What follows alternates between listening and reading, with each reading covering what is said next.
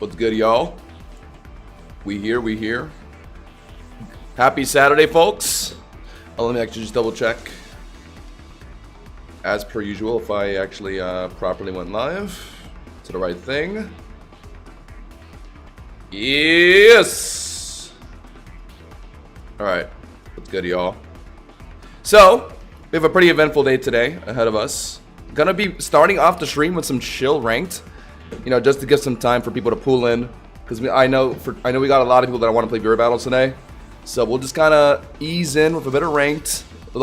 Give people like an hour to get in here, and then I think we're gonna start the Viewer Battles around 8:30 and play until like 10. So if you're interested in doing that, then that's gonna be our window for today. Sorry if it looks like sorry if there's like a lot of light coming through my window. And my face cam like looks like it's in heaven right now. The sun is like setting at like the exact level that it's like peeking through my window right now. But alright, I'm just gonna jump into a game.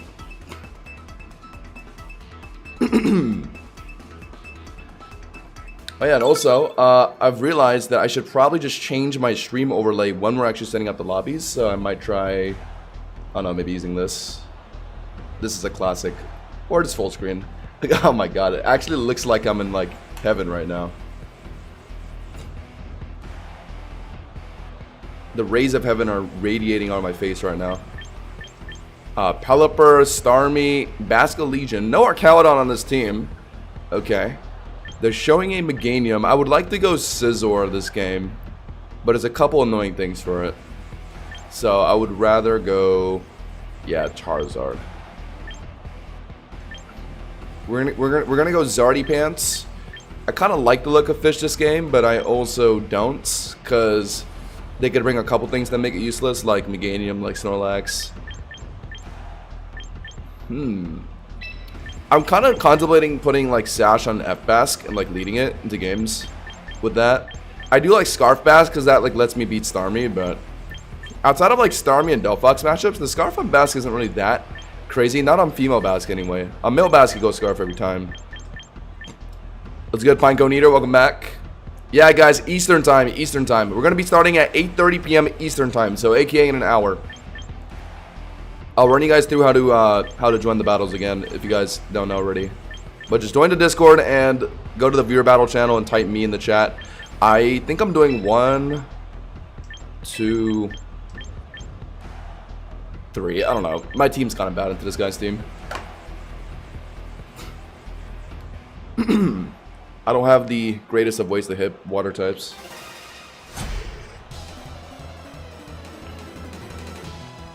Herb Power would miss. I saw him miss twice against Hisui and Goodra today. I thought it was 100 accurate. It is actually. So, okay, we're either holding Bright Powder or something of that nature, because I think it used to give an evasion boost, but that's not a thing anymore. So, what is this guy doing? Just solar beaming, right? I think I just put in Charizard ASAP, and then they just hard put in like Pelipper most likely. So I'll just D-Dance in front of Meganium. Yeah, we'll start with that. Has to be this, right? I mean, there's nothing they can do to me right now. Like, even if they're holding like Herb Power or something, I'm not Mega yet, so it can't hit me. It was likely Bright Powder, yeah. I think Shelter used to give an evasion boost, but I think into Champions they nerfed it, right? Because it was too broken. Figured it'd be this. Guys, remember to leave a like on the stream. We're going to be starting Viewer Battles in an hour. And anytime I'm going to make the lobby, I'm probably going to like, yeah, full screen my overlay. That way, like, you guys can't actually see the ranks. I realized that last time I was kind of like personally not looking at them, but you guys could probably see like what the ranks were before the game even started, right? So I'm gonna just switch my overlay. That way, it's a surprise for you guys too. Because the whole point of today's Viewer Battles is gonna be guessing the Maxwell rank. We're gonna be pairing up non-Maxwell ranks and Maxwell ranks every time, and we're gonna have to try and figure out who the Maxwell rank is. But okay, is this a good matchup? They threw Snorlax immediately in because I'm assuming they thought I was Y. I am X. I'm not one shot to an Earthquake, I think. So I think all I gotta do is just Dragon Claw twice, right? No point in Flare Blitzing if they're running Thick Fat, which I'm pretty sure is like 99% of Snorlaxes. So yeah, we go for. I hope I'm not the Earthquake. I know this isn't one-shotting because Snorlax is absurdly broken. It's gonna probably, it's gonna a 2-shot. They get an Earthquake in if they're running that. I noticed some Snorlaxes aren't running it. It's a who? Mr. P. Well, that would be Pelipper, okay. I'm surprised they didn't just let Snorlax fight me there. I'm definitely beating Pelipper, but I guess they just don't know that. I mean, okay, they're using Citrus. So if I Dragon Claw again, theoretically it could live, but I mean, that's not what I'm doing, obviously. Thunder Punch! Oh. This doesn't really matter, though. How many times they keep swapping around. Like, sure, go back in Meganium. Shouldn't Flare still be enough here? Like, it's +1. Contact. Like, yes, the rain is dropping my damage, but, like... Yeah, come on. After that Thunder Punch chip damage, it's 1,000,000% killing. But then I guess after the recall, like, Snorlax can pick him up with Earthquake. Okay. I get that, but it doesn't really matter because I have Lycanroc and Basque. So yeah, I have to get rid of Meganium to start. I'm 99% sure this is killing. It's +1 Flare Blitz, come on. Yeah, the rain ain't stopping that. And then they're going to put Snorlax in now. I'm going to Dragon Claw, probably not kill. And I'm assuming they're running Earthquake. Alright, fair play, they kind of stopped this decently. At the cost of the Meganium though, which was the main thing I wanted to get out anyway, so I'm fine with this. Yeah, they triple swap just for Rain for Meganium. It's kind of smart. It's kind of smart. But +1 is just too much. Yeah, there was no way they were living that. After the Thunder Punch chip. Now Snorlax is in. Yeah, they're probably running Earthquake. Even if they're not, I'm probably in Facade range. There we go, though. Yeah, guys, I'm going to break down again how to actually join the beer battles in, like, probably 30 minutes-ish. Oh, my God. Oh, my... What the helly? Alright, well, I think we just win, right? Because Lycanroc just CC Snorlax. If Pelipper swaps in for whatever reason, I literally just Accelerock it. Yeah. Yeah, we won. I mean, on the off chance I do need a Sash Clutch, like a Pelipper Weather Ball or something, I can do that too. We win in numerous ways this game. Any reason to Swords Dance, if I think they're swapping out here for some reason? No big reason. No, I just CC it ASAP. Are they going to expect it? I wonder. Also, Fissure doesn't one-shot through Sash, by the way. Not that they're going to be able to get it off. Because I'm one-shotting them with CC here. Charizard was actually sent to hell. Charizard got sent to the 9th circle. What's good, Hussein? Are y'all excited to play beer battles today? I remember seeing a lot of people wanting to play. Join in today. We're going to start around 8:30 likely, so about in about an hour. We're going to give some time for people to pull in, and then we'll start, I think.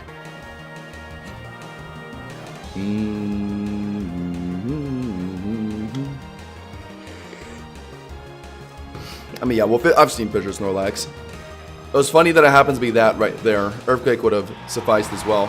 GG's. Let's go, let's go. So, guys, just to quickly refresh on like how it's going to go down.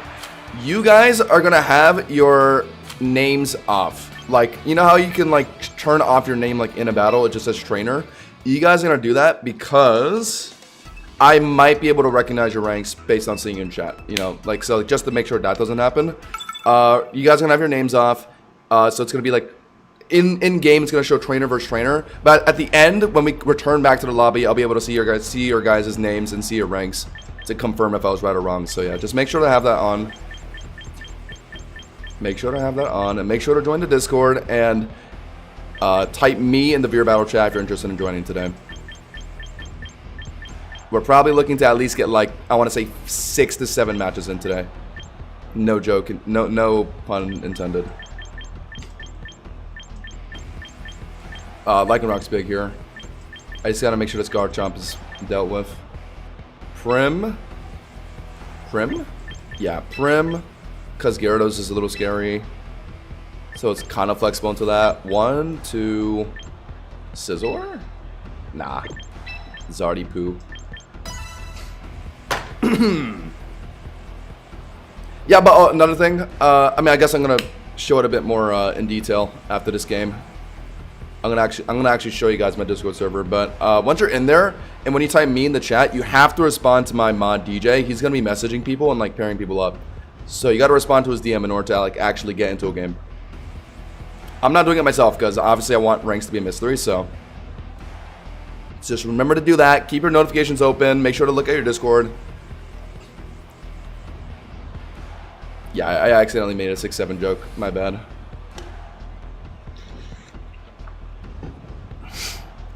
Lycanroc can go crazy here. I'm just predicting a Garchomp lead here. I think it's somewhat plausible. I gotta get rid of it ASAP. Prim in now. They don't really have a great swap in on Prim either. Like Volcarona gets Aria afterwards. It is a Garchomp lead. By the way, if you guys played Wednesday, you guys can still play today. Don't hesitate to try and compete again. I would maybe recommend trying to switch up your team though.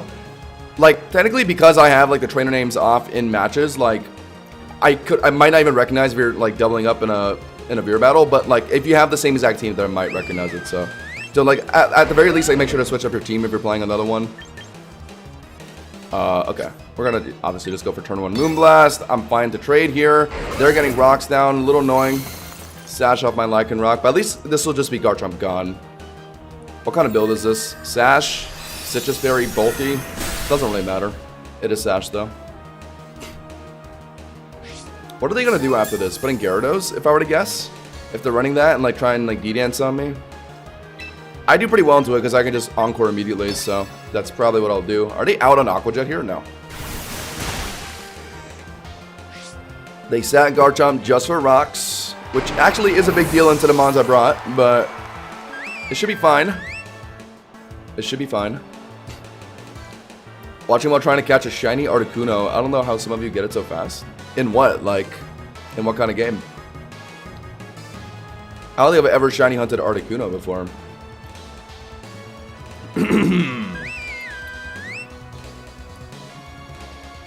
Wait, no. Guys, don't like throw your match if you're the Master ranked player. Play normally. Play like no. Okay, you can do wacky stuff.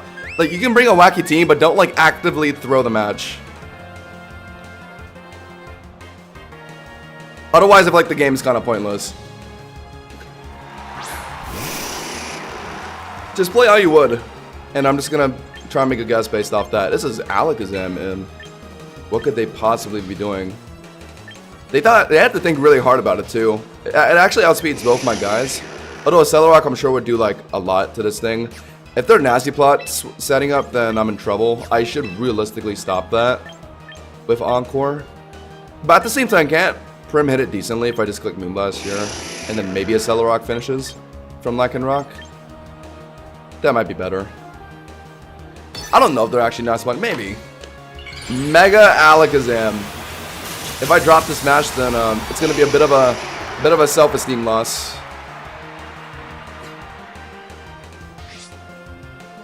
Okay, take my Torrent, I guess. I hope you're not running. Okay, so I kind of had it right. I could have Encored Nasty Plot, but I think this is still fine. Like, isn't this doing like 50-60%? Yeah, dude, this mon is so frail. This mon is so unbelievably frail. I mean, I get one shot now probably to. If they're running Psyshock, that most definitely kills me. But I think even like Psychic would probably do the job, so yeah. Jet probably 2 shots, so yeah, I guess I'll just try that, sure. Yeah, it does. Are they going for another one? No way, right? Yeah, Psychic. Dead. Doesn't matter. It doesn't matter what you have planned. I do need Lycanroc to immediately kill this thing, though. I have no room to set up rocks or something. If I still had my Sash intact, then maybe I would have. But what are they going to do now, though? They probably know they're about to die. It's not Mega Gyarados anymore. If it's Mimikyu in the back, I'm low-key kind of worried. Oh, maybe it is Gyarados in the back. Because it might be a regular Gyarados. If it's Volcarona, I just easily win. So, I think, yeah, we just get rid of it. Because we kind of have to. Yeah, I saw that Pexa NAIC stuff. I heard it won a game just off of a Double Protect. I don't know if I can respect that, to be honest. It's Mimikyu. They're gonna get a free Swords Dance in. I need to break this guy. Oh, I think this might be over. Actually, no. It depends on if my Zard can live +2 Shadow Sneak after Rock Ship. Maybe. I know Flare Blitz will one-shot Mimikyu after Disguise is broken, so we just stop by doing that. I think all we gotta do is just Accelerock twice, because I know they're gonna go for Swords Dance here. There's like zero reason for them not to be honest. Unless if they're running some like funky Mimikyu set with like Curse. Yeah. I get another Accelerock in. Oh my god, what if they go for like the second? No way, right? Nah, they wouldn't. I can only Accelerock, so I just have to keep doing it. Get extra damage in. Now I know Flare Blitz is enough to kill this thing. They're gonna... Okay. Kinda sucks I'm not running Play Rough right now, because I could have actually just killed this thing, but it's chill, I guess. Go for another Accelerock. I'm dead to Play Rough now. I don't think that extra Accelerock really matters too much, to be honest, because Charizard is killing it. Was gonna kill it anyway. But I just don't know if Charizard's living +2 Shadow Sneak here. I'm pretty sure it can. Charizard X gets decently bulky. It gets okay bulky. It should be fine. It should be fine. It should be fine. Charizard, please, don't let me down. Charizard, please. Bro, this Mimikyu at the end of the game, though. I'm faster definitively, so they have to Shadow Sneak. I'm running a Jolly in my Charizard. So if they want to kill me here as Shadow Sneak, they know that. They know that. Yes! Haha! I knew I'd be tanky enough. She did!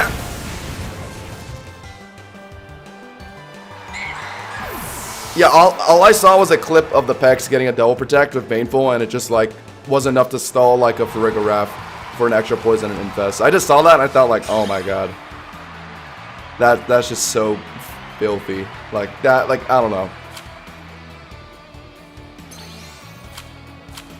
Okay, to be fair though, in VDC there's probably more moments where where risking a Double Protect is like kind of like feasible, but in singles you only just do it as like an absolute like last resort, right? Like in doubles I get it, like you don't only just do it for like last resorts. Like sometimes you'll actually do it for like a strategic play, but like in singles like Double Protect is just so cringe. Like the only reason you would do it is is at the very end of the game if you just need a little bit more like stall chip. Or like something, or like an extra attack drop off King Shield or something, you just Hail Mary it. That's why I think it's lame. Because a lot of people will just do it in singles if it's the only thing they can do. And that's just dumb. So I'll never really respect Double Protect, to be honest. It's literally just the Hail Mary.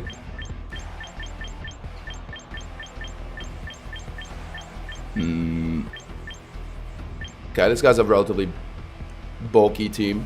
I'm liking the look of Bass this game. They might know that and go Meowscarada, H. Goodger's get into it too. So I got just to make sure those things are dealt with. So like Charizard is the first thing that comes to mind. Actually Lycanroc is honestly good into both if I can retain my Sash. But I don't really like it into anything else. Glowbro, does that make more sense this game? No, I don't think so. I haven't been doing well. I haven't been doing too well into like bulky teams with Dirge. Scissor's been losing. Charizard X actually can't break through a Dirge. Primarina, like I can take it here, but like they have so many free swaps on Prim. I feel like I might still just go it though. I don't think I'm going any of my megas. Scissor's ass here. Zardex honestly kind of gets stopped. I feel like by like Dirge.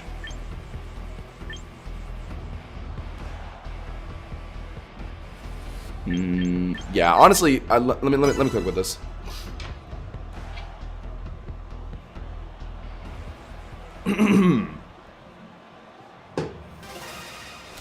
Oh my god.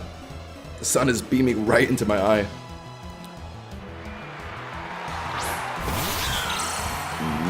When I switch to full screen later while making viewer lobbies, you guys are gonna get flashbang.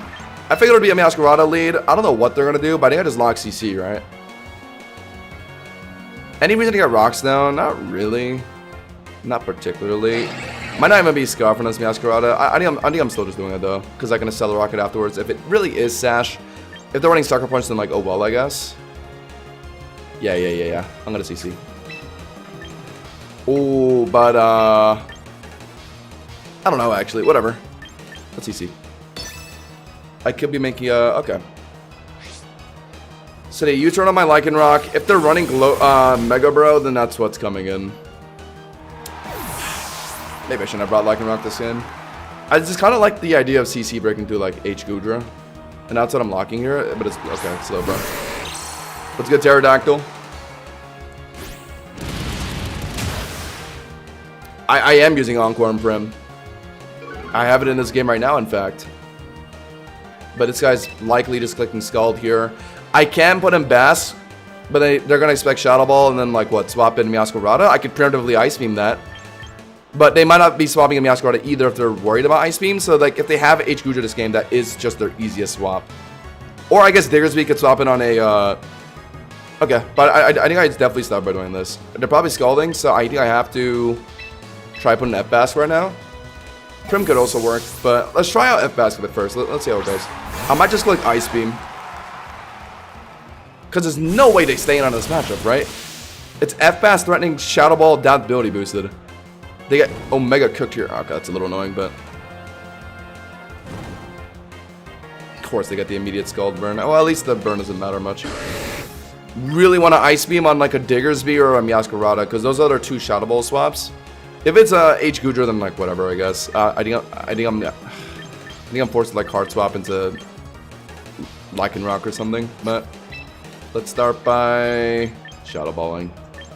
No, Ice Beaming. If I think they're out, surely they're out. Come on, haha! If it's Meow, this is like an insane play.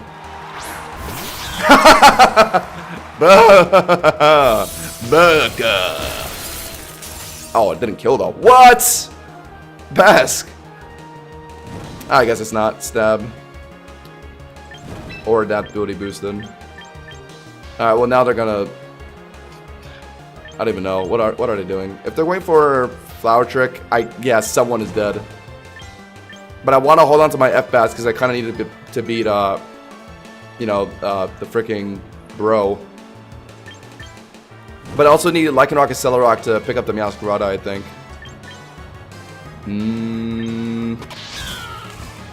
Okay, this is slightly unfortunate, but I'm swapping in my Primarina.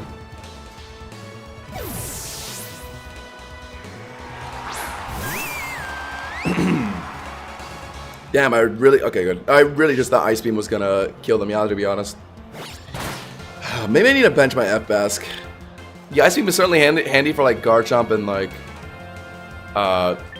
Dragonite, but against, like, only 2 times weak Pokemon, like, it doesn't even kill Meowscarada and swap there.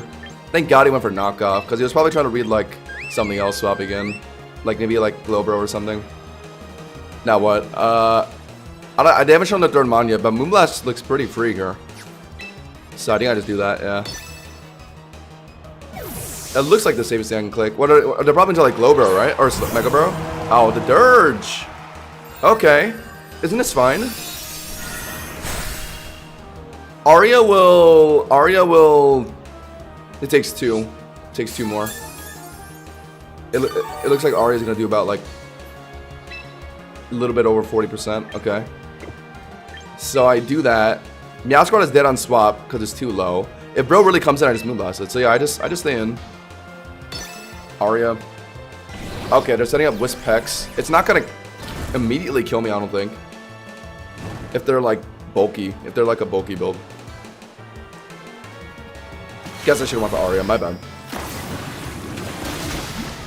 Yeah, big damage. Should have went for Aria on the Dirge swap. I guess they were too worried about swapping in Mega Bro and a Moonblast. I should have anticipated that, and I should have just locked in Aria, since it was gonna kill Meow anyway. But yeah, we just pick up Dirge here. Aqua Jet isn't finishing because of the burn, so yeah, I kind of just have to Aria again. I'm not at the Hex, so I like this is fine, right? And I still have F-Bass for the freaking Bro, so I think this is chill.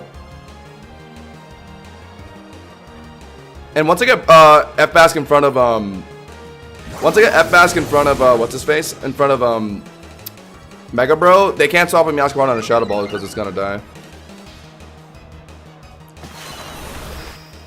I created an absolute abomination of a team that dropped me 150 elo, but I believe. Can't wait to see it, man. Can't wait to see it.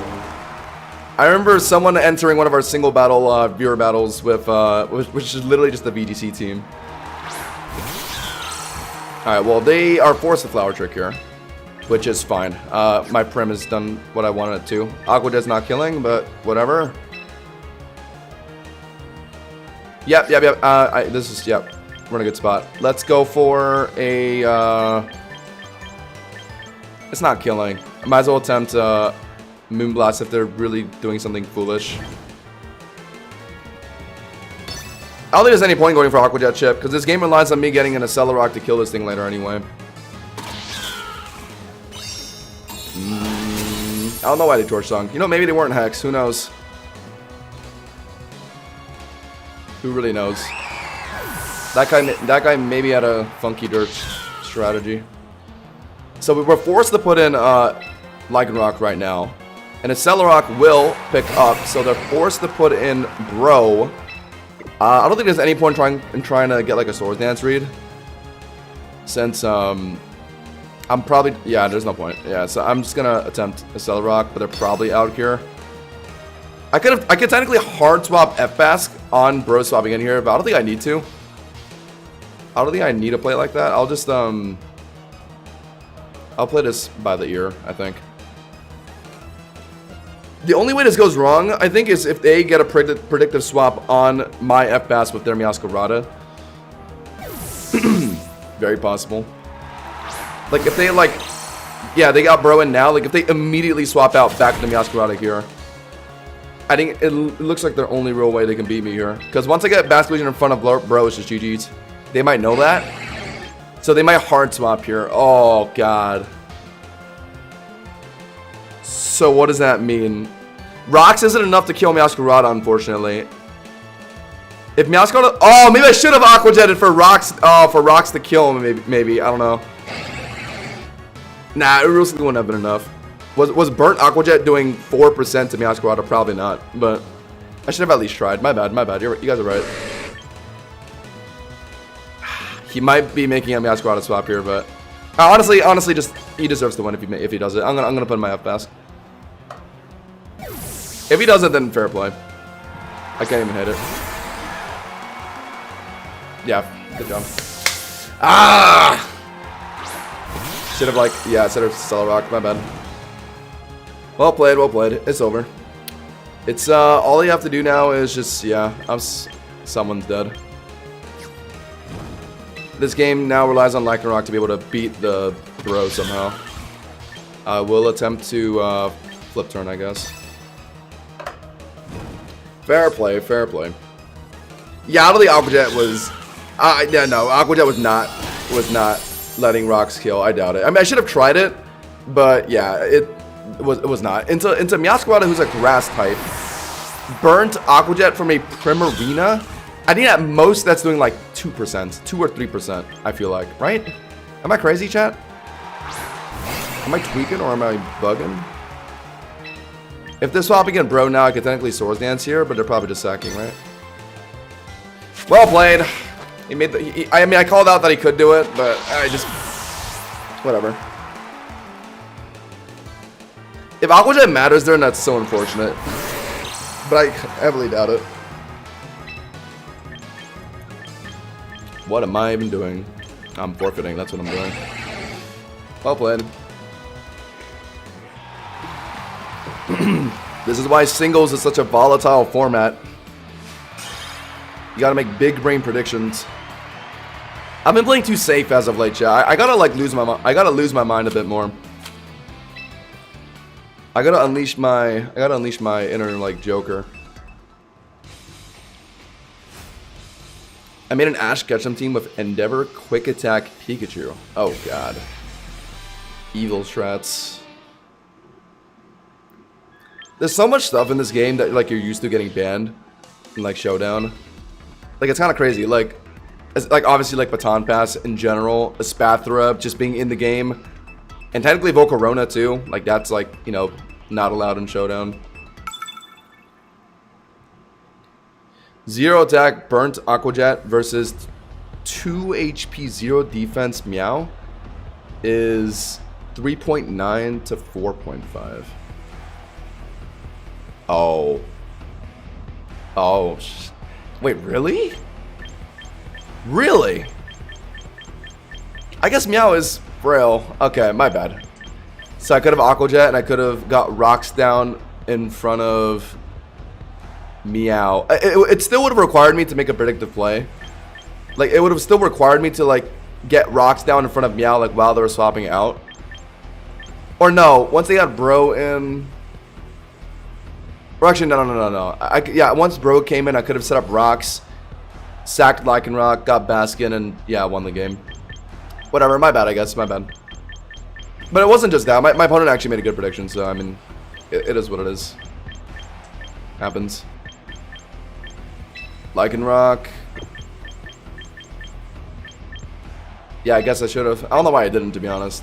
There's like no reason not to. On the off chance, for some reason, it was like a non-scarf Meowscarada, like setting up T-spikes for some reason. I just wanted to fish for like a kill or like a finisher or something. Because I just didn't think the Aqua Jet would ever matter. Okay, I'm distracted now. What am I doing here? Oh god, wait, actually, what am I doing? What the hell? Lycanroc. Oh my god, I was not paying attention to this draft. Okay, well, let's hope this does it. No, why didn't I take my Prim this game? Did he have a Garchomp and a Caledon? Uh-oh.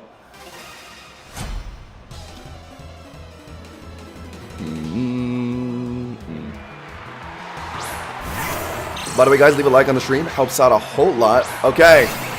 This is the kind of turn one that I like. This is the kind of turn one that turns me on. Are they going to expect CC here? I might as well just do it, though, right?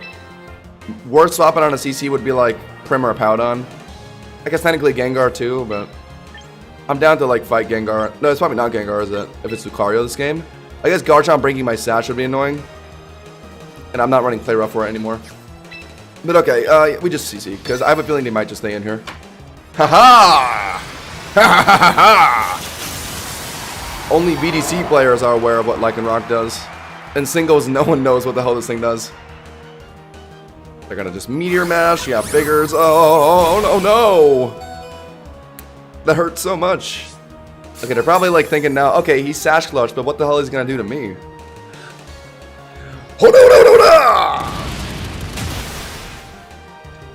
Easy trade. Mark that down as an easy trade in the books. Now they're gonna retaliate with what's realistically Garchomp or maybe Primarina of Aqua Jet here. So at least against Prim, I can get an extra... Okay, it's Garchomp. So I'll just take the Sash off this thing. Is it Scarfed? Could be Scarfed. Also might not be. Well, I have an inkling it's Scarf or Caledon. Because... Or, you know what? I don't even know. Whatever. Let's, just a Celerock, because it's good practice, yeah. And Scizor, if they don't have a Garchomp in the back, can actually put in numbers this game, which is good. Or, we can also just, make sure Sash is broken and then F-Bass picks it up with Ice Beam. Well, actually, oh, hold on. Technically, I could have CC'd to break Sash if I was really worried about it. But if I was Scarf, then I guess the Celerocking to get some damage in guaranteed was nice too. Whatever, it doesn't really matter. Because I think I'm just putting an F-Bask anyway. So yeah, I just had to make sure that it was chipped a little bit for Ice Beam to finish. What are they putting in if I show F-Bask? If they're worried about Ice Beam, they'll put in Prim, right? But I could put in Scizor now. But I've seen so many random Fire Fang Garchomps as of late. I don't know. This is the safer thing to do. If this is Scarf Chomp and they lock Earthquake here, I actually do have to just I have to Ice Beam immediately. But if they're swapping into something, I could technically like fish for a Surf on like say Gengar. Shadow Ball against Prim sorta matters. Nah, that's Ice Beam. I have a feeling it might be Scarf Chomp blocking Earthquake here. Called it. Called it. Hurt, but ate it. Okay, what's the last mon? If it's a Caledon, then Scizor can actually just get the +6 and beat it. And Basculation can get like an extra Shadow Ball in on it too. Or like some, I don't know. Let's see. It is a Caledon. Okay. Yeah, they probably thought the worst thing I would do is like Surf or something, or like Shadow Ball, so they didn't want to swap an Archaeodon on like Shadow Ball, so they just opted to Earthquake again. That's what that's what I figured they would do. Am I sacking here? I know Scizor will just hard beat this thing. But do I just... Okay, I think it makes more sense to, yeah, swap it in now. And let F-Bash try and, like, Shadow Ball to finish it later if it comes down to that. At worst, it's, like, T-Bolting here. Yeah. It'll do decent damage. So I guess I'll have to Roost immediately. I'm okay with that. If they, like, Dragon Tail me out while I'm Swords Dancing, that's also okay, too. Because that just lets F-Bash get a Shadow Ball in.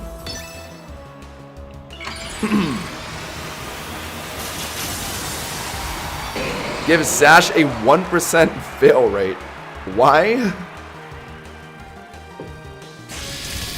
That sounds almost as unnecessary as Devil Protects. Or damage rolls. Yeah, I've seen Foul Play from Archaeodon.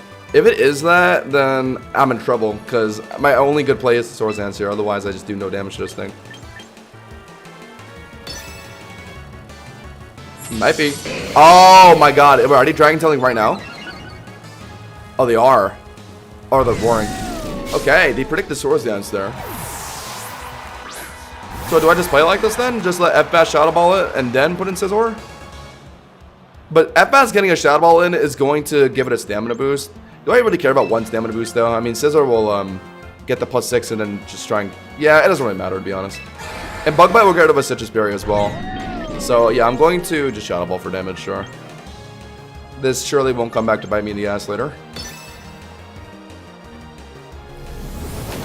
To be honest, I don't want to just sit here and get roared out 50 times, so I'm opting to just do this now. I'm dead to that. After running Citrus Berry, then I'm gonna eat it. Let's see if they're lefties though. It'll proc now if they have it. Nope, it is Citrus Berry. So yeah, literally all I gotta do is like probably get to like +4 and then Bug Bite the Citrus off, and then I'll just beat this thing comfortably. Yeah. If it really is Foul Play, then I don't know. I mean, they've shown the T-Bolts. They probably have Draco. They roared.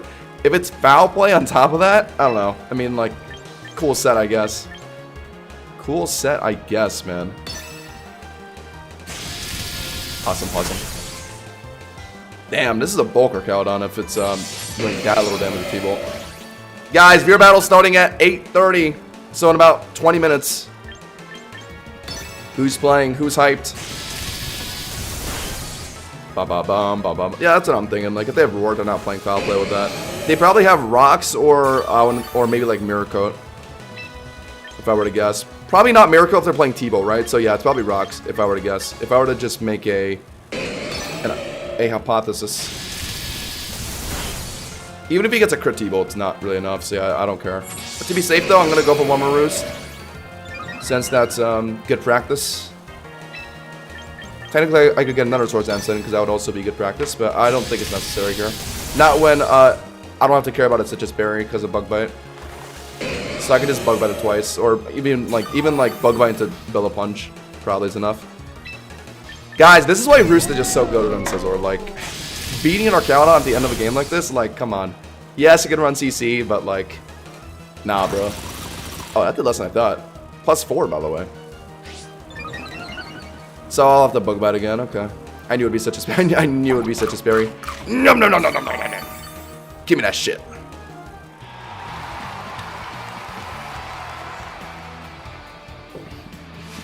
Okay.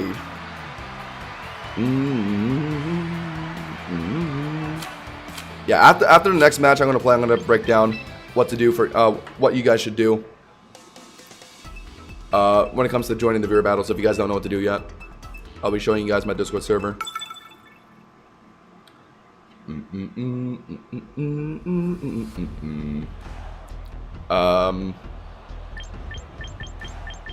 DJ, if possible, try and start like pairing viewers at like 8:25, like 5 minutes prior. I'd appreciate it.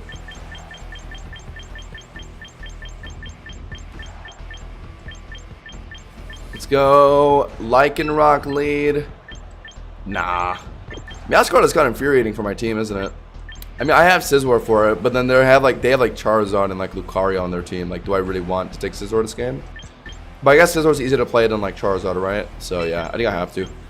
Scizor.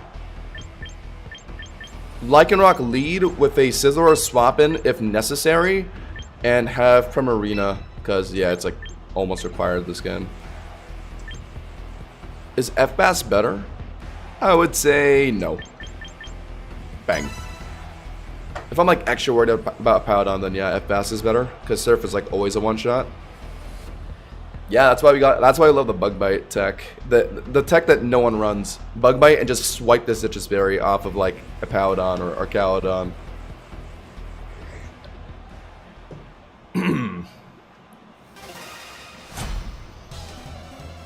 Garchomp Admirer. Oh my god. Take a shower, man. Primarina lead into my Lycanroc. Okay, this is terrible. Nice, nice, nice. Okay, I was imagining like at worst if it's a Meowscarada lead, I'll swap in Scizor. Otherwise, Lycanroc could appear decently into like Meowscarada, Lucario, or not Meowscarada, Lucario, Charizard. Into Powdon, I would have just probably like got Rocks down or something. In front of Primarina though, what the hell am I doing? I could technically swap in my Prim on an Aria. Do I just get Rocks down? Sash off Garchomp. Hitting Charizard significantly is a big deal. Because I think Scizor could sweep after that. You know what? I'm sacking for Rocks. Sack for Rocks. Are they about to Encore turn 1? Why would they do that into a Lycanroc though when they could just immediately Aria, yeah. I'm chill with this. I don't think there's any reason to hold on to Lycanroc anymore. It got Rocks, not like I wanted it to. Celerock could be good against Charizard later, but I think a +2 Scizor Bullet Punch will kill that later anyway. So, that's chill. And then Scizor, yeah, cleans up everything else. Yep. Yep. Let's just Celerock for damage. Oh, you got an Ascended Heroes ETB? I hope you get the Mega Dragonite. When I go to Korea in about a week, I really want to get some I don't know what the set's called in Asia, but yeah, I want to get the Asian version of that set. And I really want the Dragonite. Okay, definitely could be Encore from Prim. Definitely could be Encore. I run that personally. So I might not Swords Dance immediately. I might as well just start Bullet Punching, right? Yeah. They might swap in a Powdon now, maybe? Not impossible. Just thinking though. If it's Encore, then I just have Omega value here, I think. 3 damage on Prim. If they do swap in a Powdon, then I'll swap in my Prim, I guess. That's damage. That's a Citrus Berry. This might be Encore, right? Nope. Fuck me, I guess. Ooh. Ow. That kind of hurt. Swords Dance Bullet Punch picks it up, right? Yeah, it does. So I technically could do that. I want to Roost, though. Getting kind of low. Yeah. Oh, wait, no. Oh, right. I'm fast. I forgot about that. Okay. Never mind, then. Routine doesn't really do much for me here, then. I want a Swords Dance, and then Bullet Punch will finish. I know that. I don't have to worry about them Aqua Jetting to finish me, but coming out of this matchup with, like, 1 HP, I don't know. Like, with just the +2, like, yes, I can get through a Meowscarada. In front of a Powdon, I can Roost. But if they throw in Garchomp immediately, then my 1 HP Scizor can't deal with that, but... Yeah, I'll Swords Dance here. And I'm forced to Bullet Punch to finish after this, because I can't let them Aqua Gen finish me. If they get me low enough, let's see. Oh, I could have Swords Dance earlier. I was really trying to read Encore, to be honest. Okay, that might be an Aqua Jet range. Yeah, I can't risk it. Could be. Are they going to swap in, like, Garchomp now for Rough Skin? It's not going to kill me, but... No, they're probably going to sack Prim first, right? And then get Garchomp in? I think that makes more sense. Prim is dead. And hopefully this is just good enough. I could have been a lot healthier coming out of this. if I just got a Swords Dance in immediately. I guess I was just too worried about Encore Prim, my bad. I got 1 Ascending Heroes ETB. My bestie and I have planned. I plan to open like 20 to 30 packs. Damn, sounds fun. I haven't ripped packs in a while, but the feeling. I remember the feeling. Garchomp. Oh, that title just said Recluse. I'm pretty sure that's a rare mark. That's hard to get. The Earthquaking.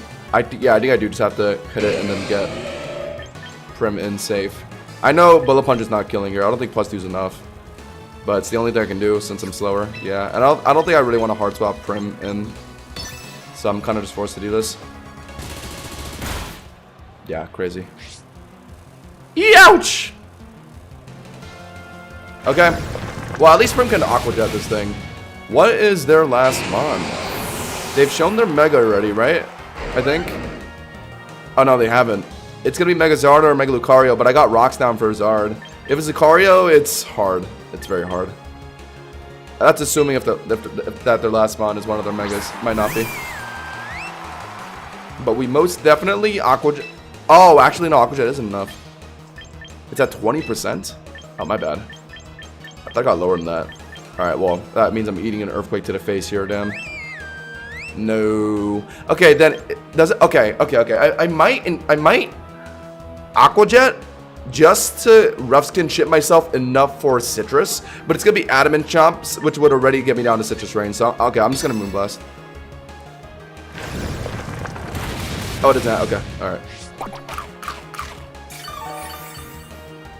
Because if it wasn't an Adamant Chomp, they could have not hit me hard enough to proc my Citrus Berry, and I would have been like not as healthy as I am now coming into this next matchup.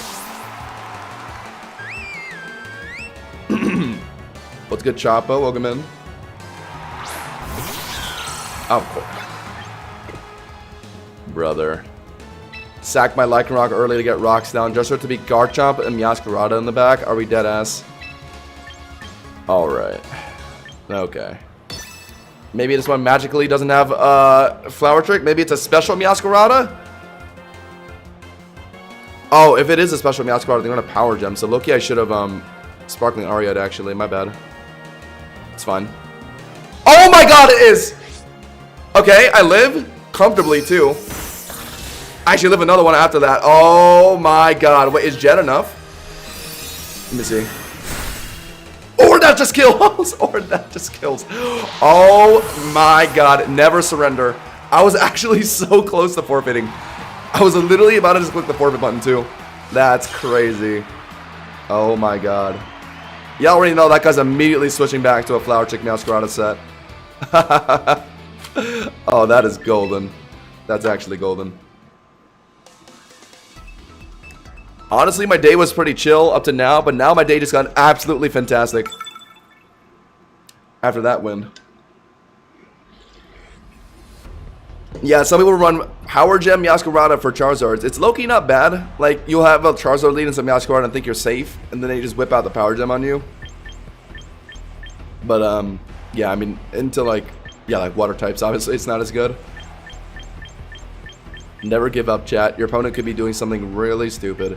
Okay, Prim is a must this game. I think Scizor looks valuable, but breaking through Caledon, I guess I just need Prim to do that, right? I don't think I need to lead the Prim. The Zard. I know what? I'll go Zard. I'll go Zard.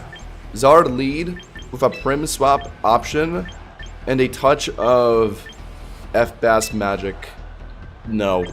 With a touch of Rock? Rock! Let's go Glow King, right? Prim, Floette, Flamethrower for Scizor. Oh my god, Glowborough unironically might, like, be Thanos this game. Mixed Meow? I mean, I don't know, maybe. Maybe some people do it. Like Power Gem and Flower Trick. I could see that. Problem is, Meowscarada's, like, base attack and special attack aren't really, like, that high already. So if you go, by going mixed, I feel like you're definitely going to be sabotaging yourself a bit. But like, the coverage would certainly be nice. Running both, like, Flower Trick and Power Gem. Alright, I considered a Hydreigon lead, so I was down to just, yeah, have a Prim swap it on it, so that's what we're doing here. And then Moonblast seems pretty free on anything that could swap in. I guess Scizor could swap in, but Prim actually does okay into it, so. Yeah, if you're going to be Draco, it covers both the Zards, makes sense. I click Moonblast. You're probably out into Scizor if you're running that this game. Otherwise, maybe Floette. Out of War. Yeah. We're locked. Oh yeah, the special Blaze Skins from ZA. I remember that Tarn. I remember the overheats and the it was mainly overheat, yeah, because it was just so good in that game. Y'all know I love Lycanroc. What am I doing here? I mean, Charizard theoretically can just hard swap on a Scizor, get a D-Dance in, and just sweep this game, right?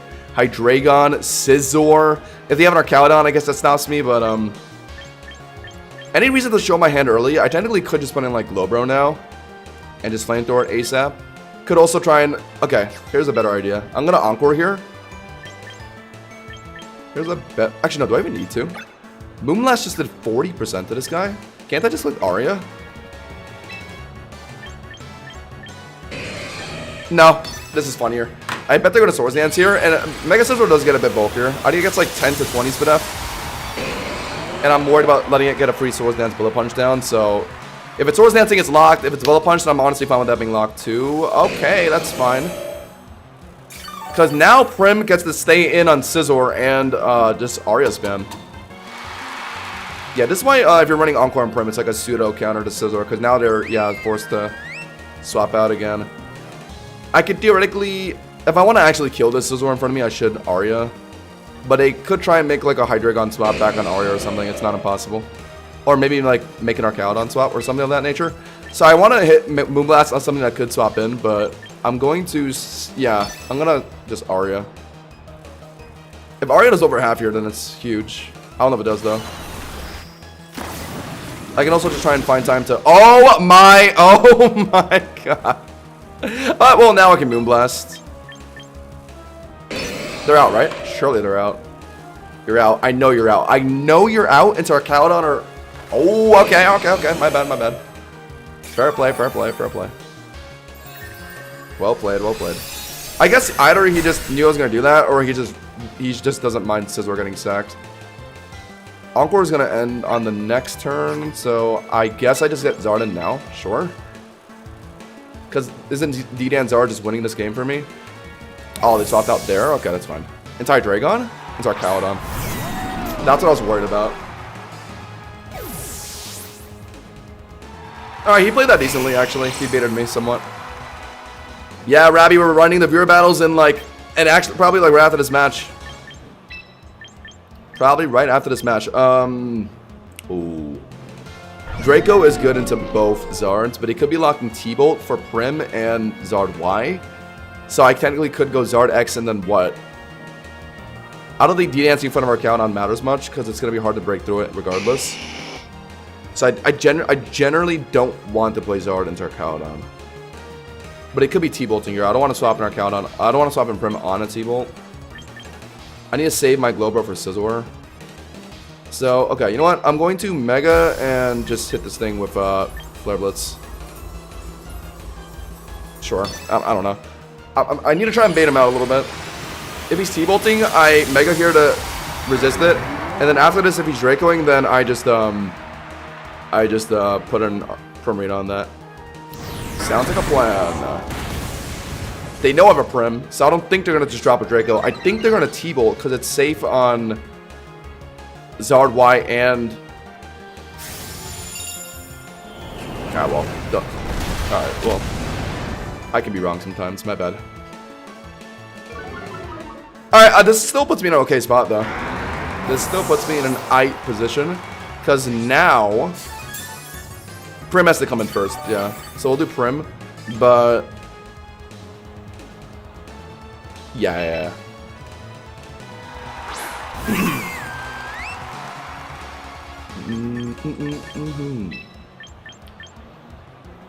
Could be another Scizor swap on Moonblast, and then they can start roosting again. Yeah. This guy's been outplaying my Prim decently. I gotta hand it to him.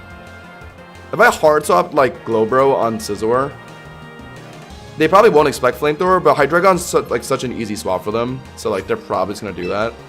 So I'm just gonna stay in a Moonblast. It's probably Scizor or just sacking. They're sacking for rocks, okay. So now it's gonna be Scizor back into Prim. What are they gonna do? They're probably gonna Roost. So at that moment, I guess I swap in Glowbro. What? You're alive? Oh my god, and lefties isn't killing. What is this Arcaludon build? Wait, this has to be like... If it's not dying there, then yeah, it's like HP Spinef. Holy, alright.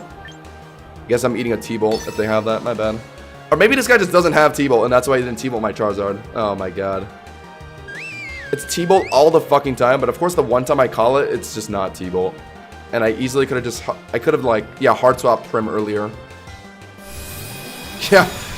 Okay. Of course.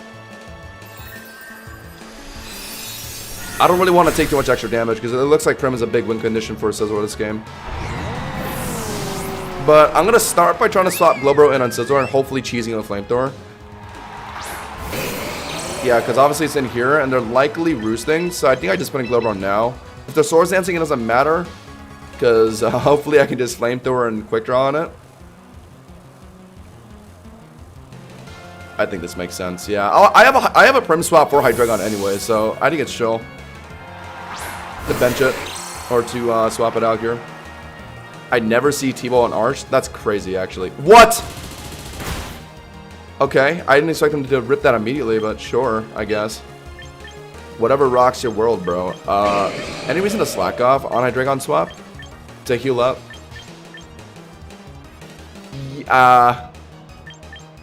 Yes.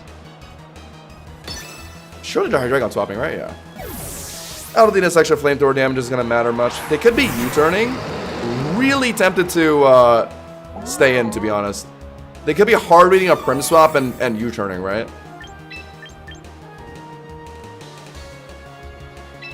Yeah, I have to do it, though. I think I should. I can't let Prim 1v1 Scizor. It's going to be too difficult because that Scizor's running Roost. I need my... Okay. I need my Glowbro alive. I need him alive. What now?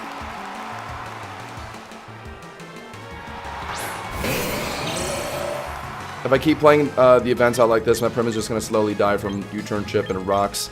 So maybe I actually do just need to let it beat Scizor here. I don't know if I can, though. I can try and Encore into something, but aren't they just Bullet Punching? They actually locked Bullet Punch last time. That surprised me. They would have just died to Arya. So I guess maybe they're doing it here? No, but now they're roosting. Oh, come on.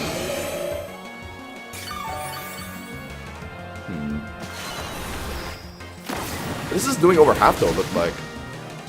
Okay, so you can't just keep roosting forever. Okay, so yeah, it looks like Arya actually does threaten Scizor. But I just need to make sure Prim is healthy enough to beat Hydreigon later. I just don't know if it will after a Bullet. I still have my Citrus. Okay, you know what? It's fine. Yeah. We don't even need Glowbro this game. I think Prim just wins on its own. Because if we finish Scizor here, we'll eat a Citrus, which is healthy enough to live Dark Pulse for my Hydreigon, and we got it. And if it really comes down to it, we'll hopefully get a quick draw of Glowbro or something. Alright, alright. Yeah, I couldn't keep swapping out forever because I was just going to let my Prim take too much Rock Chip and like U-turn chip. Fishing for something with Glowbro would have lost me in the game. Yeah. Alright, GG's. Yeah, the set on a Hydreigon is always Draco, Dark Pulse, Flamethrower, and U-turn. So yeah, it can never touch Prim. That's what I partially love about Primarina. Goodbye! When I swapped T-Bolt for Miracle, I ran into 3 teams where code did nothing for me. What a surprise! The classic Pokemon Champions just, like, algorithmically, like, pairs up the worst matchups against you. But okay, guys, I think we're starting now. It's 8:30. We got some people in here. What's good, guys, by the way? If you're just running in, we're going to start some viewer battles right now. If you're interested in playing... I'll bet, DJ. Bet. If you're interested in playing, DJ, let me just show the chat real quick what we're doing. Okay, so if you guys are interested in joining the viewer battles right now, type !Discord in the chat to pull up the link. We got a lot of people pulling in right now. And then go to this channel here called Viewer Battles. is the one with the question mark next to it, and type me in the chat. That's all you gotta do. Yeah, type me like everyone is here right now, and then my mod DJ will pick you out, try and pair you up against another viewer. So make sure to respond to his DMs. It's this guy right here, and then once you respond to him, he's gonna pair you up against someone else, and then you will very likely be on the stream playing a match against another viewer, and I'm gonna be guessing which one of you is the Mass Ball rank player. So that's what we got in store for today. Anytime I make a lobby, I'm going to actually change my overlay to like this probably. Yeah. I want to keep it a surprise for you guys, too. I think that'll be fun. Because it shows the ranks in the lobby, so I want to hide it. But alright, oh, okay, we already got one lobby going. Alright.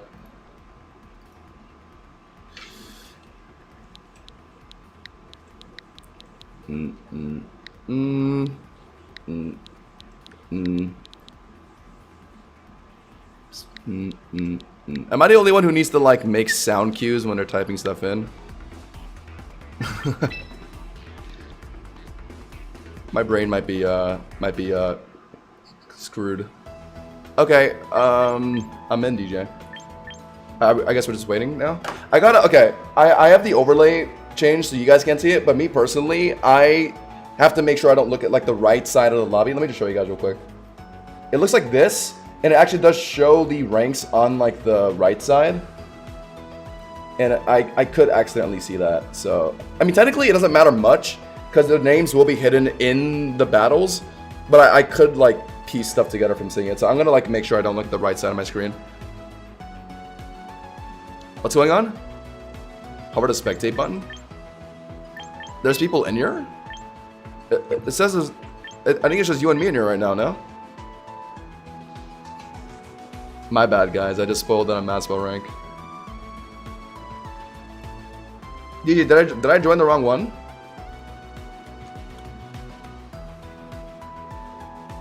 No.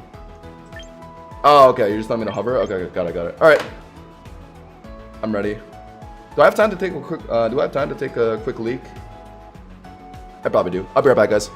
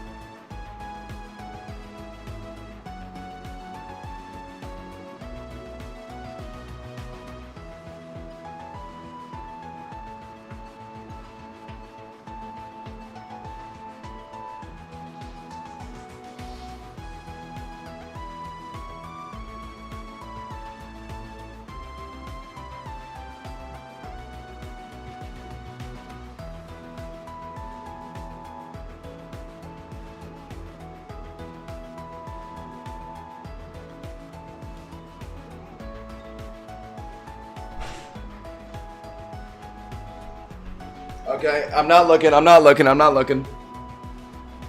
Yeah, chat, I can't change my overlay yet. You guys will see the ranks too.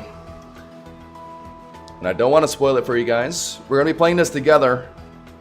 Who's the Mass Ball rank player? DJ's making the lobbies right now. What's under the fun? Oh, shoot, I just showed something. I think my face cam covered it, though. We're fine. Better not. So yeah, when you get in the lobby, get into whatever spectate or battle area. I'm gonna immediately click spectate. What's good, Jaden? We're actually just starting our viewer battles right now.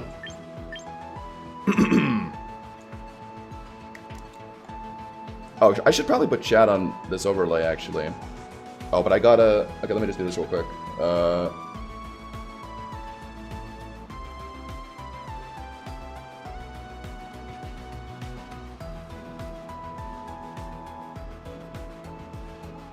Oh, what the hell? Why does it look... Oh, because of my green screen. It's like chopping up the chat. I'll just put it in the corner, I guess. Wait, wait, someone's at 1100? No, I've heard of people being like under 1,000 though, I'm pretty sure. I'm 90% sure. Alright, I'm looking at the spectate thing. I'm waiting to join. Bum bum ba-dum. By the way, guys, if you want to join in, !Discord in the chat and go to the viewer battle section and type me, and my mod DJ is gonna be matching viewers together. Oh, I think we have a game.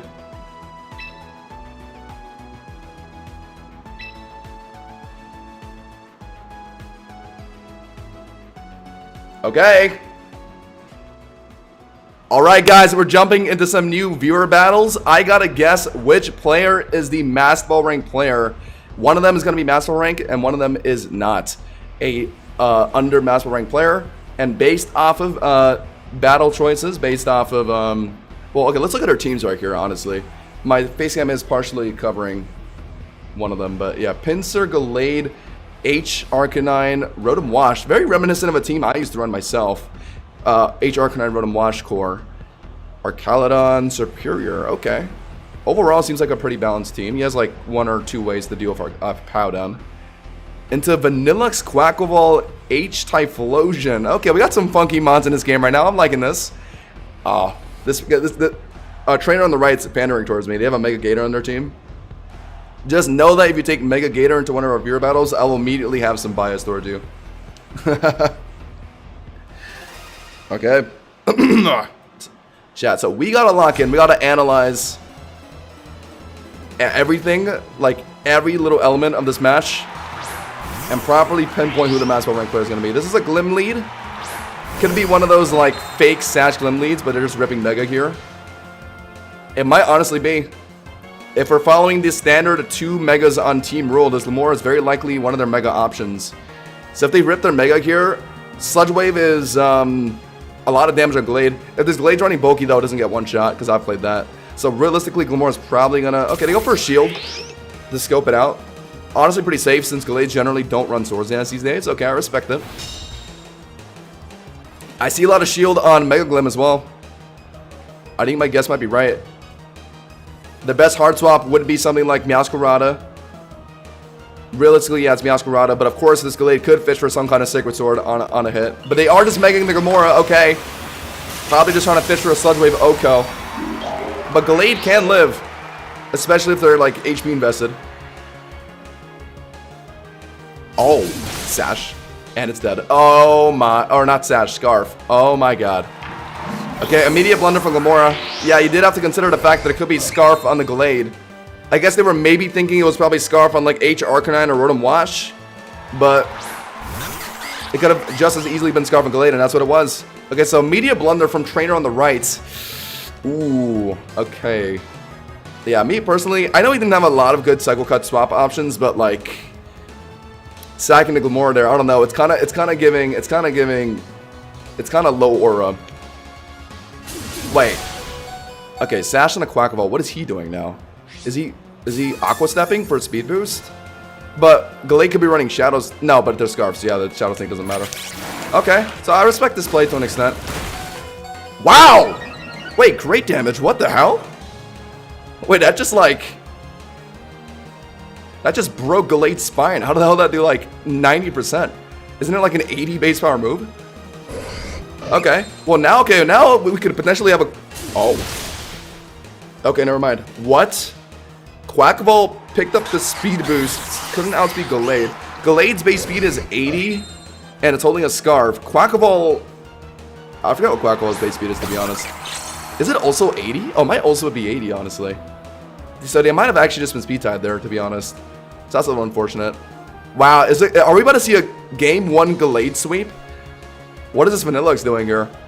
Sacred Sword is probably just 2-shotting. If not, just 1-shotting. Oh my god. Quaquaval's 85. So, this Gallade had to be like Jolly and his like Quaquaval's like adamant or something. God damn. That might have just cost them the match. Okay, well, Gallade gets picked up. Gallade certainly was good into this guy's team.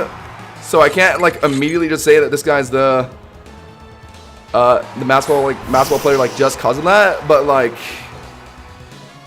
yeah, I mean the 3 mods that trainer on the right took like were just absolutely bad to Gallade. So I don't know how easy it is gonna be for me to pinpoint the ranks off this match. Like, just based off the mods that were chosen, like it's pretty one-sided. Flash cannon on the ice cream cone. This thing is getting blitzed. Goodbye. Yeah, fair enough. Yeah, I mean, they could have maybe tried to... I don't know, what could they have done? No, they were realistically losing like 1 or 2 mods to that Gallade. Okay, I'm gonna call that the Gallade player is the Master Ball rank player, but like... I don't know. I can't really like say for sure. I mean, the game was just too one-sided off of like Pokemon picks. Okay, it looks like Codex was the Master rank player, and Codex was the player on the left, so I was right. It looks like I was right. Let me just get some confirmation from, oh yeah, DJ in the voice call. Yo, hello? Yes, sir, you were right. Hey, it was a Gallade player, right? Sweet, sweet. Okay, yeah, DJ's gonna confirm if I'm right or wrong after every match. All right, well, I guess we'll wait for the next one. That was fast. That was a very fast match. The Gallade was just, unfortunately, way too good into what that guy brought that game. Y'all know I love Gallade. That Loki gave me some chills. GG's those guys. That was a good match. That was a good match. The Scarf Gallade. I think it is Gallade's most popular item. If it wasn't Scarf, it actually wouldn't have been that devastating because it wouldn't have gone through both Mega Glamora and Quackable. Like at worst, it would have been like Glamora dead. Oh, was I supposed to like not? Oh, did you send out our code? Oh, you did. All right.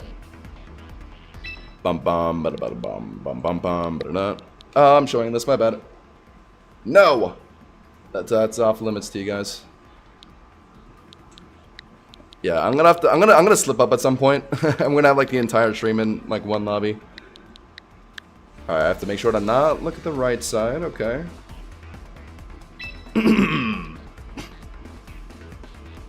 How goated is Gallade, guys? Alright. Oh. DJ's making a new lobby. I'm ready, yeah, I'm ready. I'm in the lobby. By the way, guys, if you guys want to join, ! Discord in the chat to pull up the link to the server, and all you gotta do is just type me in the viewer battle chat, and my mod will pair you up with someone. Let's jump into game 2. Was that it was Jolly on the Gallade, right?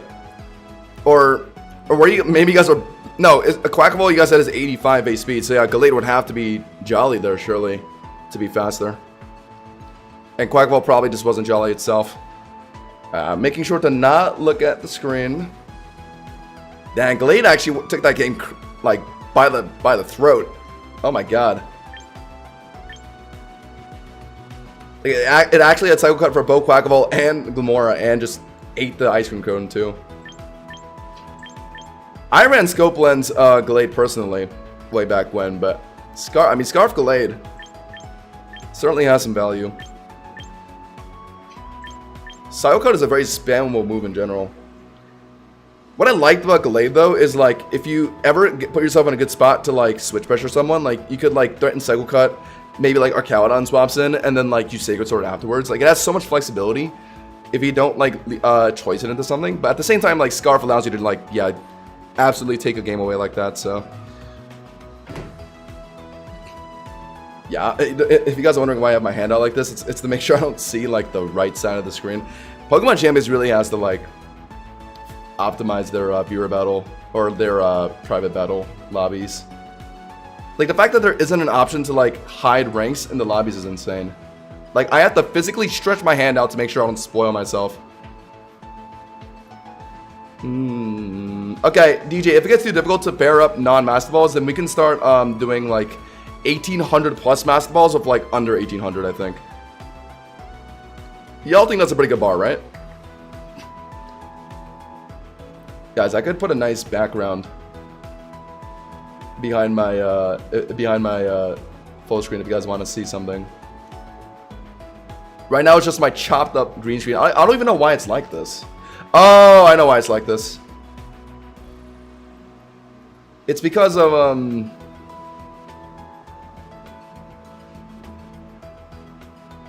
wait, no, then why is it? I don't know why it's black if I do that. Okay, never mind. Why is it projecting my...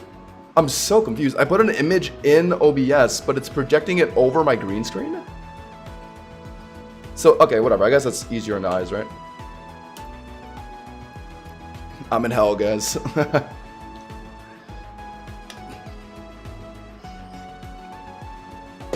Oh yeah, we couldn't see HP percentages either in the spectate. They could definitely optimize their Veer battle system a bit more. Have an option to hide ranks, because I think it's insane that there isn't an option like that. What else? Yeah, like seeing HP percentages. I can't even check the sets in the match. I feel like that could definitely be a thing. Like, just hover them on and like see what moves they have. That way I can like dictate like, oh, this guy could have done this. Right? Like, I can't really like say that for sure in the match. Because I'm just seeing like what they're doing, right? Like what they're locking, not like what they could be doing. If you could see in a match while playing, I'm sure they could somehow implement it to be doable, like in Spectate.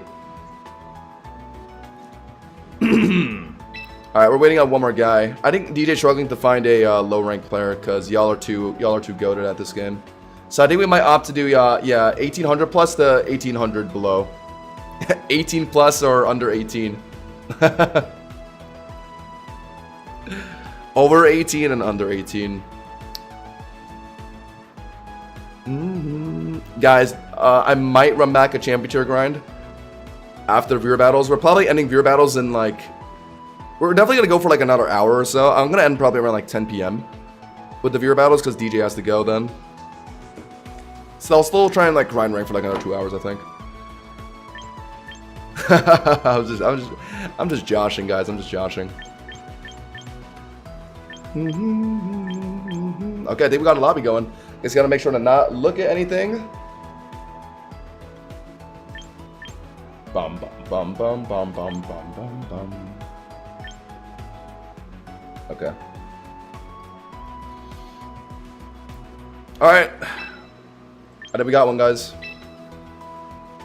Oh, I can change the trainer battle music personally. Y'all want to listen to the Heart Gold track? Oh, no, man, I don't own it apparently. All right.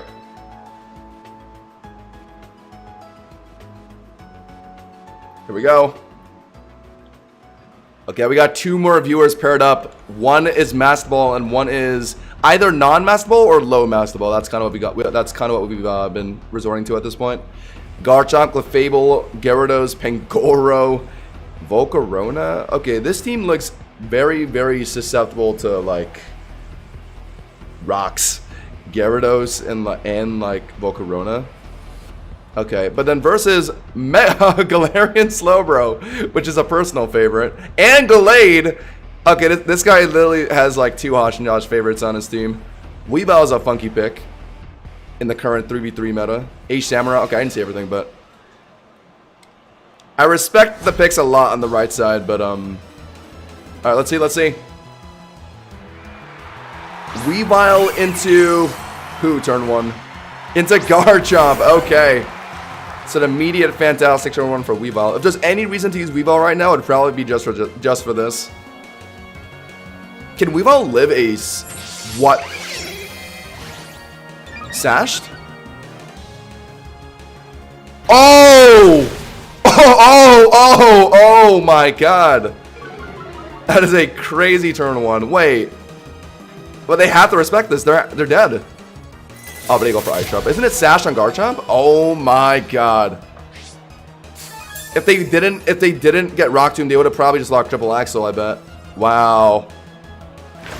I mean, yeah, you gotta respect Rock Tomb from Garchomp. This is why Rock Tomb is just good, even without even into games where there's like no Charizards or like Volcarona, so you still have that speed drop to break and like break a Sash off like a Weavile or something. I was gonna say if it was Scarf Chomp there, and if it was Sashless Weavile, they could have gotten cooked by Earthquake. But I'm assuming both for Sash. Samurot's in to flip turn and finish, which is smart. I'm assuming they're Scarfed, which is why they opted to flip turn immediately. And also the outspeed Garchomp, so yeah, that makes sense. Okay, both players are playing decently so far. I think the Weavile just kind of greeted Swords Dance, because Garchomp could always just Rock Tomb there.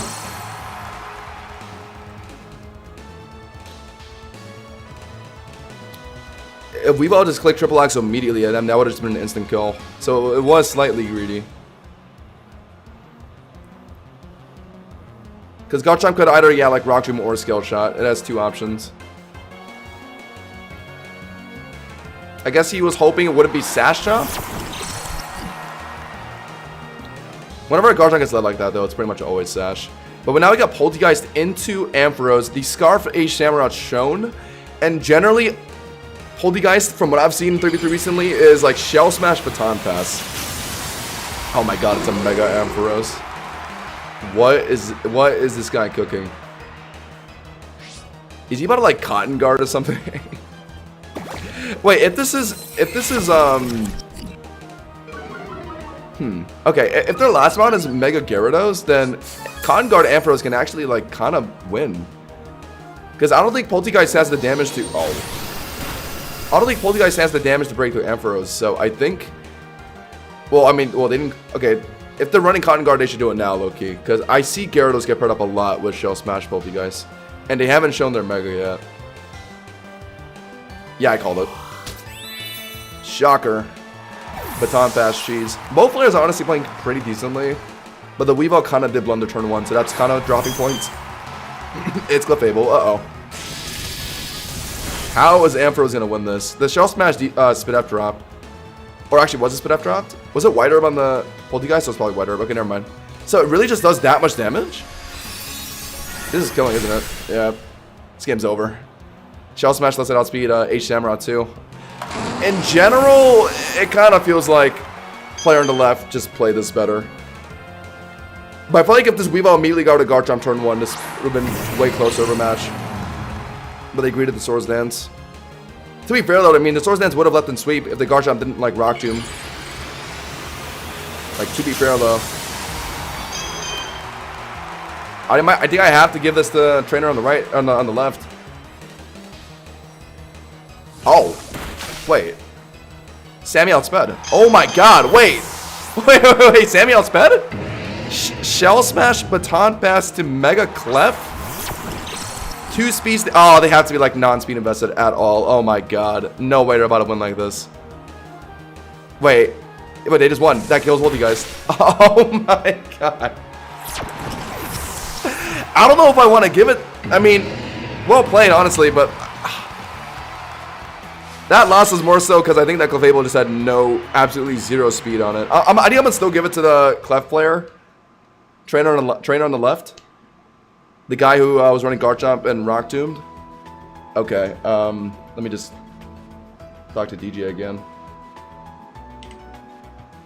Yo, yo, yo. Yo. Alright, so, what was it? You were incorrect, my friend. No fucking way. Wait, so the guy who won was the Mass Ball rank player? The guy who... The Weavile? Yes, the guy who won was Master Ball, yes. Bro. He did win, to be fair, but, like, I don't know. The Swords Dance kind of just, like, gave me the ick, you know what I mean? Like, I'm being a little I'm sounding a lot harsher than I want to, but I don't know. Okay, well, fair play, I guess. Wow, that actually threw me for a loop. I feel like I'm just okay. I thought the player on the left played it well. I think they only really lost that because the Clef, I guess, just had no speed on it, and it actually got outsped by Scarface Samurai at the end. That's crazy. I thought they were gonna easily win that game. All right, I'm done. Sent you the next code. Yeah. Thank you. Okay, I guess we're just jumping right into the next one. Oh my god. That was crazy, to be honest. So, it looks like H-Sammy and Scarf can actually just outspeed Shell Smash Mega Clefable if they're not running... Like, it's possible if they're not running as much speed. Wow. I wasn't expecting that, because Mega Clef is like base 80? But, so, like, after a Shell Smash, I thought for sure it'd be enough. Oh no, Mega Club is like base 70 or like base 80 around there. H Shamrock with a scarf is... Well, H Shamrock's base speed is 85. Fair play, I guess. I actually did not consider that could happen. So I guess I just didn't see the grander vision. Wow. Damn, I actually got one wrong. Oh, damn. We're already set up. Oh, shoot. People are already playing.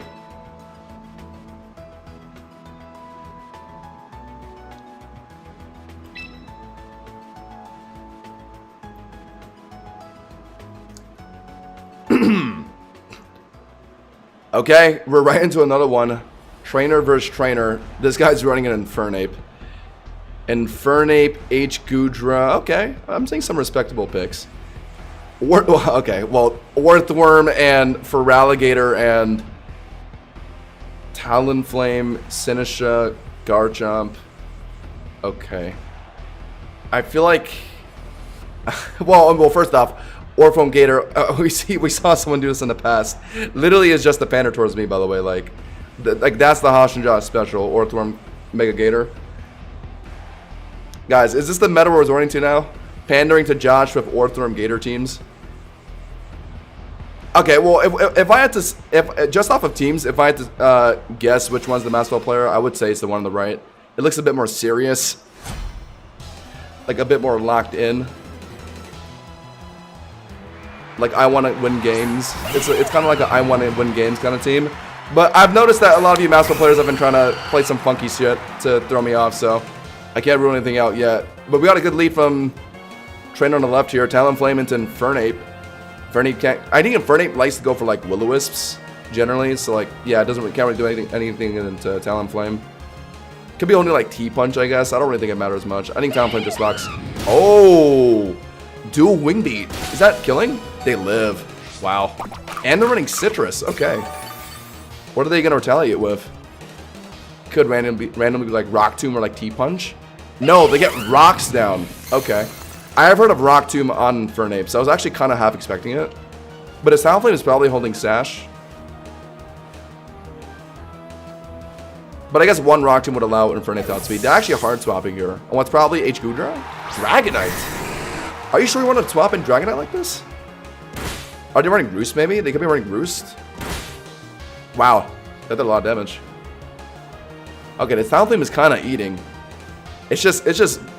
maybe it isn't Gale Wings, but if it is, it's just spamming dual Wing Beats right now. Odom. Dragonite's megaing. It probably does just get rid of Talonflame with a T-Bolt. Assuming it's not that bulky, and I don't think it is. Do you go for another? Okay, it's probably... Nah, actually no. There's no confirmation as Gale Wings yet. So far, the Talonflame has only been playing into a slower matchup. Okay, I've seen enough. What the hell are you doing, mister? If you're the Master Warning player, you are opting to take Thunder into a game of Pokemon Champions. Are we being dead at right now? I've seen enough. That Extreme Speed crit was crazy, though. I have just witnessed a Talonflame 1v1 a Dragonite. In this economy. I've seen enough. This Talonflame has somehow ripped through Infernape and just 1v1 the Dragonite. Okay, just off of gameplay alone, I think I have to dock some points here from Trainer on the right. What is this? Okay, this better be Scarf on the Meow. If it was Gale Wings on Talonflame, it's broken now, so Meowscarada actually has a chance to beat this thing. They would have to lock Triple Axle, which probably does kill, and they don't have to worry about Flame Body if it was Gale Wings. Otherwise, it could be the random Power Gem Meowscarada, T-Punch Meowscarada. Nah. Is that enough? It probably is. It probably is. Yeah, it is. Already holding, I wonder. Was it even Gale Wings? So many questions. Oh, it was Sharp Beak Dual Wing Beat. That's why I was actually hitting so hard. Okay, that makes sense. Sharp Beak Dual Wing Beat. Into Garchomp now, and they're pretty sure this is Scarf on the Meowscarada, so it looks like they just don't fear the Triple Axle here. If I were to guess, they're probably going to sack Infernape here and then get Meowscarada back in to hopefully win the game in Triple Axle. It's not improbable. It is not impossible, but I don't know. Even if they clutch this somehow, I think I have to just dodge so many points. How the hell did this guy just let Dragonite lose to a Talonflame? Why does he have Thunder on that thing? Bro, you have no Pelipper on this team. Guys, just go to Vegas if you want to roll the slots, guys. Like, are we trying to hit Master Ball rank or not? Yeah, that is what they're doing though. Sacking Infernape. It's triple axling now. This actually could win though. Like if their last one is Sinisha on the left side, then they actually do lose to a triple axle Meowscarada. Sneasler isn't safe against it either. Sneasler is a roll to die from triple axle, I'm pretty sure. If they're not bulk.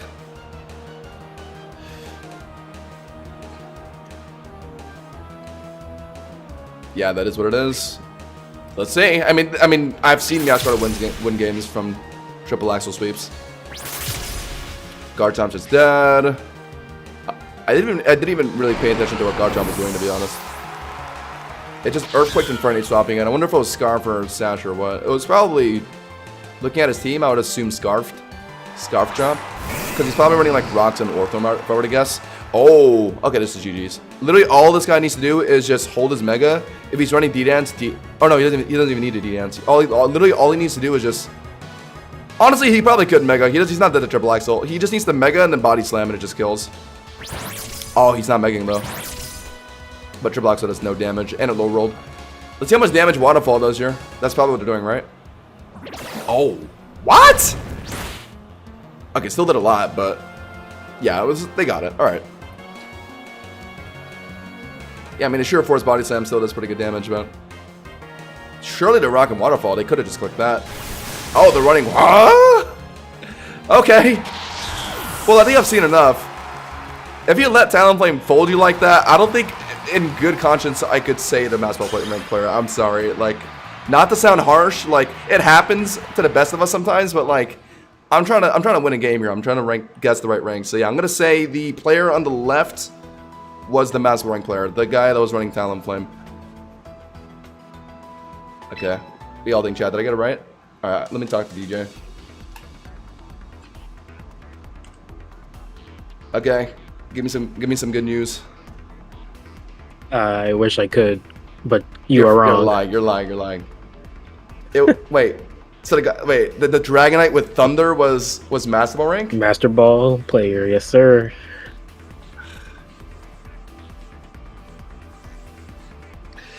Y'all are throwing me off too much. Y'all can't just put Thunder on a mod and just like trick me like that, bro. That's not fair. Oh my god. Fair play, I guess. That was like. Okay. All right. I'm serious. I'm serious now.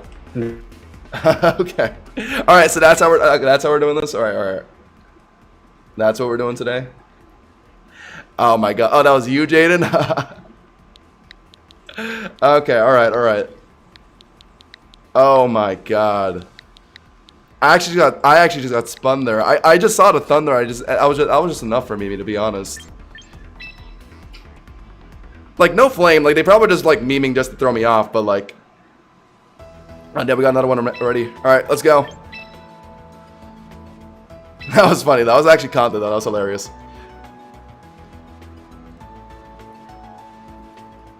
All right, we're into another one again. Thanks guys, by the way, for turning off your names. Helps out for sure to make this a bit harder. Aurorus, Dragonite, Rotom Wash, Pinsir, Aegislash. Aurorus, by the way, I've heard of it having some success in doubles. I don't know what the hell you're doing with this thing in singles, to be honest. Like I feel like it's just too slow to do anything, right? And it's like weak. It's quad weak to both fighting and steel. T-Tar, Corviknight, Scizor, yeah, this guy's team is a lot more try-hard. Although Sinisha is a bit rogue in singles, I will say. I kind of do see the vision with Sinisha on his team. He doesn't have a fantastic way to just hit water types, does he? Yeah, not really. So I guess Sinisha is just this mod to do it. Okay, I see that. And we are seeing Rotom Wash in the other guy's team, so yeah, Sinisha for sure could pair up well into that.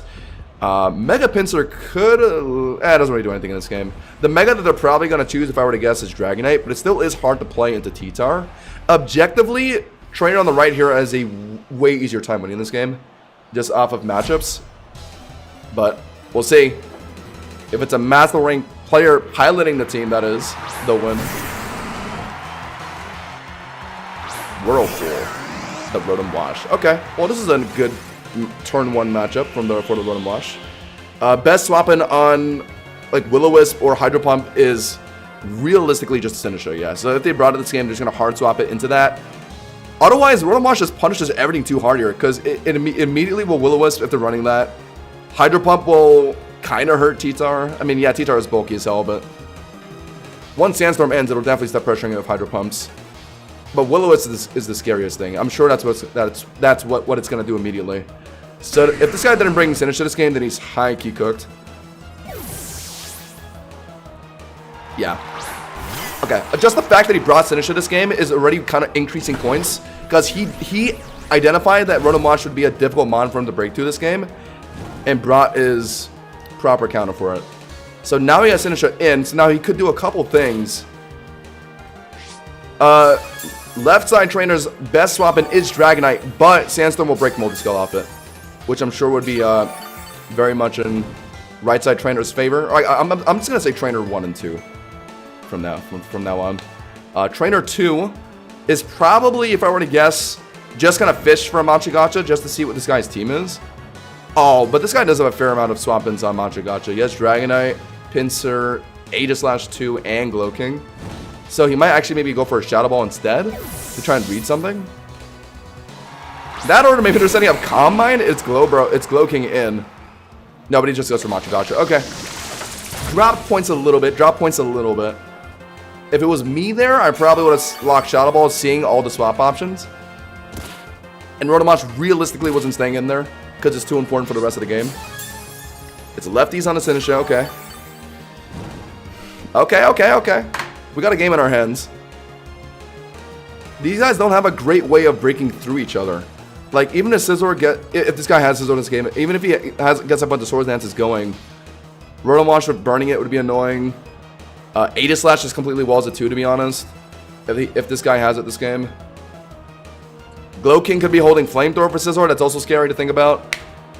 What is Sinistcha going to do here? Are they trying to calc Shadow Ball? Okay, it's a Calm Mind Sinistcha. I've seen this before. Calm Mind Shadow Ball and trying to resist. Well, it doesn't really get hit by anything from Glowking. Yeah, Sludge Wave does like okay damage, yeah. Sinistcha Spit F is quite bad though, so yeah, Calm Mind letting it have good Spit F to tank Glowking here is huge.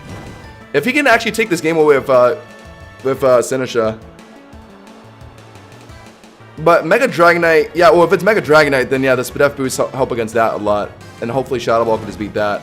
Hold on, wait, why does Sinistcha Loki have this guy checked? The only thing that can stop it now is like Pinsir, honestly. The Glowking's out. They're fearing the Sinistcha sweep. They do put in Dragonite early to try and stop it before it gets too many Calm Minds in. But Sinistcha rips the Shadow Ball now. Did nothing to that Dragonite. Oh my god. Oh, but it gets the Spit F drop. Oh my god. And the extra Sandstorm chip is mounting up. Dragonite could be running Air Slash. I don't think it's killing because of the Spit F boost. Because Air Slash is a booty cheeks move. And Sinistcha might be able to kill with the Shadow Ball now after that Spit F drop. They might try and swap out Dragonite just to clear the Spit F drop, maybe. But they're forced to. Oh. Okay, I guess Sinistcha feared Air Slash there. They do have a safe T-Tar swap, so I guess it's respectable, but me personally, I would have just went for it, to be honest. Or at least maybe try the Strength Sap or something. You get decent healing off Mega Dragonite. That's good attack. Oh, they went for Roost. Wait, oh my god. Wait, that was so incredibly greedy. You went for Roost? Okay, so both sides just made plays I disagree with, to be honest. If I was Sinistcha, I would have just stayed in and Shadow Balled. If I was Dragonite, I for sure as hell wouldn't have Roosted if I thought my opponent was just going to Shadow Ball me. Okay. That scenario just now was like two boxers whipping punches on each other type of scenario. But I think the T-Tar swap on Dragonite's pretty respectable though. I mean, like it's a safe play. I can't hate on a safe play. So far, I'm really leaning towards the Sinistcha player. Oh, it's a Mega T-Tar, by the way. Gets the Rock Slide in on Rotom-Wash, but can't really stay in on Rotom-Wash because Will-O-Wisp will for sure shut it down. And Rotom-Wash is actually faster here if T-Tar isn't speed invested, which they probably aren't. Because who the hell wants to run speed invested T-Tar? He's running Rock Slide, so maybe, I don't know. They're probably running like D-Dance. I don't know if they run that bulky or not. Okay, either way, they're out. Into Sinistcha again. Kind of sucks that Sinistcha doesn't have a great strength sap target this game, and now they're about to get pivoted on into Dragonite in front of Sinistcha down. The good thing about Sinistcha player's team though is he has an easy answer to Dragonite every time. Like T-Tar always just hard swaps on Dragonite, no issues. So long as Sandstorm's up to give it the spit off. The Sinistcha needs to try and get a strength sap somewhere at some point this game though. It's getting really low from the mounting Sandstorm chip and the burn.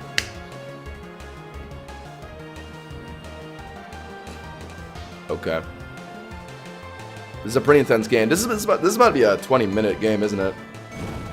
Neither side can really like doesn't have a way to like immediately break through each other. And we haven't even seen Trainer 2's third Mon yet. But if they haven't shown it by now, then it's probably not much of a solution here. If I were to guess, it's probably like Corviknight? Wow. Okay, so Trainer 1 is just getting good prediction. It's hard to stop Rotom Wash on T-Tar there. And okay, so like now what? He's gonna threaten Will-O-Wisp again, or maybe try and fish for Volt Switch now, again on Sinistcha swapping in again. Because okay, they actually just tried D-Dance. Okay, is Rotom Wash actually gonna Will-O-Wisp here? I think this D-Dance or T-Tar might be to read a Volt Switch.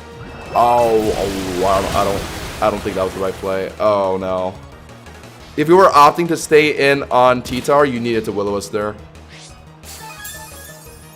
It was either Volt Switch or Will-O-Wisp. Ooh, okay, that's a bit of a blunder from Rotom there. I'm feeling Trainer 2, guys. I'm agreeing of a lot more plays from Trainer 2. TBH. Is that finishing? Yeah, this might be screwed. If he got a Will-O-Wisp down, this could have been salvageable. If he was running Pain Split on his Rotom, he could have healed up on the T-Tar too. Maybe it wasn't Pain Split, but generally the bulky Showdown Rotom set runs Pain Split with Will-O-Wisp. Oh dear, isn't this game just over? He actually broke through.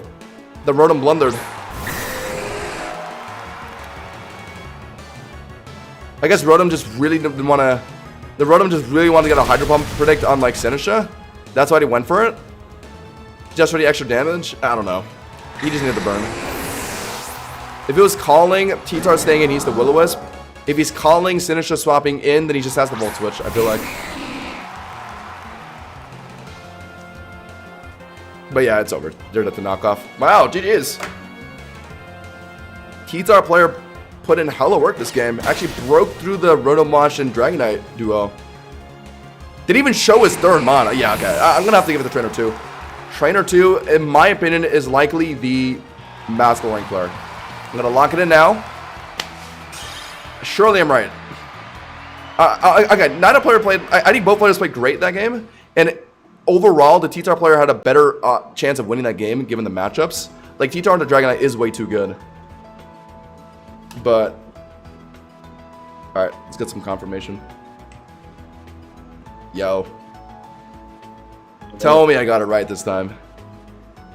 You got it right this time. There we go. Oh, never mind. Oh, one of them was Great Ball, damn.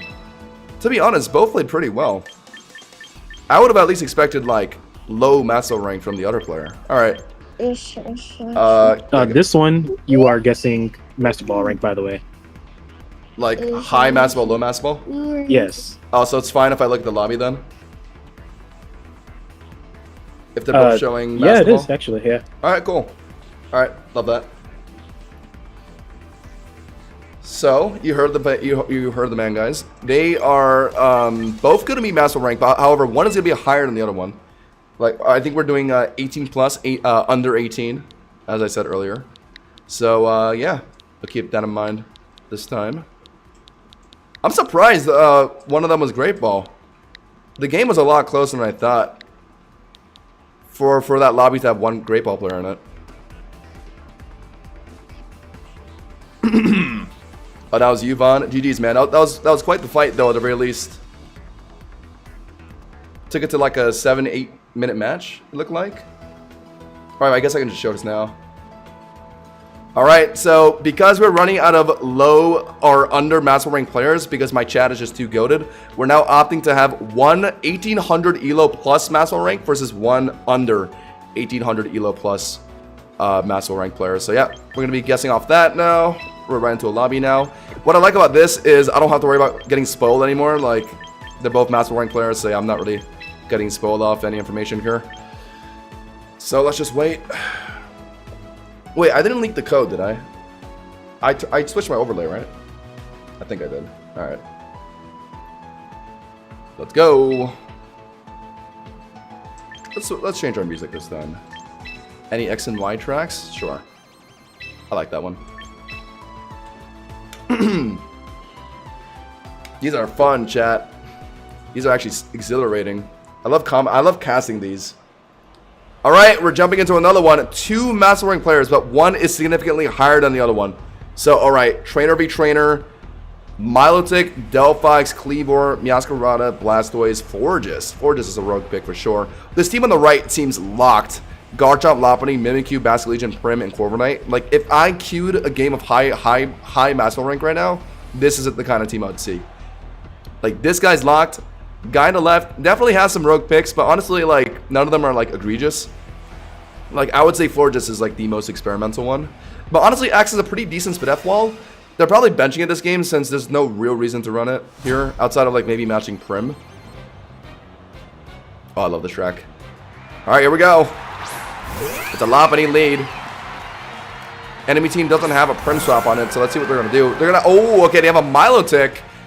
If this is Coil Hypnosis Milotic in singles, then it actually does deal with Lopunny properly. And most Milotics are running HP defense investments, so Lopunny probably can't break into it too well. If they're running HJK or CC, it's not very spammable on a Milotic. If they're recover spamming. If it's Swords Dance Lopunny, then it's hazeable as well. They just go for a fake out immediately though. Otherwise, if they can't use Milotic to beat this Lopunny, they'll try and use Shell Smash Blastoise to get that set up. Delphox does okay into Lopunny. It is a bit slower, but it doesn't. Hopefully, doesn't get like immediately killed by anything from Lopunny, so they could try and use that. But Lopunny's out into Corviknight. Okay, Corviknight. The choosing to put Corviknight in front of Milotic is a bit interesting. If I were to guess, they're just trying to. Oh no! Oh no! Oh my God! This guy's evil. Ladies and gentlemen, a villain has just entered our Bureau battles. They're running the Coil Hypnosis Milotic. Oh my God, they're going for another one. If I were to guess, I think they put in Corviknight just to, okay, they're running Taunt. Now they're going to U-turn out and, like, put in something else, right? I think the original plan was to probably, like, fake out spam of Lopunny, but now that they're running Coil on the Milotic, they can't do that anymore. Wow, how do they deal with this? Mimikyu's getting cooked. Lopunny's getting cooked. Corviknight is not doing anything into this. Garchomp doesn't do anything into it either. Oh, no. Is Milotic not running Hypnosis, though? I would have done it right there. Just in case this Corviknight's running Iron Defense. But at this point, Taunt, Brave Bird, that means it's not Iron Defense, Body Press. Wow. So, like, this guy can't even use, like, Iron Defense, Body Press, Corviknight to, like, maybe stop Milotic from, like, doing too much damage after the coils. How does this guy stop this Milotic? Basculegion can't really hit it that well. Now that it's +2 defense. And then Primarina, it can do okay into it, I guess. But I don't know. Like, relying on Prim to beat Milotic is, like, not a good position to be in, to be honest. Oh, I'm dumb. I'm dumb. Sorry. He taunted. I forgot he taunted. You're right, chat. My bad. I just never see taunt on Corviknight these days that I just kind of don't even think about it. Because Iron Defense Body Press is just way too broken in the current singles meta. It's pretty much like a must-go in Corviknight in every game. So to see this guy running Brave Bird and Taunt is honestly very respectable. Like, I greatly respect that. That tells me that this guy's probably coming straight from the Showdown. Because I know Showdown really loves the Brave Bird. Like, Brave Bird, Body Press, Taunt, and, like, Roost or, like, U-Turn. Like, they don't really run Iron Defense Body Press like that in Showdown. Because it's way more impressive in 3v3 singles compared to 66. But okay. What is Milotic going to do now? I mean, this Corviknight clearly can't break through a Milotic, whatever it's taunted or not. Maltic is slower though, so they could get stopped from using Hypnosis here if Corviknight's taunting. So I think they'll just do that, right? Is this match really about to be just Corviknight trying to stall out this Maltic? In the long run, oh wait, no, I'm dumb. Maltic is faster. It's 80 base speed. For a second, I thought he was running Curse and not Coil, so I thought he was like speed dropped. My bad. They're so similar. They both increase attack and defense. So they get the fast Hypnosis off. Oh no, wait, so he can actually break through this Corviknight. Oh my god. Oh, but he's going for Coil. Okay. Well, I guess he has room too since it's not Iron Defense and a Corviknight. Whoa! Wait, they woke up ASAP. What? Wait. They woke up ASAP. Is that like the champions like nerf Coil Hypnosis or something? He wasn't even slept for one turn, I think. Yeah, I'm not gonna lie. This might just be over. I don't know how I can properly guess who's the higher massive rank player here. This is just evil versus good. This is like this is hero versus villain. Like one person's running like the most evilest of strats, and the other guy is just struggling to break through it because he put Lopunny and Corviknight into this game. Yeah, Trainer 2 might need to add something to break through a bulky water type on his team. Yasuo honestly would have saved this guy. Or even like Meganium, or literally anything like that. Or like Rotom. Oh no, oh no. Oh, this is I can't watch. I can't watch this. Wow, Maltic actually is in a position to sweep. Literally just because Iron Defense isn't running Corviknight. Corviknight isn't running Iron Defense. So this Maltic with like +4 Coil can just start waterfall spamming to win this game. That's crazy. They're doing it. That's doing a lot. Oh my god. They crit that too. Never have I seen a Maltic do this in singles. Good god. Oh, this is screwed. If this guy hasn't thrown in Prim right now, he just doesn't have one. Prim would have came in ages ago to like at least try and put a dent in this thing. If he had Prim this game, I would have put in like Corviknight to taunt it and then just hard swap them Prim. Alright, that's over. He needs to get a crit or something, but even then, Maltic is just so tanky. It's not even like one shot to a crit. Oh god. I feel so bad. Now that Corviknight's out, like, Maltic can coil even more times if it really wants to. I think that would be a bit overkill though. But he might do it just in case they're worried about like Last Respects and Bass. Oh dear. Oh dear, oh dear. No.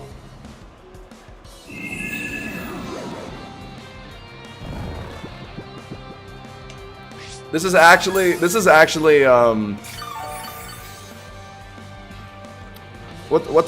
OP supervillain? This is Thanos versus like who's a shitty superhero?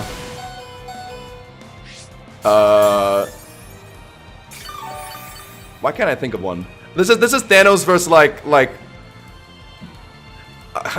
this is Thanos versus Hawkeye, bro. This is Thanos versus Hawkeye. This is like Thanos versus Hawkeye or like Black Widow, bro. What can they do?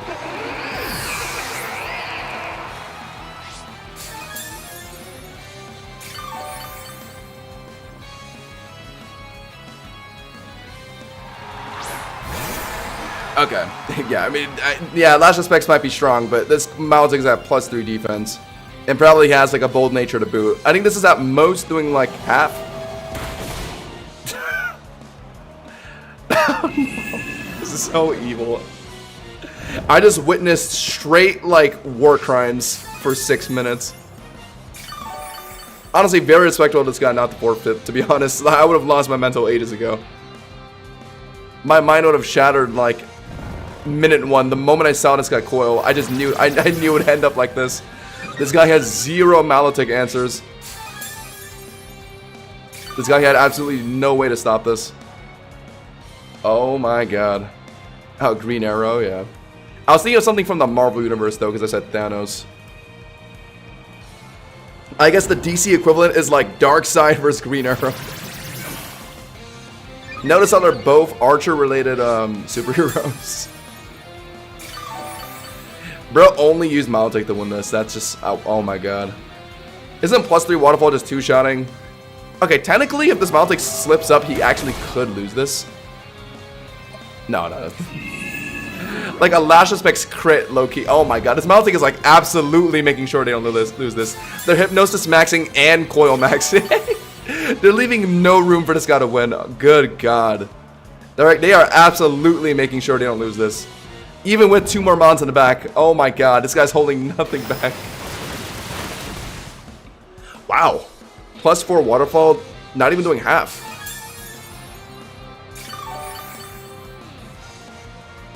Okay, well he needs 2 more waterfalls now. There's still a... Oh my god. Wake up, Basque Legion! Basque Legion, a crit Lash Specs would be good right about now, to be honest. Is it even killing, though? Actually, no, it would kill. If they get a crit Lash Specs, they unironically can kill this Milotic. But this guy has like 2 Mons on the back, too. I don't know. There's no way out here, unfortunately. Well, who do I even call the Master Rank player here? Like, the Trainer 2 had a more competitive looking team, but Trainer 1 is just straight up running like war crime tactics. Like, what am I supposed to get off that game? Like, how do I figure out who's higher rank here? I'll say the Milotic player, I guess, just because they won. But, alright. Yo. That was... Hello. Wow. That was like watching a loved one get, like kidnapped. That was awful. But, okay, was it the Milotic player? No. It wasn't. It was not. No.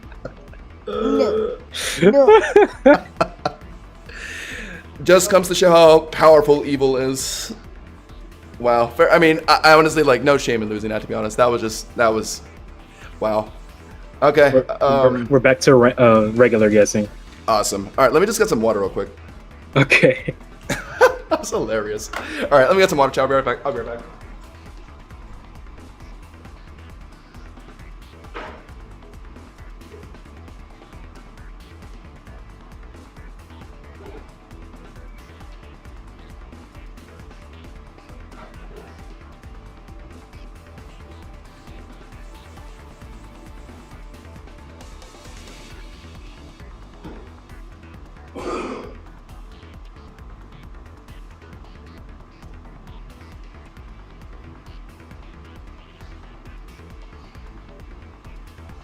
By the way, guys, just quick PSA again. If you want to play again, even if you played already today, you can just change your team.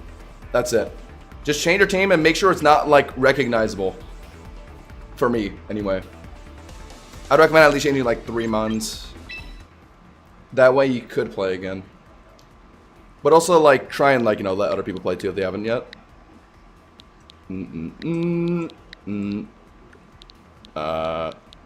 9. Okay. I can't look at my screen. Because this is actually a non-Maxwell versus a Maxwell rank now. And it looks like they're in. Oh god. Am I late to this?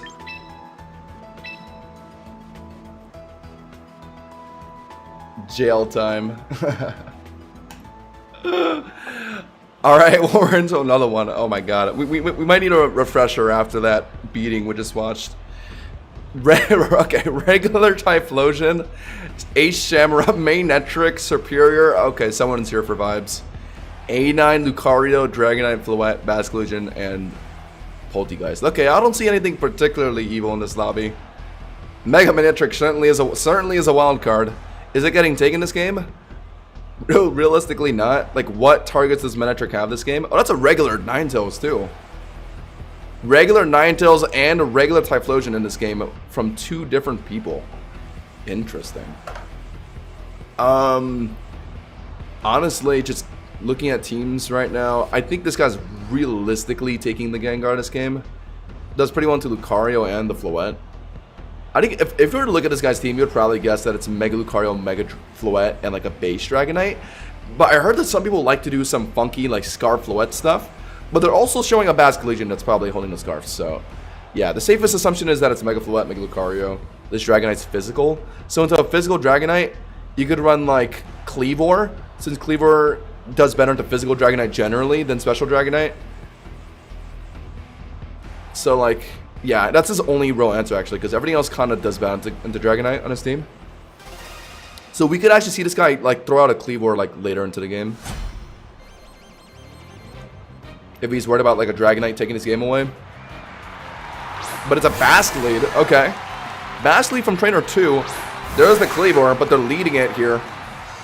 Leading it awfully, I should say, because it's Kleavor right into Basque Legion. Unlucky. They were maybe hoping for a Dragonite lead here. I don't think they're going to sack for rocks, are they? Isn't Kleavor way too important to beat Dragonite here? If I was Trainer 1 here, that's what I would be thinking. And his best Bass Swap is a Shamrock if he has that on his team right now. That or Superior. Yeah, I mean, I guess Superior can come in early on Last Specs. Oh my god. Okay, that's tech. Trailblaze from the Kleavor. So they're just banking on this being... Wait! Oh my god. Oh my god. Okay, so let me break down what just happened, guys. The Kleavor went for Trailblaze because they thought it would be Scarf Basque Legion, but Basque Legion didn't outspeed it, which means it's not Scarf, which means they're probably about an Aqua Jet Kleavor here. Oh my god. Okay, I respect the play that was made from Joe here, but yeah, oh, tough. Wow, it actually wasn't Scarf on Basque. They got him with that. Damn. Honestly, well played from both sides. Like, I really respect the Trailblaze deck, but it just happened to not work out because that wasn't Scarf on the Basque. Wow. Okay, that was... Wow, that was... Wow. But now Samurott picks it up. So they had... Okay, so they had a Samurott swap, but they just didn't do it because they thought Kleavor was safe enough to do it. But if I had Samurott this game, I would have just swapped it regardless because it would have been too risky if the Basque wasn't Scarf. I don't think I would have tried that. I still respect it though. I mean, if it was Scarf Basque, then they would have been in a pretty good position this game. Trailblaze, pick up Basque, and then get through Dragonite, get through like Ninetales, get through Lucario too. Honestly, if they're not running Bullet Punch, you could probably just beat that too. He could have been in a great spot if he actually got it down. He just couldn't, unfortunately. And now Dragonite's in, and this guy's Kleavorless. Oh no, that sucks. Wow, who do I even allocate as the maximal rank player of this game? I respect the Kleavor. I respect the play the Kleavor player made, but he also expended his Kleavor too early when this guy was showing a possible Dragonite this game. So I don't know. I wouldn't have risked it like that personally, especially given that he actually had an Shamrock swap. I feel like a maximal rank player would have probably been a bit more disciplined there. Oh, this is fucked. That's killing. Oh yeah. To be fair, though, the actual plays that were locked in, though, there was more thought put behind the Trainer 1 side than Trainer 2. But I think Trainer 1 might have greeted a little too hard. Does that dock points? I think it docks points. But I can't just go with the winner every time. I feel like I don't know. I can't just assume that someone's master rank just because they won the game. So far, what has Trainer 2 done? They were running Sash Bass, but he just locked Wave Crash Aqua Jet. To be fair, though, to run Sash Bass, I feel like you kind of have to be high IQ, because I feel like a lot of people just opt to do Scarf because it's safe, it's easy. But this guy might just be the master rank player just off the fact that he was running Sash on his Bass.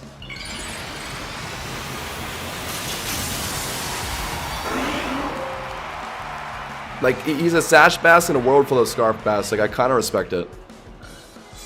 Wow, whoa. Didn't finish though. Oh no.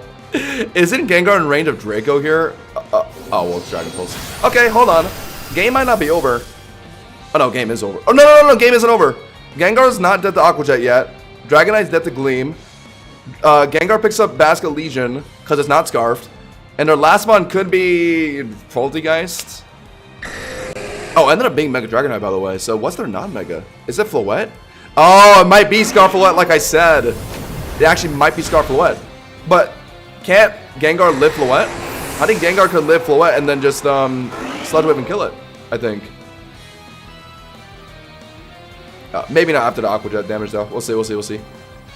What's the last mon? Wait, there still might be hope for Trainer 1 here. It really just depends on what the last mon is. The Gengar will be Bask here. The best that Bask can do is just get an Aqua Jet in. Now that we know that it's not Scarf. And I think Gengar lives Aqua Jet. I think barely. I think it barely lives Aqua Jet. So this last one has to be like Poltegeist in order for Gengar to win, honestly. Yep. Oh, they're just dead. Okay, never mind. Never mind. Okay. Okay. I think I'm going to say that it's the guy that won is the Master Rank player, just based off the fact that it was non-Scarf Bask. And Trainer 1 just went for something that I personally wouldn't have. Alright, that's my final lock. That is my final lock. Alright. Let's talk to DJ about it. Oh my god, one of them was Great Ball tier? That's insane. Yep. Alright, who was it? You were correct. Alright. We got one, chat. We got one. Yeah, I don't know. I mean, I saw the vision with the Trailblaze play, and honestly, it could have went well if it just wasn't Sash on Bass. So, like, that was kind of why I was thinking about it really hard. But, yeah. Also, just the Scarfless Bass kind of told me it was, like, someone else a bit more experienced with the game. Alright, you, how many more can you do, DJ? I have one more set up right now. I'm looking to do another. Okay, after that. I'll just, I'll jump in now. Alright. We got a few more in, chat, I'm pretty sure. We can get a couple more in. Let me hide this again. Yeah, I didn't think Jet from Bass would do that much, to be honest. Damn, I underestimated the damage. I just don't really see Sash Bass that much, unless when I'm like really high up in Master Rank. So that kind of gave me some clues, and also I think the Cleaver play was just a little greedy, especially since he had an A Shamrock swap. Once again, I saw the vision, but like it was risky. Okay, time to... Looks like we're still waiting on one player. I am making sure I don't see this. Oh, it was Mystic Water. My bad, not even Sash. I just assumed Sash because it wasn't Scarf. Mystic Water on the Bass, damn. Oh, wow, so that's just Omega made sure Aqua Jet would kill. Wow. Wonder if that was necessary or not. Pterodactyl's saying it's 50%, so I guess not.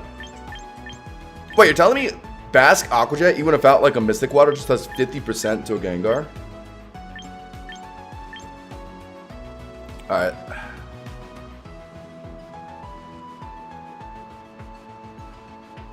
Bum bum, ba na na na na. Looks like we got another one going in a little bit. That was fun. That was a fun watch, though. That was a fun watch, I will say. I actually thought I was gonna see some crazy Cleaver cheese, to be honest, with that Trailblaze. I respect the strat because you just never see anything like that. But like, yeah, it unfortunately just didn't work out. All right, jumping into yet another one. Garchomp, Gator, Corviknight, Volcarona, Ditto, Gengar into Skeletor, Umbreon, Milotic, Mega Venusaur likely. Okay, all right, this is how do I explain this? This is once again good versus evil. Although the good side isn't necessarily even that good, to be honest. Like, they're running Garchomp, Volcarona, but they got Gator. Y'all know I love Gator, so that's the side I'm rooting for. Gator, but there's freaking Milotic and Mega Venusaur and Skeletor and Umbreon. Gator is so unplayable this game. God, this is just the Mega Venusaur stall core, to be honest. The type of teams you queue up into in ranked and just say ew, or like you just know you're gonna spend 20 minutes playing a match.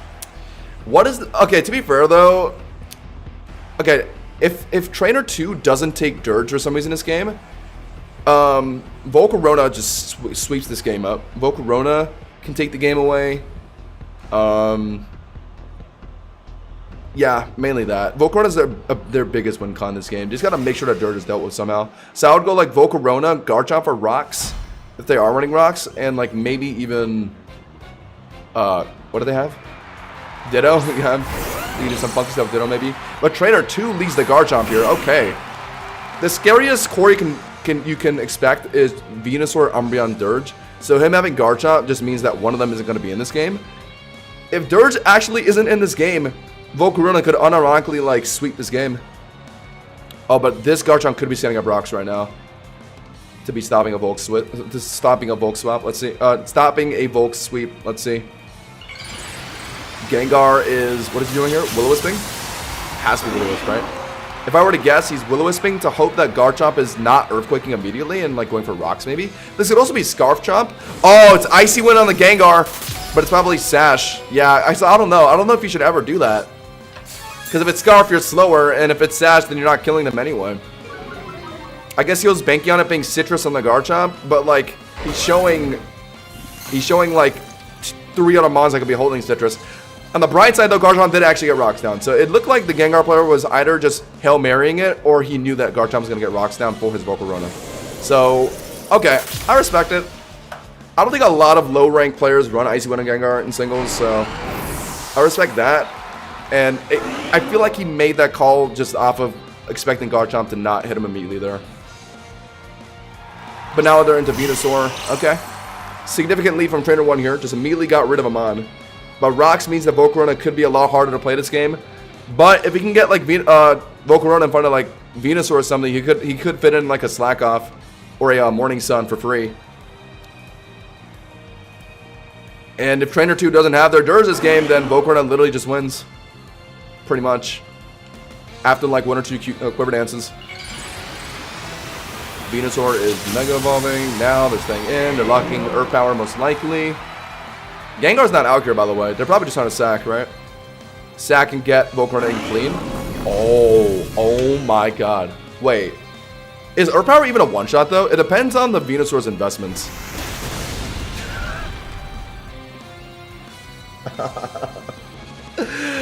Yeah, I respect the attempt, but I would not have Destiny Bonded that early.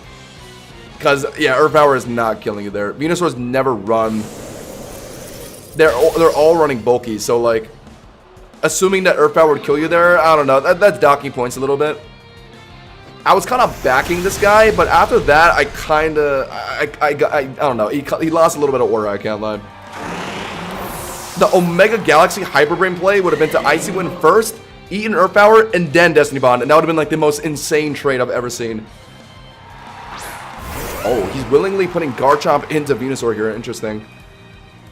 Is this not Volcarona? He doesn't have his Volcarona in this game. Oh my god. How is he breaking through Venusaur? It would have to be like Rock Slide. Oh, we're cooked. What are we doing to this Venusaur, by the way? Tell me at least I have Corviknight here. Corviknight can somewhat do a Venusaur.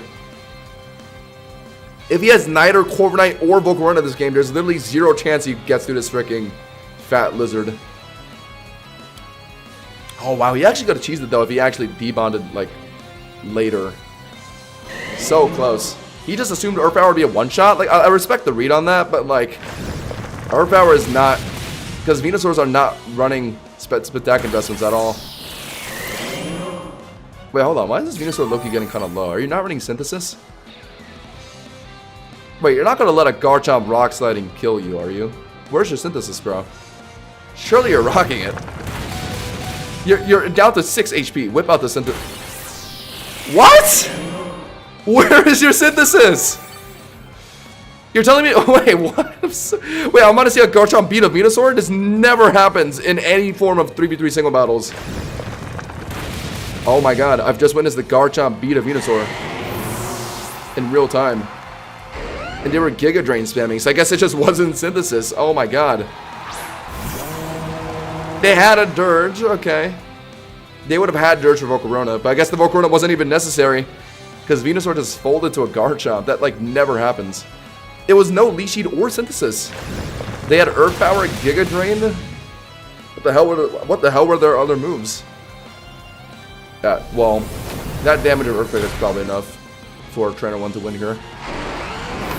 Unless if the last one is Corviknight. If the last one is Corviknight, then they actually lose. Oh, they won. Ditto, wow. Ending the game with Ditto turning into a Skeletor. That's actually peak. Okay, couple critiques from this game from both sides, honestly. Gengar could have actually gotten a good debond trade on Venusaur if they just were a little bit more patient. The Venusaur, I don't know what the hell they were running. Like, this could be like another Venusaur player trying to throw me off, or another player trying to throw me off by running weird shit. Like, Venusaur should never be losing to Garchomp. Also, Garchomp getting rocks in early was kind of greedy. I think he should have waited until he saw Volcarona to do that. So I'm gonna say that the trainer one was the Master rank player. I think just off of, well, not just because he won, but because he actually went for some plays that were respectable. Like they had some good intent behind them. Well, no, that was a bit of a toss-up, to be honest. Then both sides kind of misplayed here and there. All right. I'm gonna undeafen. Yo. All right. Oh. I guess trainer one, guy on the left side, guy who's playing the Gengar as the basketball rank player. Was I right? Mm-hmm. No. It was the stall player. Yep. It was the guy running like no synthesis Venusaur. Uh-huh. I didn't see. What was the rank of the other player? The non-master? Great Ball. Great Ball? Oh my god. I guess the signs were there. The D-Bond was just a tad bit too early. But I don't know. Like both I saw some pretty egregious things from both sides. I feel like it was kind of hard. All right, can you get one more in, or is there no time? I got 2 more. 2 more. Okay, bet. All right, let's hurry these up. Got another one, fresh out of the oven. Bang, bang, bang, bang, bang, bang. Beep, bop. All right, that was a funny game, though. I will say that Gengar lead with the icy win against Garchomp. That was kind of funny. The Garchomp going for rocks immediately, in my eyes, was a bit troll. That's why I opted to not go with that guy, but I was wrong, I guess. My bad. Okay, I think we're still waiting on the lobby to be formed. Wait, Jaden, wait, you were the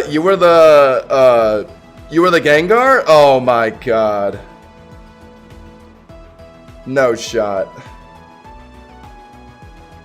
Oh, you brought the gate. Oh my god, you brought the gator again. Oh my god. All right. Well, now when I see a gator, I'm just gonna clock that it's you now. Brother. Okay, well played though. Honestly, it was honestly kind of a toss-up, to be honest. I didn't really have a. I didn't have a strong belief in either one, to be honest. I just kind of threw a guess out. I've noticed I've kind of been just siding with whoever wins, but like genuinely though, it's like I'm not just going off that. Like I'm actually paying attention to like what's happening in the matches and then giving like my earnest opinion. But I've gotten like 3 wrong off of match winners, so I mean, maybe I'll switch it up this game. Maybe no matter what I see, I'll just go with the loser of the match. But we're seeing a Charizard and what appears to be Pidgeot, Quackable, Decidueye. Okay, this guy is a bit of a bird brain. He has 3 birds on his team with a regular Goodra. I didn't even get to see the other team because I was just so flabbergasted at the first one. A regular Goodra and a regular Decidueye. And this guy's a Ceruledge Tamer. The Espathra lead is honestly very good here no matter what it's facing. Outside of like Clefable maybe. Into a Pidgeot though. Surely it's Mega Pidgeot, right? Well, why else would you run this thing? But can it significantly hit Espathra? I mean, Hurricane probably will hurt, yeah. And honestly, Trainer 2 doesn't have any great swap-ins. Corviknight will get hit by Heat Wave. Oh, they're swapping out. I guess they want to let Espathra Calm Mind too many times. Alright, that's reasonable. But they put in Dragonite. Or not Dragonite, Goodra. Okay, well, it was a Zoroark lead. Would I have personally swapped in Goodra there? Like on either Espathra or, well, now we know it's Zoroark. Oh, they just missed the Night Days. Oh my god. And they went for Breaking Swipe. Okay.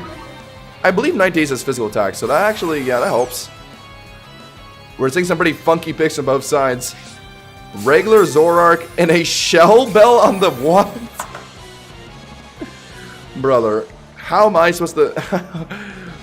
I'm watching the most unserious game of Pokemon Champions. How the hell am I supposed to get anything off this? Goodra's actually about to beat Zoroark here. Flamethrower. Yeah, just off the breaking swipe, he actually wins this. They're gonna, yeah, like, live on 1 HP from the next Night Days. And now the Mementoing. Okay. Zoroark gets good damage on the Goodra, Mementos, and now they're probably back into Spatter, if I were to guess. Is this Goodra running Dragon Tail? We've seen it breaking swipe already. They could be taking one step further and taking Dragon Tail too to stop on a Spathra. If they are running Dragon Tail though, that can't work on Clefable, so. But it looks like it's a Spathra. Alright, Calm Minding. What is Goodra? No way, it's actually Dragon Tail. If it's Dragon Tail, it won't work on Clef though, so they might opt to. Oh, okay. Okay, are you sure you want to do this? Okay, I think what they're trying to do is they're trying to just get as much value as possible with Goodra and then use their unaware Clefable to stop it. Okay, but doesn't that mean this is probably just going to come down to a Clefable versus Clefable 1v1? Like, this guy's only choice at this point in the game is to use their own Clefable. Did he just crit? Damn. Is to use his own Clefable to beat their whatever Espathro Chi strat.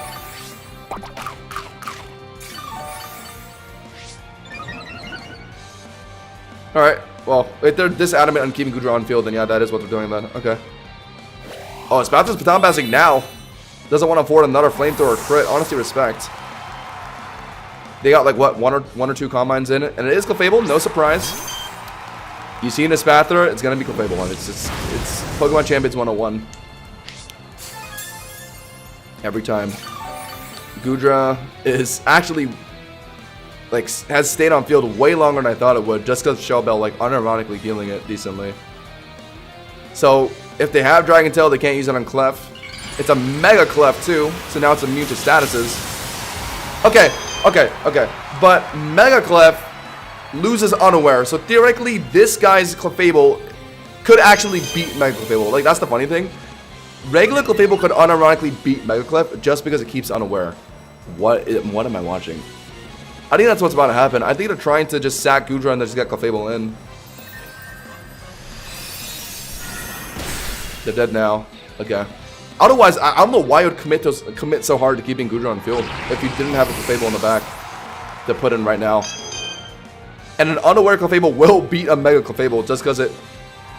Oh. Okay, this guy might be screwed. I guess he just didn't bring... Well, to be fair, his team is kind of booty cheeks, but... The one option he had to stop his Spathro Cheese, he didn't bring in this game, unfortunately. Why wouldn't you bring Clef this game, though? Garchomp, not bad at the Corviknight, will beat the other Clefable. Espathra, yeah, beats that too, because of Unaware. And then Zoroark, it's a Dark type, he beat that too. Now I'm just going to lose. It doesn't matter how many Hurricanes they land, like... This Clefable is like Thanos now, they got the setup.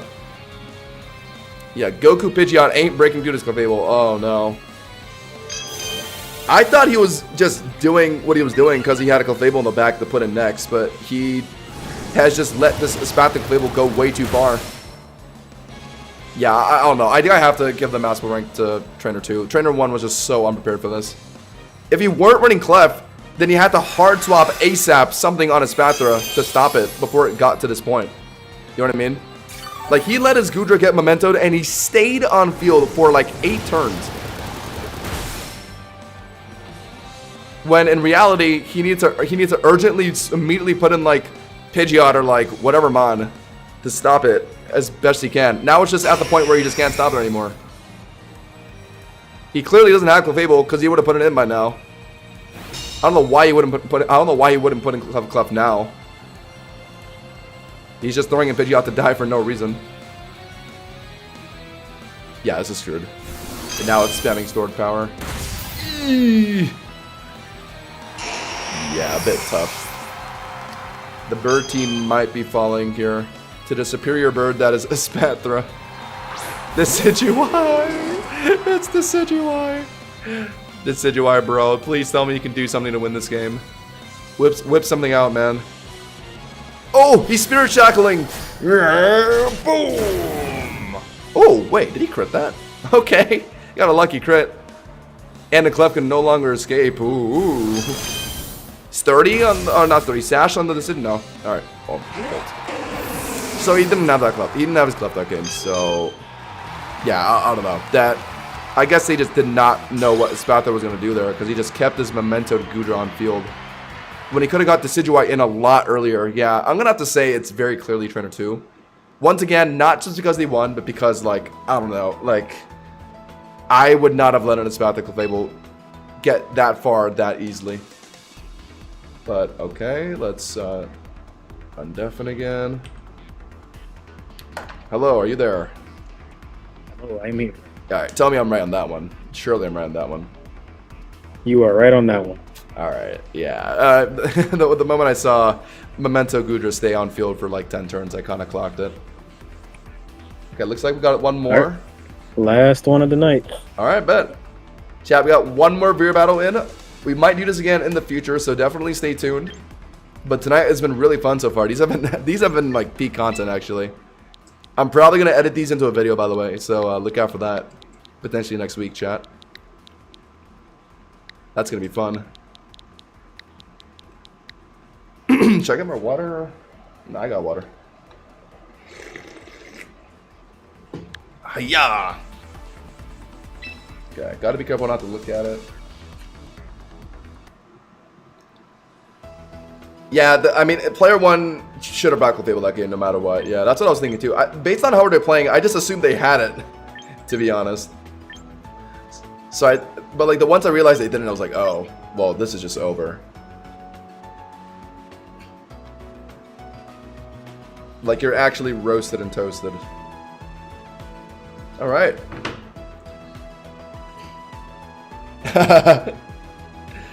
What's worse, getting thrown into Spat the Clefable or getting thrown into Coil Hypnosis Milotic?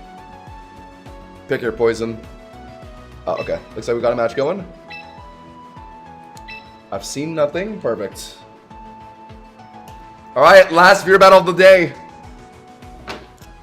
Let's get a banger in. Drag. Okay. Both teams are locked here. Both teams have some serious Pokemon. Dragonite with Pelipper, so that actually gives Dragonite wiggle room to run like Hurricane Thunder.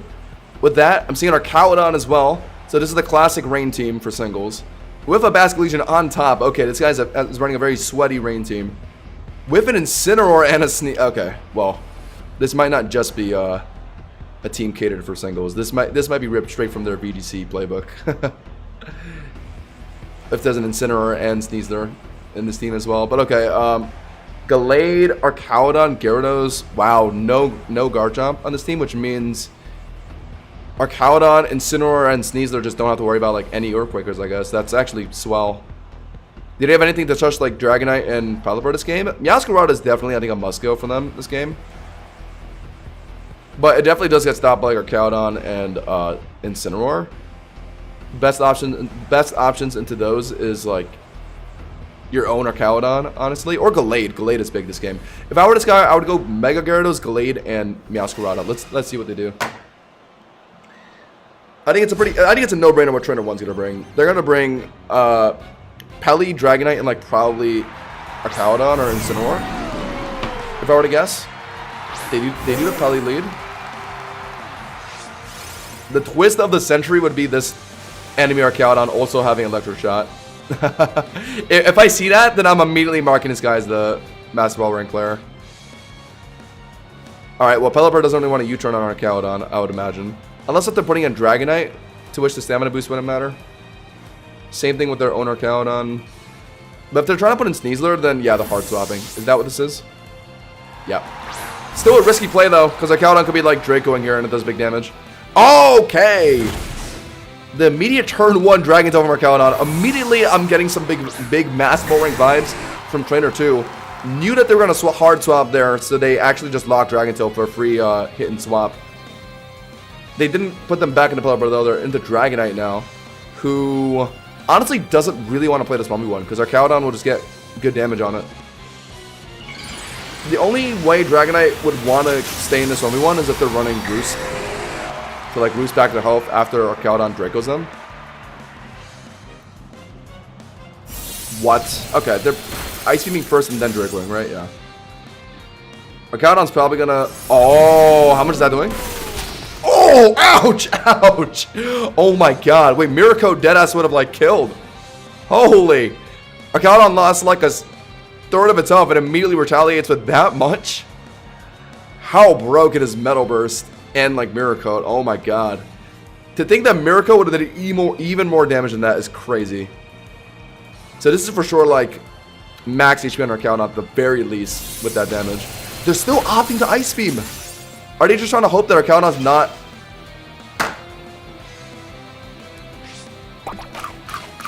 If this guy doesn't thaw, then this is the biggest... Oh, okay. What is he doing, though? Dracoing?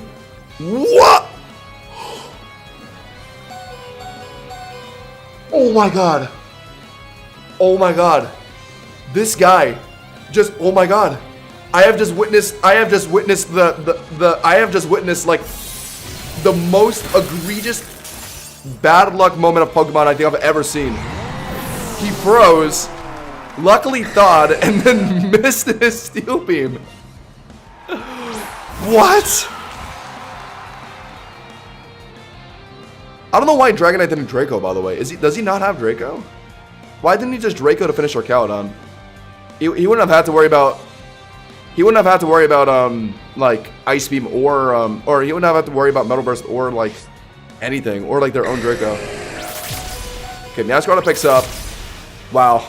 Okay, my allegiance is towards Trainer 2 right now, despite them losing right now. I think they just got absurdly unlucky, but they were playing it right. Dragonite opted to 1v1 Archaudon, which is bad, because Archaudon gets too much value on Dragonite. So, like, I think Trainer 1 should have tried to play more for, like, Sneasler beating their Archaudon. Luckily, the Dragonite got lucky against Archaudon and actually beat it. Oh, this guy literally brought 3 mons exactly that I said I would go. Meowscarada, Gyarados, and Archaudon. Oh, actually, no, I think I said Gallade over Archaudon, but still. I knew it would go, like, Meowscarada, Gyarados. It looked too good this game. Sneasler just faked out the Gyarados. Okay. Yeah, totally not a VGC team. Pitches for Dark Claw. Gyarados holds Mega and probably trying to D-Dance here. Maybe the Sneasler isn't running Taunt, but if they were, then I would have taunted right there. Now this guy's in trouble because there's a D-Dance Gyarados that's about a one-tap to Sneasler. Sneasler doesn't have Unburden down right now, I don't think. I didn't see any item pop up, so yeah. Not Unburdened. Sneasler's cooked. Okay, they're predicting... Okay, I was thinking about doing this. They were predicting Earthquake, swapping and Pelipper on the Earthquake. Could be a big value play. And maybe Pelipper's able to get a Hurricane in and, like, kill this thing before Sneasler have to deal with it. And they know their last mon is Meowscarada. Sneasler could probably be healthy enough to live. Oh, no. Sneasler's going to die to Triple Axel, though. Yep. Nice play. Okay, so Trainer 1 still has some life in this game. They can... They just have the Hurricane Spam. Yeah, that's it. Hurricane Spam. And then once it gets the Meowscarada, hopefully they can get one more Hurricane in a Meowscarada. Wow. Oh my god. Wait, at nearly one shot. What the hell? Oh, it's offensive. It's fully offensive Pelipper then. No bulk. Wow. Okay. Oh, okay. So this game just oh, okay. Is this about to come down to if Meowscarada can land triple axles on Sneasler? Because that's the only move it can realistically click to beat a Sneasler. Wow. Because we know, okay, we know the Sneasler's running Fake Out. So magically can actually deal with the Gyarados. That's hilarious. They got one Hurricane down, and Fake Out is enough to actually finish Gyarados here. I think no matter what though, chat. Okay, both sides are playing well, but I think I have to give this to Trainer 2 as the Mass Level rank. Dragonite opted to trade into Archaudon when I feel like a Mass Level rank player would have held onto their Dragonite a bit more. But I guess he sacked it early because he figured it would be bad for like Gyarados and Meowscarada, and he just knew it would be those two mons in the back. Maybe. I'm overthinking a lot here. There's a lot to analyze right now. So much just happened. Yeah, Meowscarada has to lock Triple Axle. If they just land 2, I think it kills. Oh my god. Oh my god. Oh my god. Oh my god. Oh my god. Oh my god. I don't care. I think Trainer 2 played this so much better. Like, Trainer 1 didn't play bad. They actually did make the right plays to get back into this game. But it was, I don't know. Trainer 2... Wow. their Caldon was supposed to beat the Dragonite, and they were supposed to like yeah, they would have put them in so much of a more comfortable spot. Okay, I'm gonna say it was Trainer 2. That was the Master Rank player. I think that was a very good game though. I think both players played extremely well, but Trainer 2 just got so absurdly unlucky. And I think he for sure would have won if he didn't if Arcaldon didn't miss Steel Beam, and Meowscarada for sure would have won if he actually landed triple axles. But okay. All right, but it's now down to our last answer or whatever. My brain is fried. What is? I said it was Trainer 2. You are incorrect. No way. Oh my god. No, you got it right. You got it right. Okay. I will say though, were they? Oh, one of them was Great Ball rank. Yep. Wow. I wouldn't have expected that. Sneasler, yeah. I thought this was one of those like high master ball, low master ball ones because I think both sides actually did play well. It's just that one Corey got unbelievably unlucky. And the Sneasler is a doubles player, not a singles player. Yeah, I think that's another. I think that's what confirmed my decision for me. The team was so obviously just pulled from doubles. I just kind of figured that they probably don't play singles that much. Yeah. Amber, you played very well, honestly. You have a lot of potential in singles. Like that, like you did get really lucky, but like you did make the right plays to come back in that game. So I still respect that. Yo, I'm so sorry, Corey. That was what is Steel Beam accuracy? It's 90. I believe it's 90. Yeah. Wow, that was just like. Let me just double check. It's 90. It's 95. Oh my god, it's 95. You missed this. Broski missed this. No way. That would have killed Arcaldon, or that would have killed Dragonite. They were still alive after the Steel Beam recoil we saw.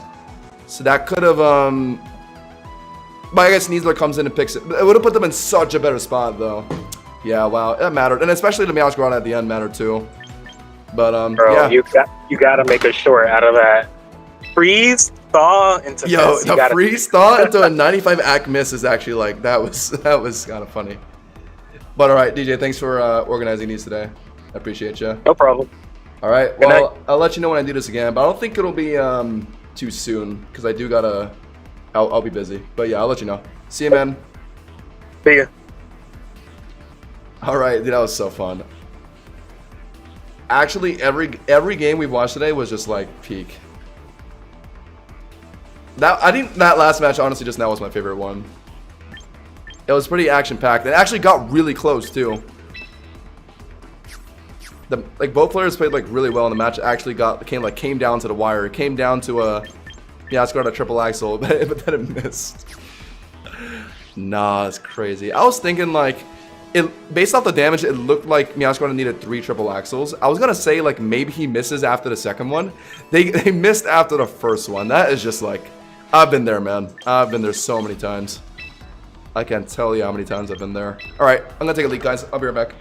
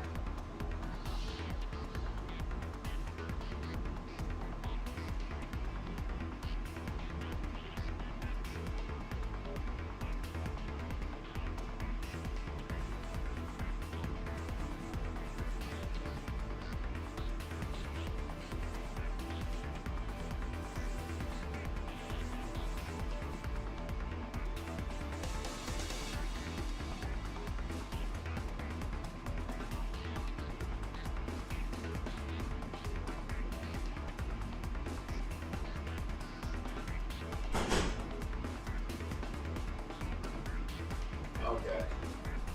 Woo, those were intense. Yo, welcome back, John.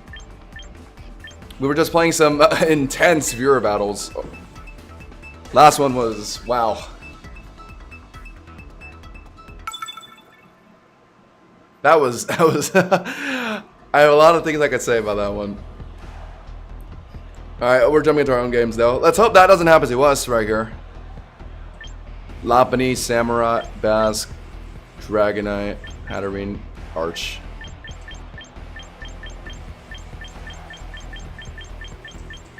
Prim is a must. It's a must. God, I know I'm gonna lead this and it's gonna be like Hatterene. Technically, I don't really want to lead Prim into Dragonite because it actually does lose to T-Bolt. So I think my safest lead into both is actually just Basque. Yes. It does suck into an H-Samurott lead, but I guess I'm just swapping in Prim on that. So do that and then go Charizard this game? Nah. Scizor is more playable. Although there's a lot of things that are a little annoying to Bullet Punch. Basque, Samurott. Dragonite, if it's running Flamethrower, just beats Scizor too. But let's rock these three. The double water types. How come so many teams run double water types? So interesting. It's almost like there's a big lack of like a offensive grass or electric type in this game. That's not Meowscarada. Of course it's not. You know what? I'm gonna lead Prim. Oh no, they're probably gonna lead like Dragonite or like Hatterene to match it. So I'm gonna swap. I'm gonna lead F Basque. Oh, it's a Samurai. Okay, well, fuck me, I guess. Oh, believe me, Corey. I know the worst of Pokemon champions. I've been fully stunned 4 times before in a row. I think that was my darkest hour of Pokemon champions. I can't lie. I think that was like week 1 of the game too. All right, good thing about Premier is that Moonblast is very good into literally anything I could swap in. Hatterene is the mon I could tank at the best. Okay, so they're keeping Samurott in and trying to. They're gonna like Sucker Punch or Aqua Jet me to finish, right? They're definitely running Sash if they're opting to do this. Otherwise, I don't know. Yeah. So they'll get some extra damage in. It's fine, I guess. I could technically Encore to dodge Sucker Punch. Do I care about that? Hey, it's fine. Whatever. Oh, then I'm doing it. Yeah, but thank God I didn't do that then. Kinda, I didn't want to use Prim like this though. Like, getting rid of H-Samurott's good, but it's gonna be a little bit low before the other matchup. Lopunny. It's gonna be a little low against before Lopunny. It's not gonna beat that properly. Because now Basque is in, which is gonna force me to hard swap into something, or maybe even just sack, to be honest. I brought F-Bass this game thinking like Hatterene or Dragonite. But at this point, I did have to sack Prim. I think it's required. It's that or like sack Scizor. God damn it. I will attempt to Moonblast. Or I guess I'll attempt to Aqua Jet. No need to Aqua Jet. I'm gonna Moonblast. Well, I was about to say it was Sash on H-Samurott, so it's probably not gonna be. It's probably gonna be Scarf on Basque, but now they're agilitying. Okay. But this is agility Basque with only 100 base power and lash specs, so technically I encore them there. My bad. I am done to this though. That's enough. All right. Oh, I don't mind. I don't mind this. That'll be Scarf. The agility, I guess, just means I can't put in my best. That's fine. I'm just putting in Scizor then. And trying to beat this thing. I can live Lash Specs, and I can go for a Bug Bite, Bullet Punch, but I am not going to be healthy before the last mon. What's the last one going to be? Mega Lopunny or Mega Dragonite, I would guess, right? So hopefully my F-Bass can just beat Dragonite with Ice Beams, yeah. That's what it's coming down to. I think I just Bug Bite to start, because I know I live Lash Specs. So I might as well, yeah, go for 1 Bug Bite. Are they out? They could be out, right? No, they're not. Alright, well that gets rid of Bass for me. I would have minded them swapping out because I know it's not Scarf anymore, so my F-Bass would have comfortably beat this Bascullusion. I bet this thing is running, like black glass, not black glasses, whatever it's called, Spell Tag. So yeah, so I got a Bug Bite in on Basque. And if it's Dragonite, I'll break Multi-Skill with Bullet Punch. If it's Lopunny, I'll attempt the Bullet Punch for damage, and then F-Bass will finish it for me, I think. So I think we win in either scenarios. It's Lopunny, okay. Okay. I am living Fake Out. I just need to get Bullet Punch damage in. If they're Swords Dancing for whatever reason, that means they could be running Mach Punch. Otherwise, they're just finishing the ASAP with like CC or whatever. All they need is enough damage to make sure F-Bass can finish the job. In like 2 hits at least. Oh my god. Not even Fake Out? Yeah, because they never run Fake Out and Mach Punch. Wow, okay. If they were running Fake Out and Mach Punch, I would have been dead there. Nice, so we get a hit in like we wanted, and now... Well, they're gonna Mach Punch me again here, so I am dead. I'll attempt the Roost, maybe. Okay, alright. Let's hope that's enough. I got flinched by 3 Dark Pulses. Oh my god. By Hydreigon. Alright, I think Surf one-shots, we got it. Let's go, let's go. We're big, we're big. We're back. Chat, what, low-key, we've kind of caught back up. Aren't we like 1980 after this? We lost so much elo yesterday. We like unironically climbed back at the start of like today's stream and like the few games we're playing right now. The championship dream is unironically still alive. 2 days left in the season.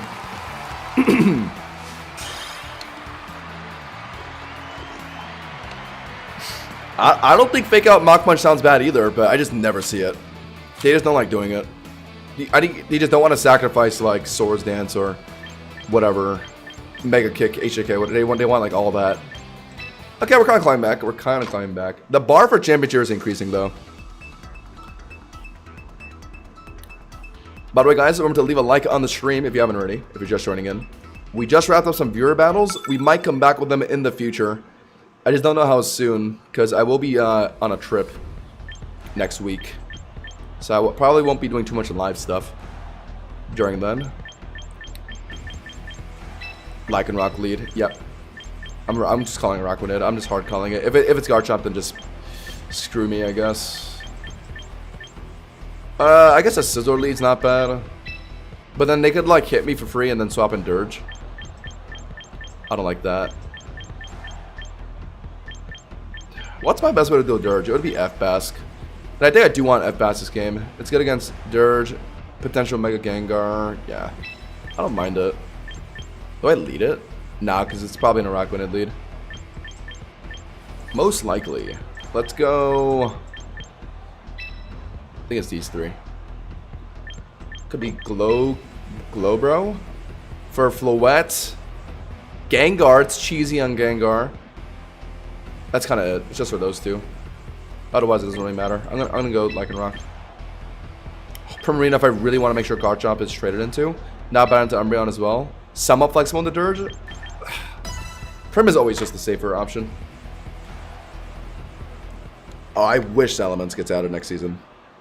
I think, realistically, everything that's not a legendary is going to be in the next season. Like, everything that we don't have right now is going to make it back. And, of course, it's a Garchomp lead. I'll take this as a lead into it, I guess.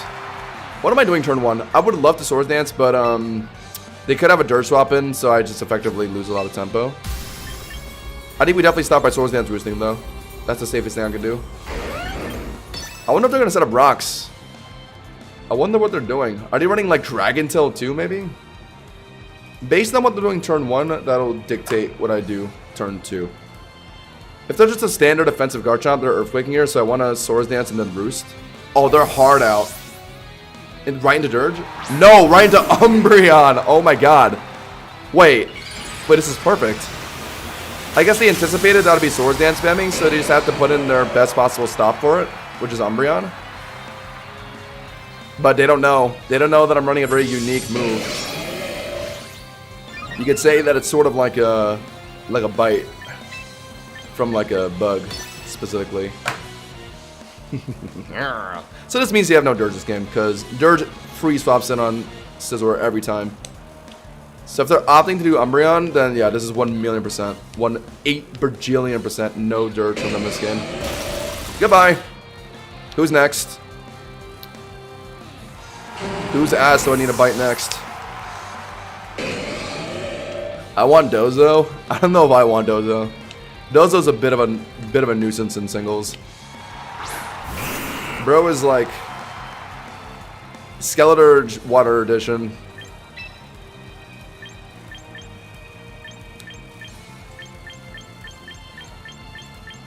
Quagsire, but with like actually good stats. Don't I just Bullet Punch? It's Mega Gengar, isn't it just one shot? Okay, I have seen it live plus 2 Bullet Punch before, but like who cares? Like if it lives. I mean, the Will-O-Wisp at worst, the second Bullet Punch will pick up. If they're hitting me with something, I'm not getting one shot. So I just try it anyway, yeah. Okay, it's a somewhat bulky Gengar, and it's Will-O-Wisp, okay.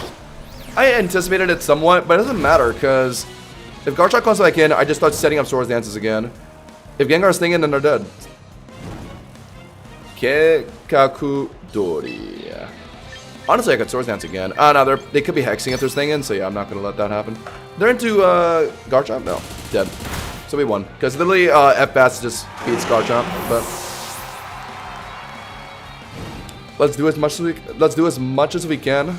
As much as we can with Scizor before we get out.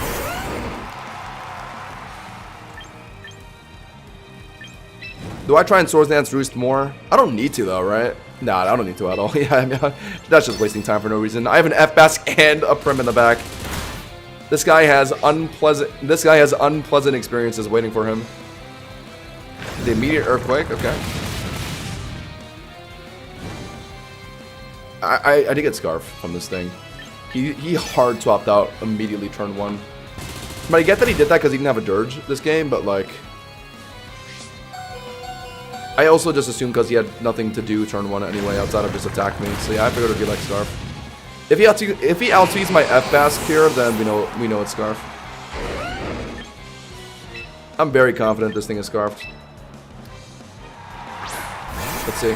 I gotta train my champion's intuition. Oh well.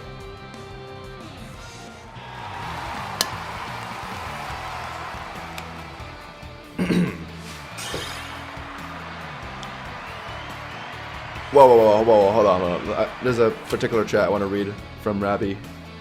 I really want Hypno. I really like that mon after playing Leaf Green recently.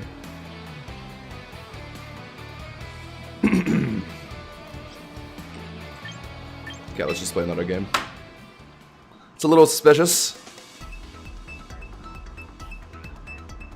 Little eyebrow raising, I would say. Hypno's your favorite Pokemon. Or you like Hypno?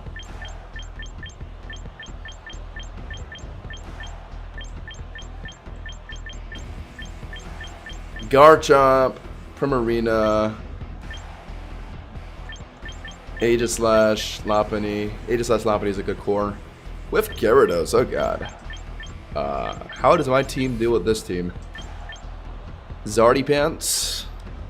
It's Zardy Pants. Oh god, he has me covered. I can't really take Scizor this game, can I? Zard is mandatory.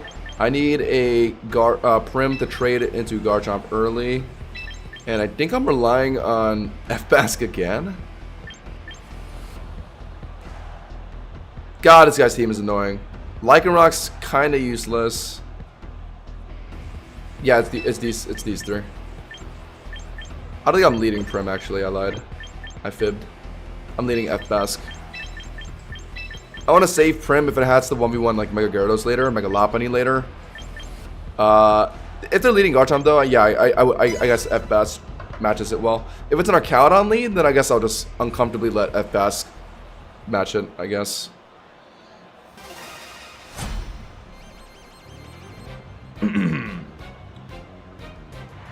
My team is Global Lycanroc, yeah. Made a video on it recently, fully breaking it down. Yeah, all I'm gonna say is I think Hypno has done some very suspicious things in the Pokemon lore. Kind of like how Drifloon was like kidnapping children in a lot of the Pokédex entries. Yeah, I unfortunately just have to Shadow Balls. They're likely T-Bolting. I just, yeah, do as much as I can before I swap out, I think. Or I hard swap in Primarina, save my F-Bask? Nah. Yeah, I'm doing this. Bang! That's about what I expected. Shadow Ball is a 3-shot, if I recall. Okay. My bad. Should have hard swap my Prim, I guess. My bad. They might not Miracle anymore. They might switch it up. So yeah, I'm gonna just Shadow Ball again. If they try and do something else here, then I get a lot of value. Citrus, right? Yeah. They might not Miracle a second time in a row. Yeah, I called it. These guys, they like Miracle. They go for one Miracle, and they're like, okay, now my opponent's not gonna swap out here because I don't want to commit. But Hoshinosh is a guy that loves to commit. Okay, if it's Lopunny, then they can swap, but yeah, they might do that now. Yeah, they want to get rocks down. They didn't swap there. Okay, they didn't swap. That tells me their Backmon is about to be Gyarados. So what I am gonna do is I am going to hard swap Primarina on Gyarados. Predicting it right now. Running calculations. Gyarados. Put it in. He didn't swap on Lopunny on a Shadow Ball. It is Gyarados right here. I would say 9,000,000%. Like I would bet my house on this. It is Gyarados coming in right here to threaten a D-Dance, since they probably know that my Basculegion is Scarfed. And they're probably going to hard Mega because they're going to think that I'm not running Primarina with my Basculegion, since they're kind of similar mons. So they're going to just comfortably hard Mega here to be resistant to Shadow Ball and they're going to D-Dance. So what I'm going to do to mash this is I am going to put in Primarina ASAP before it gets out of hand. Yes.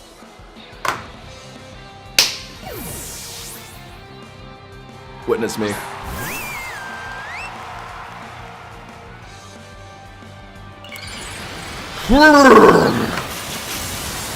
But the question is, I know what he's doing. Can I win? I know exactly what he's doing, but can I win? Because he's D-Dancing here, obviously. Mega Gyarados doesn't really run Power Whip, so what I mainly have to worry about is Earthquake. But I'm basically full HP, so like, I think we're fine. I think we're fine. Are they gonna D-Dance a second time? But that's banking on them living Moonblast. Maybe they do. I don't really know the roles too well. Whatever. I Ice Lock it. They're gonna rip Earthquake, surely, right? If they go for a second D-Dance, I technically could have Encored it. Oh yeah, if they're Earthquaking, then I should have Encored it into it and then let Charizard come in and like immune Earthquake. Oh, actually I could have did that, but I think they're realistically, it's fine. I'll just Moonblast it. I don't think they're D-Dancing a second time. So yeah, there's no point in. Oh, okay. They fish for a Waterfall Flinch. Smart. Unrespectable, but.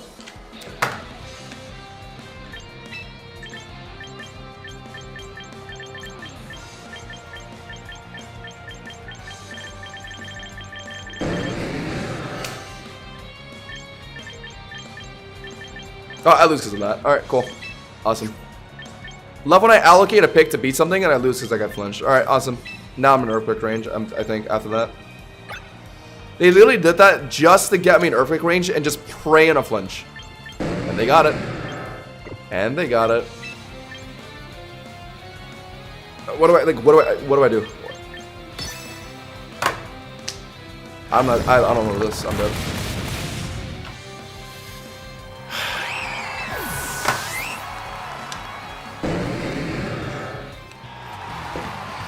Bro bought the flinching battle pass, bro. He bought that flinch. Crazy. Shut the hell up, DJ. My headset's about to turn off.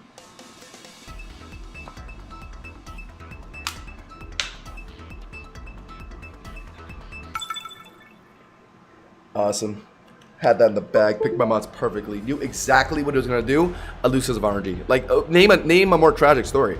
I perfectly analyzed what this guy would do. Like every step of the way. I knew what moves he was gonna lock. I knew what mon he was gonna throw in right in that moment. And I just couldn't stop it because I got waterfall flinched. I want Zard this game, but I also don't. Because Scissor's easier to play into. Garchomp and a Powdon. Prim is a must go this game. Leading it, honestly, I don't care.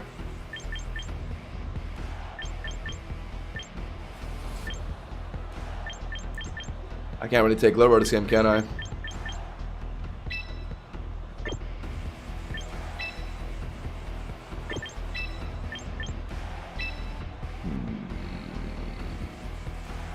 Prim and F-Bask actually come into a lot of games together really well. Like, I definitely want both this game. I don't think I want Lycanroc. Actually, I should lead F-Bask again. Yeah, lead F-Bask and go Charizard to break through the steel types. I think is the right play. Yeah. If they have Primarina in this game, then I would have really wanted Scizor, but I don't know. I'll just hope that Charizard with T-Punch can deal with it. I'm glad to hear that, JL. Yeah, I mean, the flinch, it is what it is. Some people just don't deserve to win a game, but they win anyway. Pokemon Champions just decides who should get lucky. Almost bad as letting down play 1v1 Mega Dragonite. And we're right into a Prim lead. Who's shocked? No one. Alright, I know what I'm doing here. I know what I'm doing. I think I Shadow Ball it once for some damage. Swap in Charizard on a Moonblast, and then T-Punch will finish. Yes! Because Shadow Ball's gonna do like 40%. It's not gonna proc Citrus. Oh my god, yes. They're gonna Moonblast, obviously. Duh. Ow. Okay, that's a lot of damage, but I think this is mandatory. Swap in Zard on Moonblast. Mega T-Punch. Will they expect it? Probably, maybe. I think it's my only way to actually beat Prim though, so I think I have to do this. Could technically D-Dance. The best response to a Charizard ASAP is Garchomp. If they might be expecting Zard Y here, so yeah, Xenoswap and Garchomp to like, yeah, just eat like Solar Beam decently. But, so I would want to Dragon Claw out immediately. Oh my god. Wait. Is that the call? Is that really the call? Dragon Claw, Charizard ASAP. If it's swapping in here. It's so pot. Because Garchomp is not only is in absolutely every game, but it's also like the best response to Charizard. Both Charizard X and Y. But they also might not be expecting T-Punch here, so they could stay in. I'm gonna fish for Dragon Claw. I have to put my balls on the table.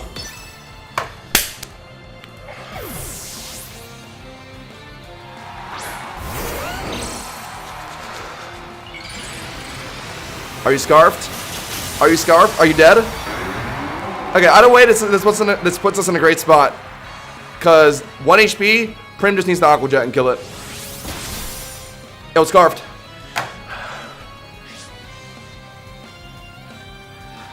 Oh my god, I'm in a different, I'm in a different universe right now.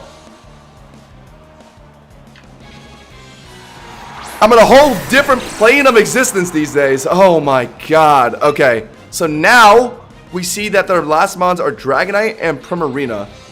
Primarina's a little bit annoying to break through, but if my Charizard can just get some damage in on Dragonite, Prim come in, Moonblast finish, and then have both my Prim and Basculegion make a team effort to beat the Prim, yeah. Solidly, I need to swap out here. I just Dragon Claw for some damage.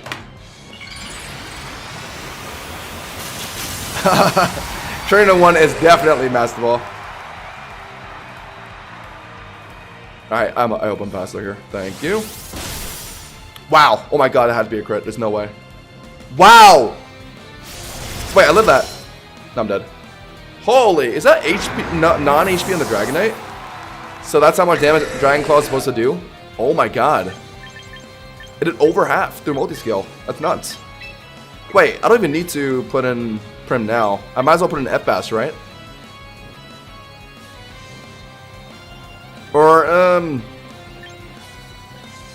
yeah, I think it's okay. I'll put in F-Bass now, yeah. I don't want to lock Ice Beam, though, because they could be making a Prim swap for it. But if I lock Shadow Ball and they're staying in, then I just look like an idiot. But are they, what are they doing? They could be expecting Ice Beam. Are they dead to Shadow Ball? Let's say they stay in. Is Shadow Ball killing at 44% HP? I don't think it is. I think it lives. Mega Dragonite gets so beefy.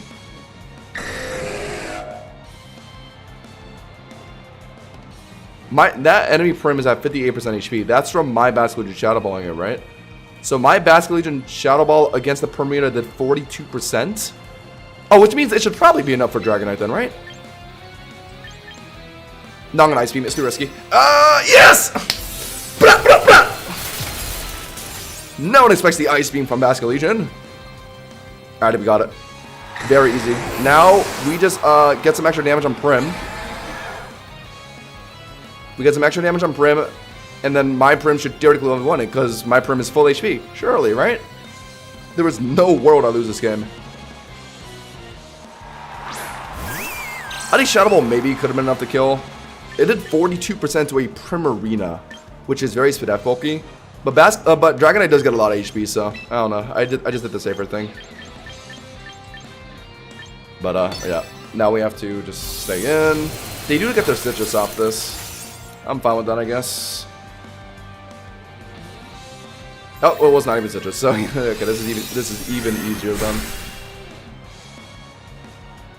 Oh my god. I fundamentally dismantled this guy. He stood no chance. That's anytime I get a Zard predict on Garchomp to win a game, I just get so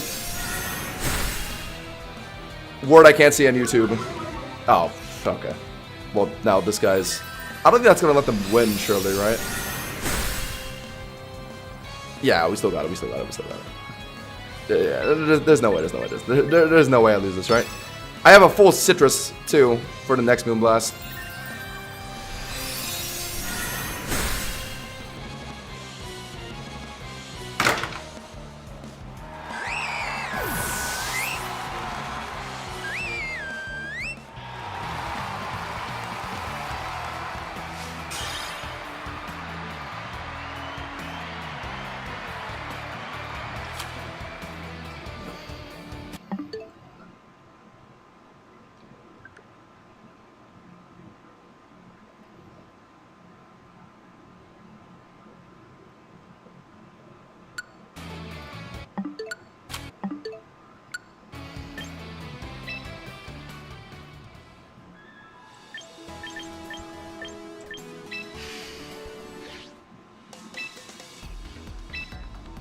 We're never hitting champion tier. I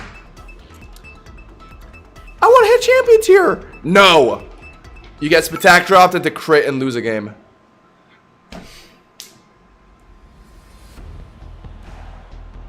Chapo, there's... No, Chapo, don't rage bait. Don't rage bait, don't rage bait. I do not want to hear this right now. Guys, I had to Ice Beam. I had to. Shadow Ball was too dangerous on Dragonite. Y'all think it would have been safe? I don't think Shadow Ball was safe on Dragonite. Dragonite's so beefy. I think I had to Ice Beam that. Oh my fucking god. I played that to a T. Think about it, guys. Think about it for a second. I was playing Zard X, got a Dragon Claw predict on Garchomp, which already is like, oh my god, this guy deserves to win. I Ice Beamed, F-Bass, beat the Dragonite, easy money.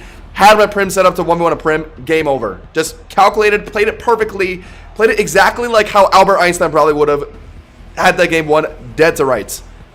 Moonblast Spatak drop, by the way, got nerfed in Champions. Only a 10% chance to proc. So he got the 10% chance to crit, to drop my Spatak, which allowed him to live Moonblast, and then he crit his Moonblast. And the crazy thing is, he crit the second Moonblast. If he crit the first Moonblast, at least I would have got my Citrus. But he low rolled his first Moonblast to not give me Citrus Berry, got his attack drop, and then he finished with a crit. That was like mathematically the most like important like sequence of events that he needed to win that game. Now I'm tilted. Now I'm tilted. That was like I don't believe it. Like Arceus himself came down and like just gave that guy a freaking hand job, bro. Like, excuse my language. I have a Prim into this, don't I? Oh, okay, I have a Charizard into this. I don't really like Charizard into this Sneasler because they're all holding Rock Tomb these days. So if I D-Dance here, it's just kind of like, yeah, bad. Is it, what is this thing? Is it Sash? Sash. Could be Sash, yeah.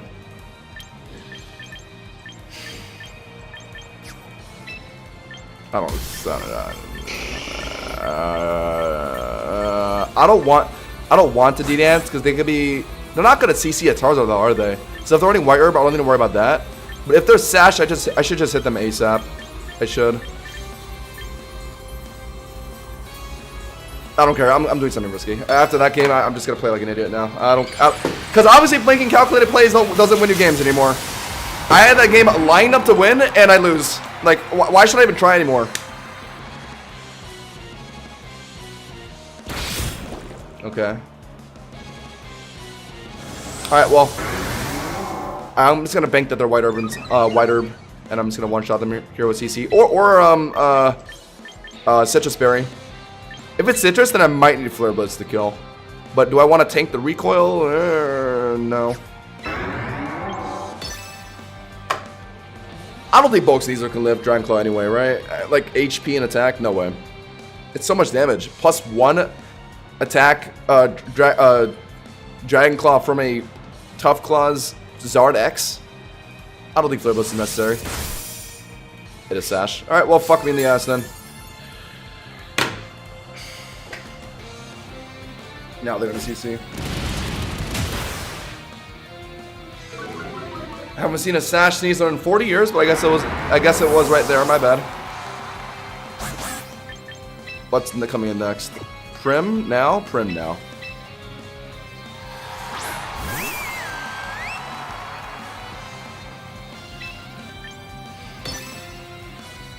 Are they out? They might be out.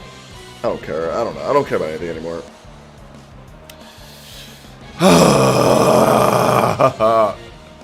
Hashiras, why can't you hit champion tier? Spatak. Oh my god, that's gonna haunt me forever. I'm gonna be like in my 80s. I'm gonna be like in a retirement home, and my nurse is gonna like walk me to the cafeteria, and I'm gonna start freaking out and start spazzing on the floor, and they're gonna ask like, "What's wrong? What's wrong?" And I'm gonna be like, "Oh, the Spatak drop! It's a crit! No, make it stop!" I'm gonna have nightmares tonight. The game I would have won if I just didn't get fisted by Arceus himself. What am I even doing here? Oh, what am I even... Hard swap Lycanroc immediately, but it could immediately respond to a Powdon or a Cowdon on an Accelerock, so I don't want to play it like that. I want to... Oh, but I kind of need to save my Prim if it is either of those two, right? God damn it. Okay, I'm going to bank on it not being a Powdon. I'm going to... I know exactly how I want to play this. I'm going to...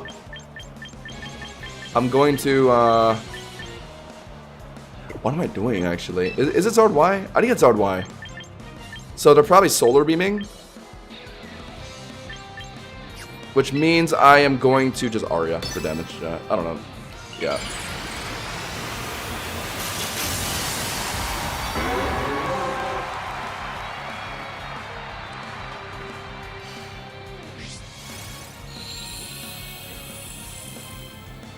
I don't think I wanted to swap in Lycanroc here. Because I get put down to Sash, I try and Accelerock, and they're like right into our Cowdon or like Prim, or like a Powdon. I don't know. I think it's like low tempo. I think I just have to let Lycanroc come in clean with Sash and get a Swords Dance in. So I'll just let Prim die. This damage doesn't really matter since Lycanroc kills off a Celerock anyway, but I'm doing this just for the sake of like making sure Lycanroc is you know. I'm gonna randomly Encore. That could be funny. That could be hilarious. Okay.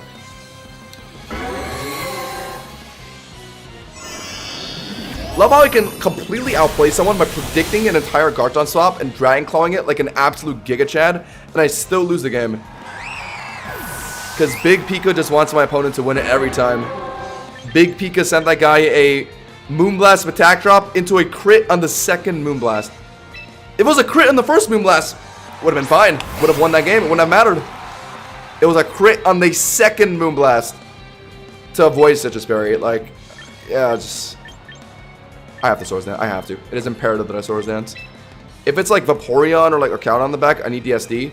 If it's a Powdon, then I just straight up lose. So, yeah. I mean, that's why I threw away my Primarina, just on the off chance. I think the only way to win this was to, yeah, just bank on a Bang Vaporeon or like a Cowdon on the back, and I'm going to just Swords Dance on this turn. Wonder what the back mon is. If they're expecting a Celerock, I feel like they would have tried to swap an Arcaudon. So maybe it's Vaporeon on the back? I don't know. Definitely not a Powdon, because a Powdon is such an easy swap on a Celerock. I think they would have just done that, right? Alright, well, it comes down to this. Plus 2 CC one-shots Arcaudon, I know that. I know that for a fact. But he could be rocking Sturdy. The back one better be Arcaudon. It better be Arcaudon. Are they going to swap it now? No way. Swap Arcaudon in now on an Celerock, pick up Stamina. I think the plus 2 CC would still kill afterwards, though. So I don't think I have to worry about that. I think they're realistically just sacking Charizard here. Yes. Alright, I think I need this Swords Dance. It is mandatory to beat Arcaudon.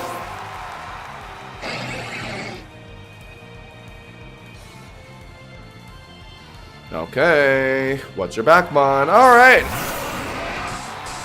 Can I get a CC crit or something? That'd be awesome. Can I luck out like that other guy? Like remember guys when I was essentially in a position like this?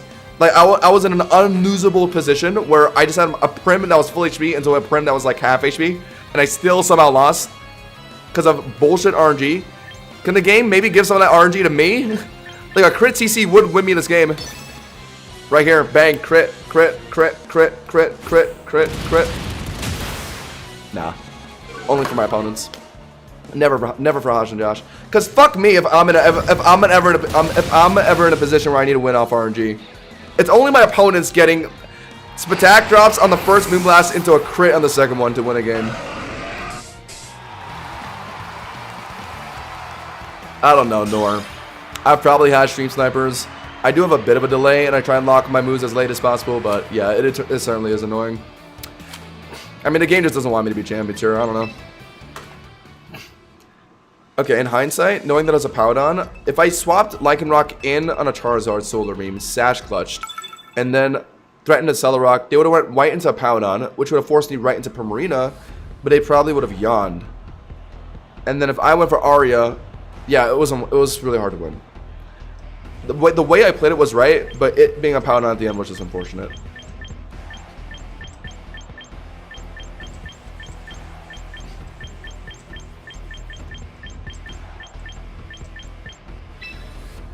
Oh my god.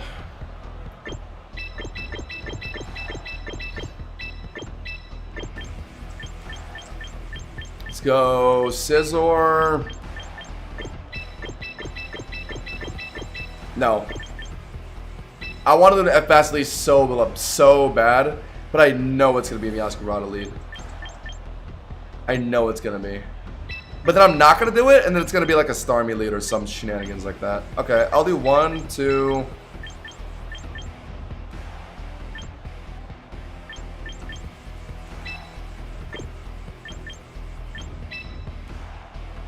What the hell do I want? What the hell do I want this game? I need Lycanroc.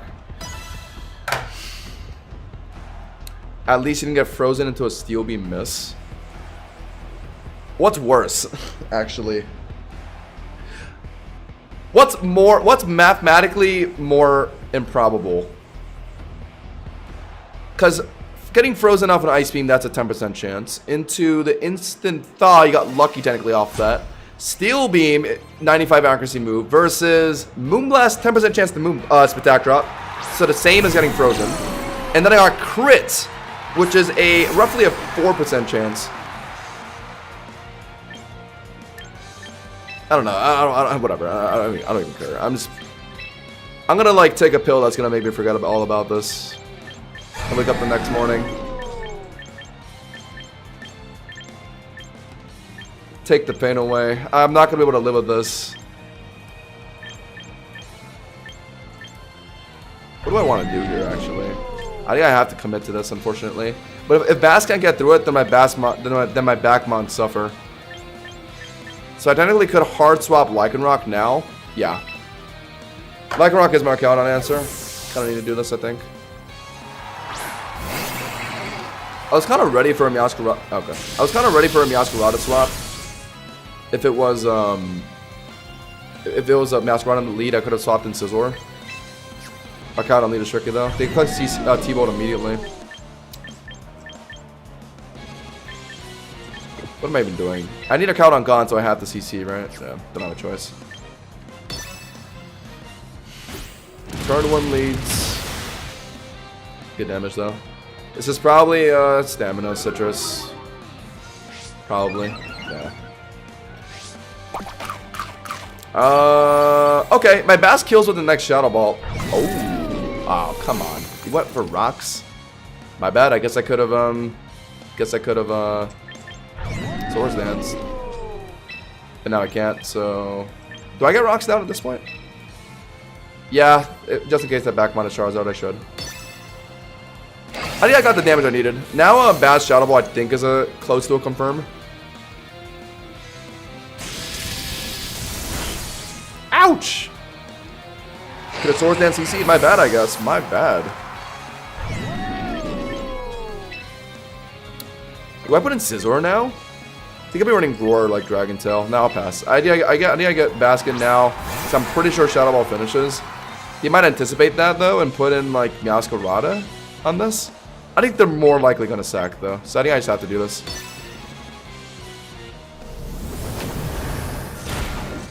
Oh my god, I low rolled. I flippin' low rolled. Alright, what are you hitting me with? T-Bolt again?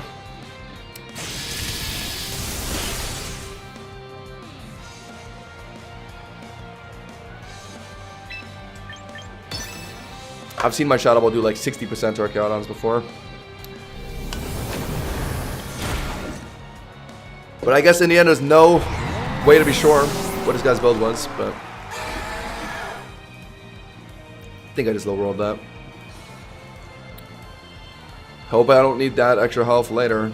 Against Starmie, I think I might be dead to Aqua Jet, so that's worrying. But Scizor can theoretically beat that. Scizor does look good this game. Archaeodon's gone. I got rocks down for Charizard. I could be in a decent position to win this game. I had to make a lot of sacrifices, but I think they were necessary. Because Scizor, I think, can take this game away.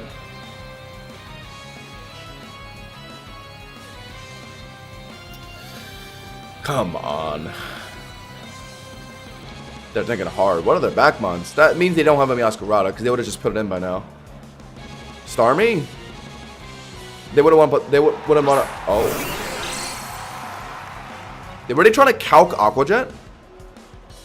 Oh, that is what they were doing. Well, if I can't even live it later anyway, then I might as well just stay in, yeah, and try and Shadow Ball. Yeah. Because at this point, I don't think there's a big reason to hold on to F-Bass. Scizor will take care of the rest. Like, if a Powdon's really in the back, then I'll get enough Swords Dances in and just beat that, I think. So I'm not worried about that. Yeah, so I'll just sack F-Bass on the off chance I do live Aqua Jet. I don't think I'm dead. Am I dead? Maybe I am. Huge power is pretty strong. But I don't have a better plan than this anyway. I mean, I technically could swap in Scizor, but I don't think I really need that fast anyway. I think it's fine. Oh, well, they're not even Aqua Jetting. Oh. Well. They calced Shadow Ball after Rock Ship? What? Wait. What? Wait. Wait. That is like the most specific interaction. Rock Ship And a Shadow Ball from F-Bask, which is like very uncommon in Pokemon Champion single battles. No way you intend... Wait, okay. Well, first of all, Shadow Ball is a guaranteed OHKO on Mega Starmie with no HP. I'm pretty sure. So this thing needs to have some level of HP. And he's just invested enough to happen to live Rock Shadow Ball from an F-Bask.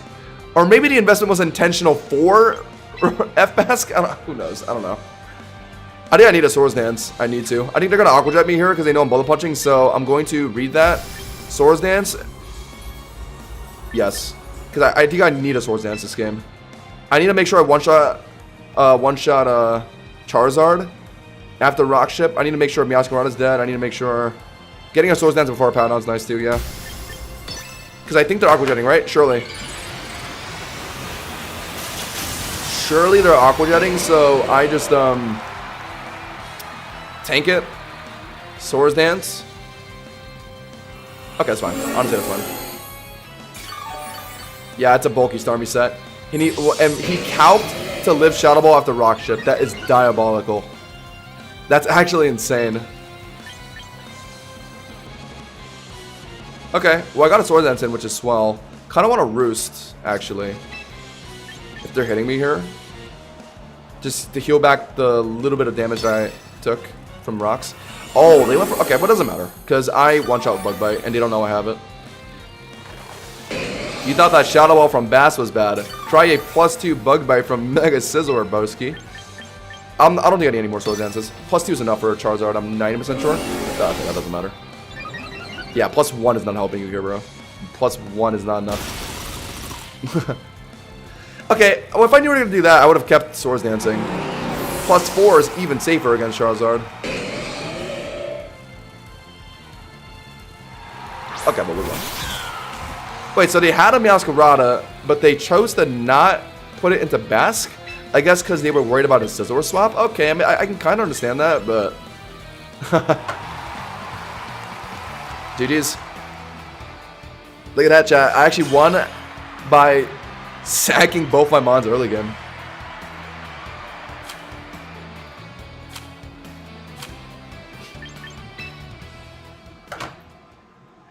Next season with Megalispod, that's all I'm going to be playing, guys. I'm so hyped for next season. There's no, like, real any... I don't really, like, bond with that many Pokemon in the current season. Like, there's some stuff I like. Like, Scizor's cool, I guess. Zard, in my opinion, is a little boring. Basculegion's, like, female Basculegion's cool, but male Basculegion's pretty boring. I've been having fun playing Lycanroc and Globra, honestly. It's been a blast. But I just really want, like, Mega... Oh, my God. I'm going to become a Megalispod main, and it's all I'm going to play. I'm going to become the best of Megalispod. I'm going to make the best Megalispod teams. That's what I'm actually excited for. That and, like, Baxcalibur looks cool, too. Mega Mence looks like it's going to be really fun. Finally can break through those obnoxious Venusaur teams with that thing. Okay, I am going to go... I'm predicting a Greninja lead here. But Primlead is so safe into everything else. Primlead is safe into a lot of things, Am I going Scizor this game? Yeah, no. Actually, yes. I am going Scizor this game. This is a classic 1-2-3, I think. Because I need something I can break through Archaeodon and also check Charizard for me. Yeah. If it's a Greninja lead, though, what the hell am I doing? I guess I just swap in Scizor on a Sludge Wave? Yeah. That would be what I'm doing. Is this Mega Gren? Nah. Sash Gren, Mega Zard, Mega Dragonite. Mega Metagross sounds like it'll be fun, too, yeah. Yeah, for it to be a Greninja lead. I did the safest thing and let Prim. But realistically, they're locking Sludge Wave, right? So... How do I just do this? I'm pretty sure 99% of Greninjas all run Sludge Wave. And he's only seeing like one Steel type on my team, so I'm sure he's going to feel safe enough to just lock it here. Okay, I guess I can't complain about that. How much is that doing? 1 damage? Oh, decent damage. I guess Scizor is somewhat heavy. It's a metal bug, but like, damn. Bug Bite's an immediate one-shot, but it probably Sash so I'm forced to bullet punch afterwards. They also could be hard swapping in Charizard. Arcaladon, I would be giving it a stamina boost, and that's against what I want to do. But they also might stay in, so I am going to Mega and Bug Bites. If it's Arcaladon, I actually want a hard swap Lycanroc on it, but it's a hard read.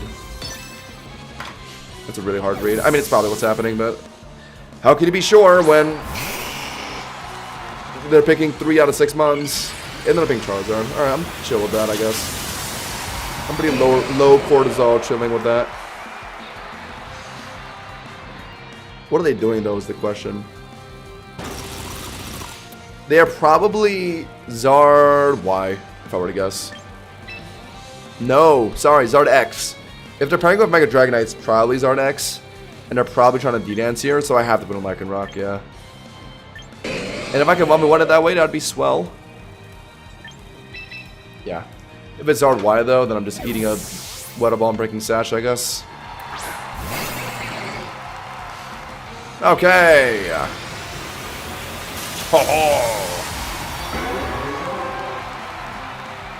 Should I start running Adamant on my Lycanroc? I'm jolly right now, but I feel like that's cutting my damage a bit. What am I doing here? Because isn't this Sash on Greninja? And I feel like that's coming in next. And then they're gonna throw in like Water Shuriken or something afterwards. Do I just Celerock ASAP? If Paladon or Arcaladon could also swap in. If it's Arcaladon, I would want a Swords Dance and then CC that. I have to assume they're swapping out here, right? Surely. Getting the Celerock on a Greninja is nice, I guess. That's like decent chip damage. If that's swapping in. Not improbable, too. But I'm just gonna hard beat Arcaladon here. I'm locking Swords Dance. Lock it. Ship it. Swords Dance. Yes. Out. Arcaladon,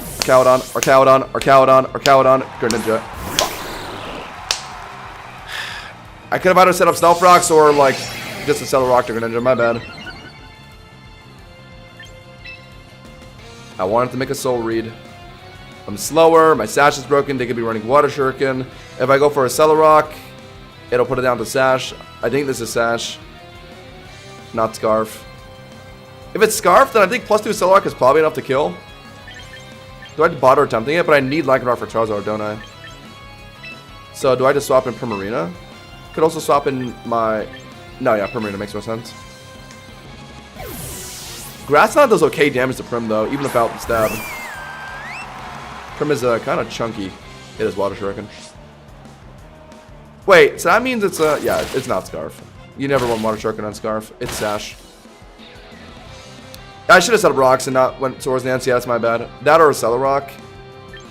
But I was really trying to read Arcaladon swap there, to be honest. And if it was, I had to try and go for like a Swords Dance CC. But now I know it isn't, because they would have swapped it. They would have swapped it in right there. I feel like. I think I have to respect Grass Knot. I think I do.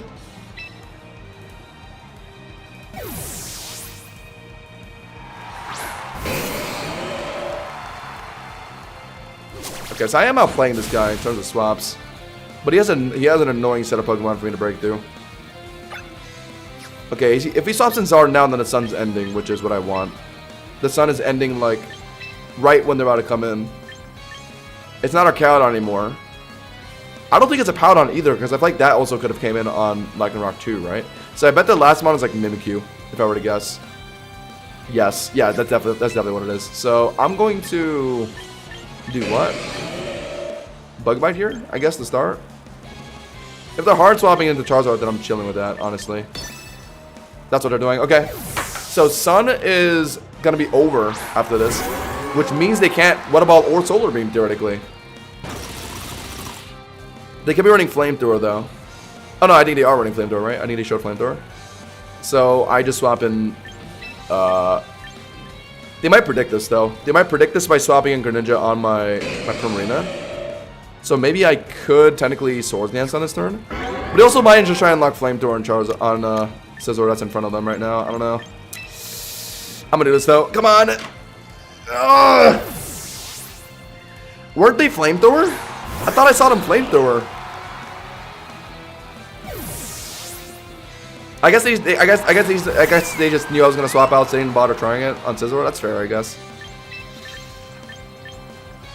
Oh, what are they doing here? They're probably just locking Grass Knot again. What if they're not though? What if they're hard swapping in Charizard to read my Scizor? That might be what it says, right?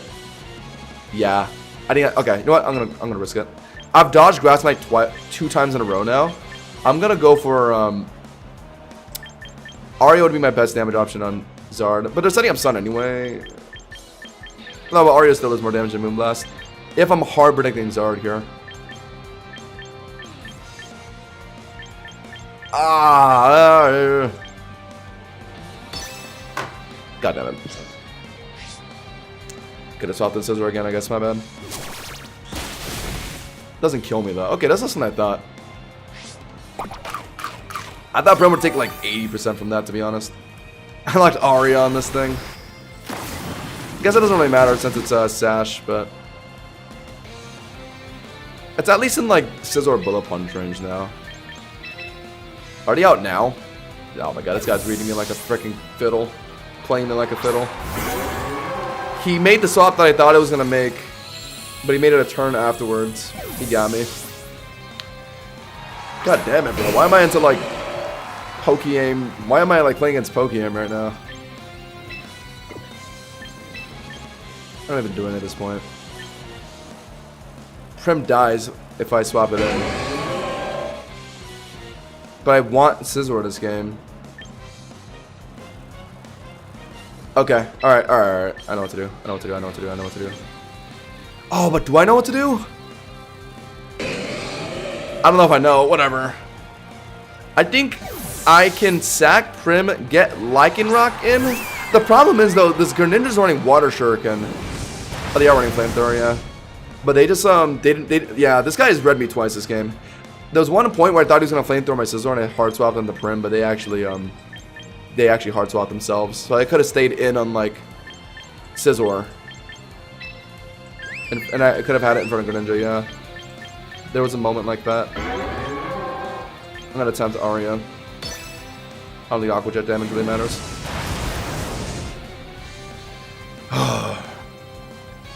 Could have got my rocks up earlier. But I was so worried about Archaladon, but I don't even think it is Archaladon. They would have shown it by now. They would have swapped it in on Lycanroc multiple times. It's now Greninja in on Lycanroc, right? But if I Swords Dance, I get outspent by Water Shuriken. So I would want to CC Greninja swapping in. I think it's the only way I win this. Yeah, it is. It is the only way I win this.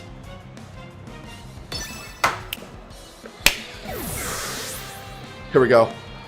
Okay, well, fuck me, I guess. No. Bronian. Sonyan. Are we dead ass? Okay, I should have made that play ages ago, though. That's my bad.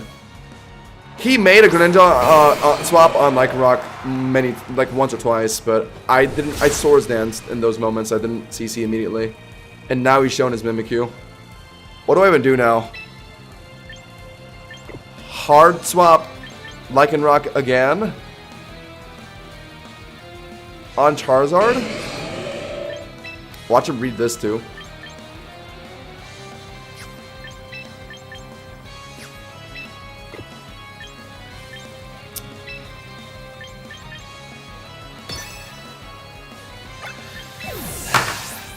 Oh no. This guy played well, honestly. There was like 3... Well, his team was objectively better into mine, like the 3 mons he picked, but he still had like 3 good prediction moments, honestly. Or rather, I just failed to make my prediction 2 or 3 times. It's fine. Alright. Let's get one more in. We were playing so well, and then we ran into like the most abhorrent bad luck game imaginable, and now it's just been downhill. One bad game, as the Joker once said, all it takes is a little push.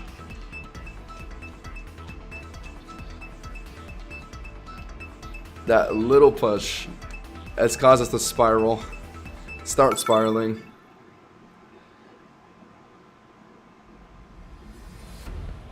My Lycanroc should have played better that game. That's my bad, though. There was one moment where I Swords Dance because I thought for sure it'd be Arcaludon that game. The nature of 3v3. You never know what they have.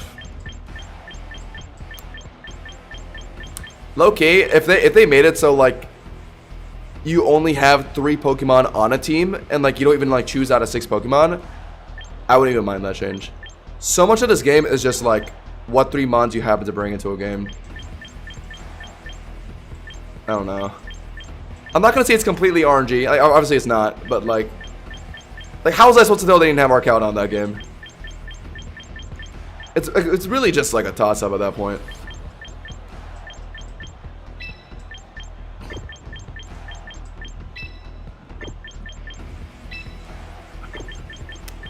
Every enemy team I've played against today just looks the exact same, to be honest. They're all the same. I'm the only one out here trying to do something different.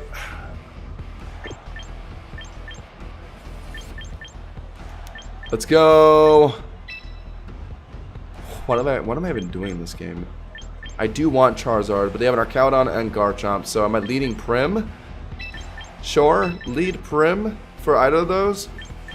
And F-Bask? No. Lycanroc? Yeah. No. Glowbro. God, I don't have a... I think it's just F-Bask. Glowbro is just too bad to Aegislash and like Meowscarada and Garchomp. Lycanroc is just, yeah, not good into like Meowscarada and Garchomp. I just think F-Bask for like an extra Garchomp. Not sure. Yeah, okay. Well, we got Prim into Garchomp at least. Are they out? If they're out, I'm out. Swapping in a Moonblast, it's Aegislash. Do it. I can use F-Bask for Garchomp later anyway, so I guess I'm okay with this. They might just stay in instead of rocks. Possible. If they do that, then... If they don't do that, then I might have to assume... Okay. Adamant. Oh my god. Earthquake doing like 70% is ridiculous on an HP Prim. Sash. They probably know I'm gonna Aqua Jet. Could be Arcaludon, whatever. Garchomp being this low is honestly just good enough for me. I'm gonna attempt Aqua Jet. They are staying in. This is massive rank though. I doubt they're gonna not know I'm Aqua Jetting here. Do I need to start? Y'all want to see me start playing male bass again? I used to run that like last season for a little bit though. It was like just for a video.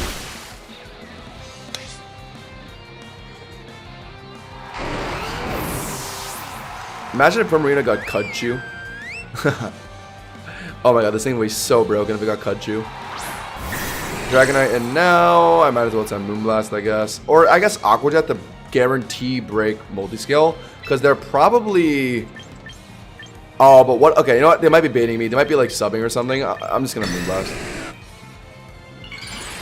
I'm going to use F-Fast to Ice Beam this thing down anyway, I think. I've randomly gotten baited by Dragonite setting up Substitute while I like Aqua Jet for damage. No, okay. I love that. Is it not T-Bolt? You know what? Fine. Oh, well now I know you're not substituting, then I'll just Aqua Jet. Damn, a lot of flinches today. A lot of flinches today.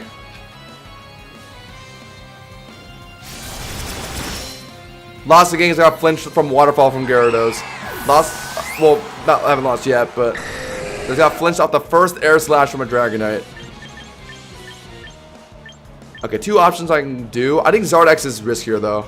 I don't know if it's low enough for Dragon Claw to be a kill, even if I'm multi-scale. So yeah, I had to put an F-Bask. I don't know if Ice Beam kills Eater, but at the very least, F-Bask doesn't get one shot or anything. I think. Ah, come on, Ice Beam surely kills. Without multi-scale, come on. Quad weak? Tell me it does. If this swap against something, it would be Aegislash. But wouldn't they have shown it earlier? I don't think it's Aegislash. Yeah, so Ice Beam literally hits anything pretty well. So they're staying in. Oh my god. Quad effective, by the way. Ate that like an absolute... Go for Air Slash, though. Okay. Now they know I'm Ice Beaming. Our Caledon doesn't really swap in that well on it, so yeah. Dragonite is low enough for my Charizard to beat it later anyways, so I don't gotta worry about that anymore. It is a slash. My bad. Alright. Should have got it though. I don't even need a D-Dance, do I? Oh, maybe I should if they're gonna King Shield on me. Not impossible. A King Shield will for sure put a fork in my plans. But do I have a bot? I don't know. If I start Flitter Blitzing this guy and I don't one-shot him because of a King Shield attack drop, he might be able to kill me with Poltergeist. I might need to avoid that. They're finishing me with what's probably Poltergeist because they imagine I would swap out there. Makes sense. Okay, alright. He's exposed. He's exposed. He's naked. He's in Blade form. If he's running lefties, then he's probably on a bulk build that generally runs King Shield. Okay. So tell me this guy's King Shielding right here. Oh, but it could be too obvious. Whatever, honestly it's fine. I did a little hit anyway, so I just get a D-Dance in here. And if he really does read me by withholding his King Shield for the next turn, at least I'm getting one attack increase to mitigate the attack drop. So with neutral Flare Blitz, I think it kills Ada Slash. I think I have to do this. Also, I could be Zard Y too, right? So like, he would want to be, yeah, like, I don't know. I don't think it makes any sense for him to not at least try and King Shield here, right? Yeah, beautiful. Let's go. D-Dance up! Alright, now we're in a position I'd like to call the comfort zone. We got D-Dance on Zardex going. Garchomp dead because our sexy Primarina dealt with it for us. And now, Flitter Blitz kills Ada Slash. Like a degenerate, they're probably going to attempt the second King Shield. Like an absolute degenerate. I could technically go for another D-Dance on that, but whatever. Can't respect it. Yeah, no protection should totally be a thing, guys. Imagine if you randomly got it there. Because that's the annoying thing about the Double Protect. You only do it when you have no other options. Like, what was the skill behind that play he just locked in? Like, he wasn't risking anything. He was just only out of this game. So he just tried it.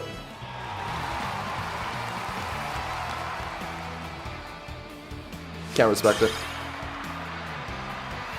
We won, though. Even when I'm winning, I get pissed. Because I just can't ever let go of that game we lost because of Moonblast attack drop and Moonblast crit. I'm just going to be in a bitter mood for like the next few days because of that one game. Generally when I get like an annoying loss, I just kind of like, yeah, it pisses me off. But I sleep it off and I just wake up the next morning like relatively happy. That game though, that's going to stick for a while. That's gonna, I might pass that down to my children, to be honest. I might like tell stories of that game to my descendants.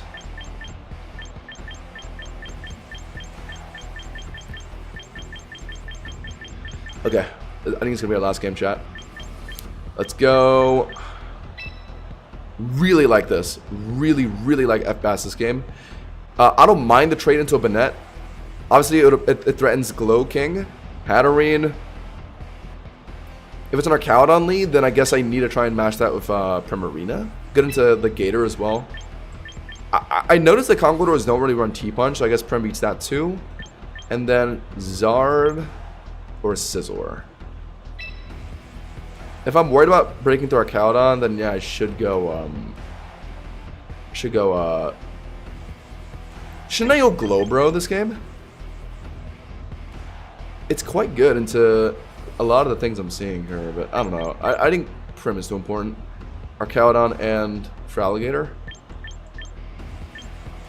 And I'll go Scizor. I think Scizor makes the most sense this game.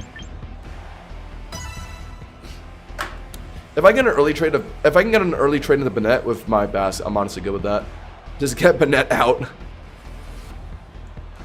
I would not mind sending my F-Bass to do that for me.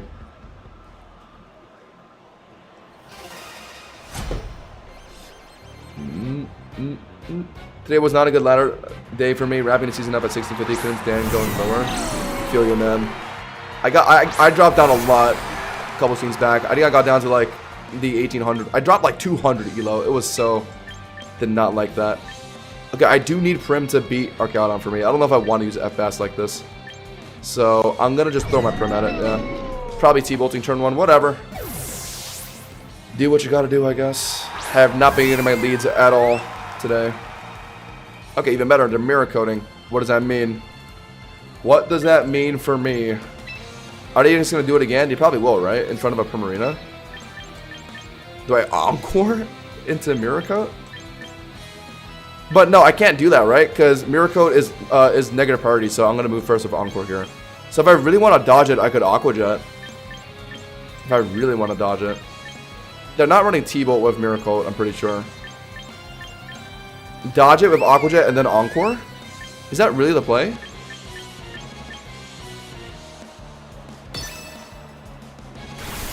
No way this is T-Bolt. T-Bolt and Mirror Coat? Nah. The crit and Aqua Jet. Wow. There we go. We're gaming. Alright, I'm locking your ass up. Okay. They're probably... What are they going to do now? I mean, I've dodged it twice now. But they know that it one-shots me if I ever try Moonblasting. So I think they'll keep attempting it. But I don't want to swap in Scizor yet. So I want to at least make sure it's like locked into something, yeah. Okay.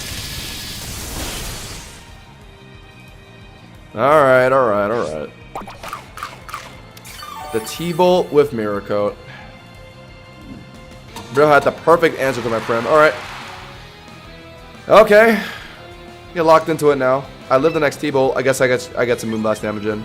You're not stamina, right? Perfect. Block Moonblast. They go for another T-Bolt. Alright, this is an annoying way to do it for Cowdon, but I guess it gets the job done.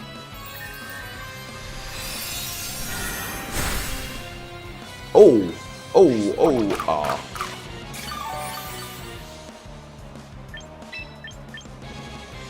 I could theoretically use Scizor actually. Now that I've revealed everything, T-Bolt, Mirror Coat, likely rocks. I was worried about like foul play slightly and also stamina, but they're not either of those.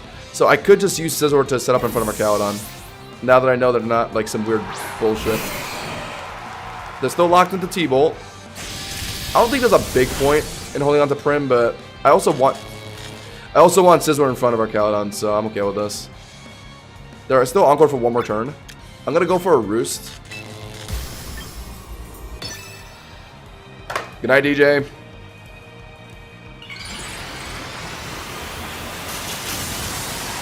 If I get fully stunned, I'm gonna crash out. If I get fully stunned immediately, I'm going to crash out. Decent damage, but it's roostable. Okay. I definitely could get stunned. Because I want to set up Swords Dances and stuff and before I beat this Archaeodon. But I could very easily get fully stunned between one of the turns I'm roosting or Swords Dancing, and that could be bad. But I'm gonna stop by Swords Dancing once here. Okay, come on. There's no way you're like Dragon Tail or War or like foul play, right? You're showing Mirror Coat and T-Bolt. You probably have Draco because every Archaeodon has Draco. They're actually out. Okay, so they were worried about. Okay. So I don't have to worry about Mega Banette shutting down Scizor. I just got my Swords Dance down. So Bug Bite Bullet Punch is probably a confirm. I'm healthy enough. So I'm not going to bother roosting. Because it risks like... I'm risking... Yeah, it's just risky. To extend this fight further because I am paralyzed. So I had to Bug Bite ASAP, yeah. Mega Gator. I'm going to assume Waterfall. They're trying to like... flinch, para-hack me. Of course, they happen to get the para on my Scizor and not the Primarina. Like, of course. Oh, never mind. It's not Waterfall. I can live one more. There we go. Is that a one-shot? No. But Bullet Punch will finish. Gator gets pretty tanky, yeah. I wasn't expecting a one-shot, but... this certainly finishes. I'm quite low, though. I technically maybe... yeah, I could have said... I could have roosted, my bad. Ooh, I could have roosted.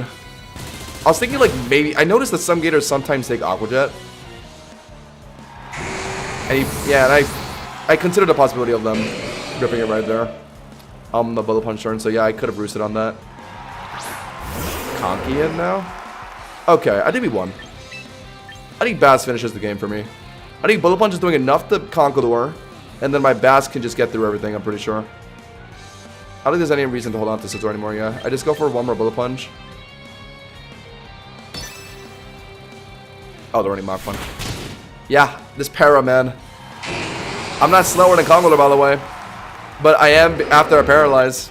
He happened to T-bolt my one guy that was supposed to like beat this Conkeldurr for me. Yeah, fantastic. I mean, Premier is too low now to beat it too. Because the Cowdon happened to have T-bolt and Mirror Code on his set. I don't want to put him best now. I want to try Prim first on the off chance like maybe Aqua Jet makes a difference. I'm not... No way I'm faster here, right? Conkeldurr is like slow, but not that slow, I think.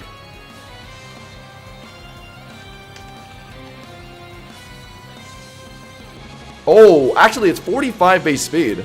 Primarina is 60, but I am quiet nature, so I don't know how that affects it. But they are probably Mach Punching me. I just have to bank on living, I think. I don't think Aqua Jet will change much, to be honest. Oh, with the Torrent boost, maybe it puts in okay damage. Okay, maybe I should just do it. Because they're likely Mach Punching me. Yeah, okay, I'll do it. I am faster. I'm assuming they're Mach Punching, right? Is that enough? It was, yeah. So I had to Aqua Jet. I was faster. So even with a quiet nature, you still outspeed Conkeldurr. At its 45 base speed. Okay. Shadow Ball kills our Cowdon. But the Shadow Ball 2-shot Conkeldurr here. I think I just have to bank on it 2-shotting, yeah. It's the only way I win this. I think I need a lock Shadow Ball for our Cowdon. Even though Surf is a bit more damage on Conky.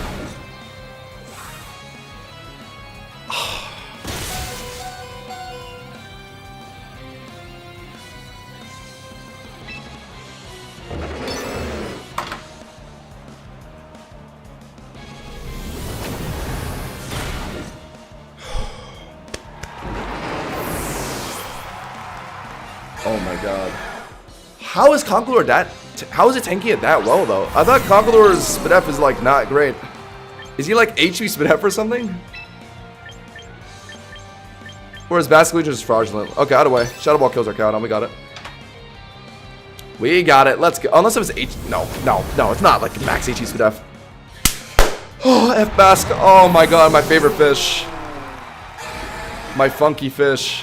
Oh, my god. It actually won us the game. That Aqua Jet actually might have mattered. Oh my god. Imagine if I didn't lock that in.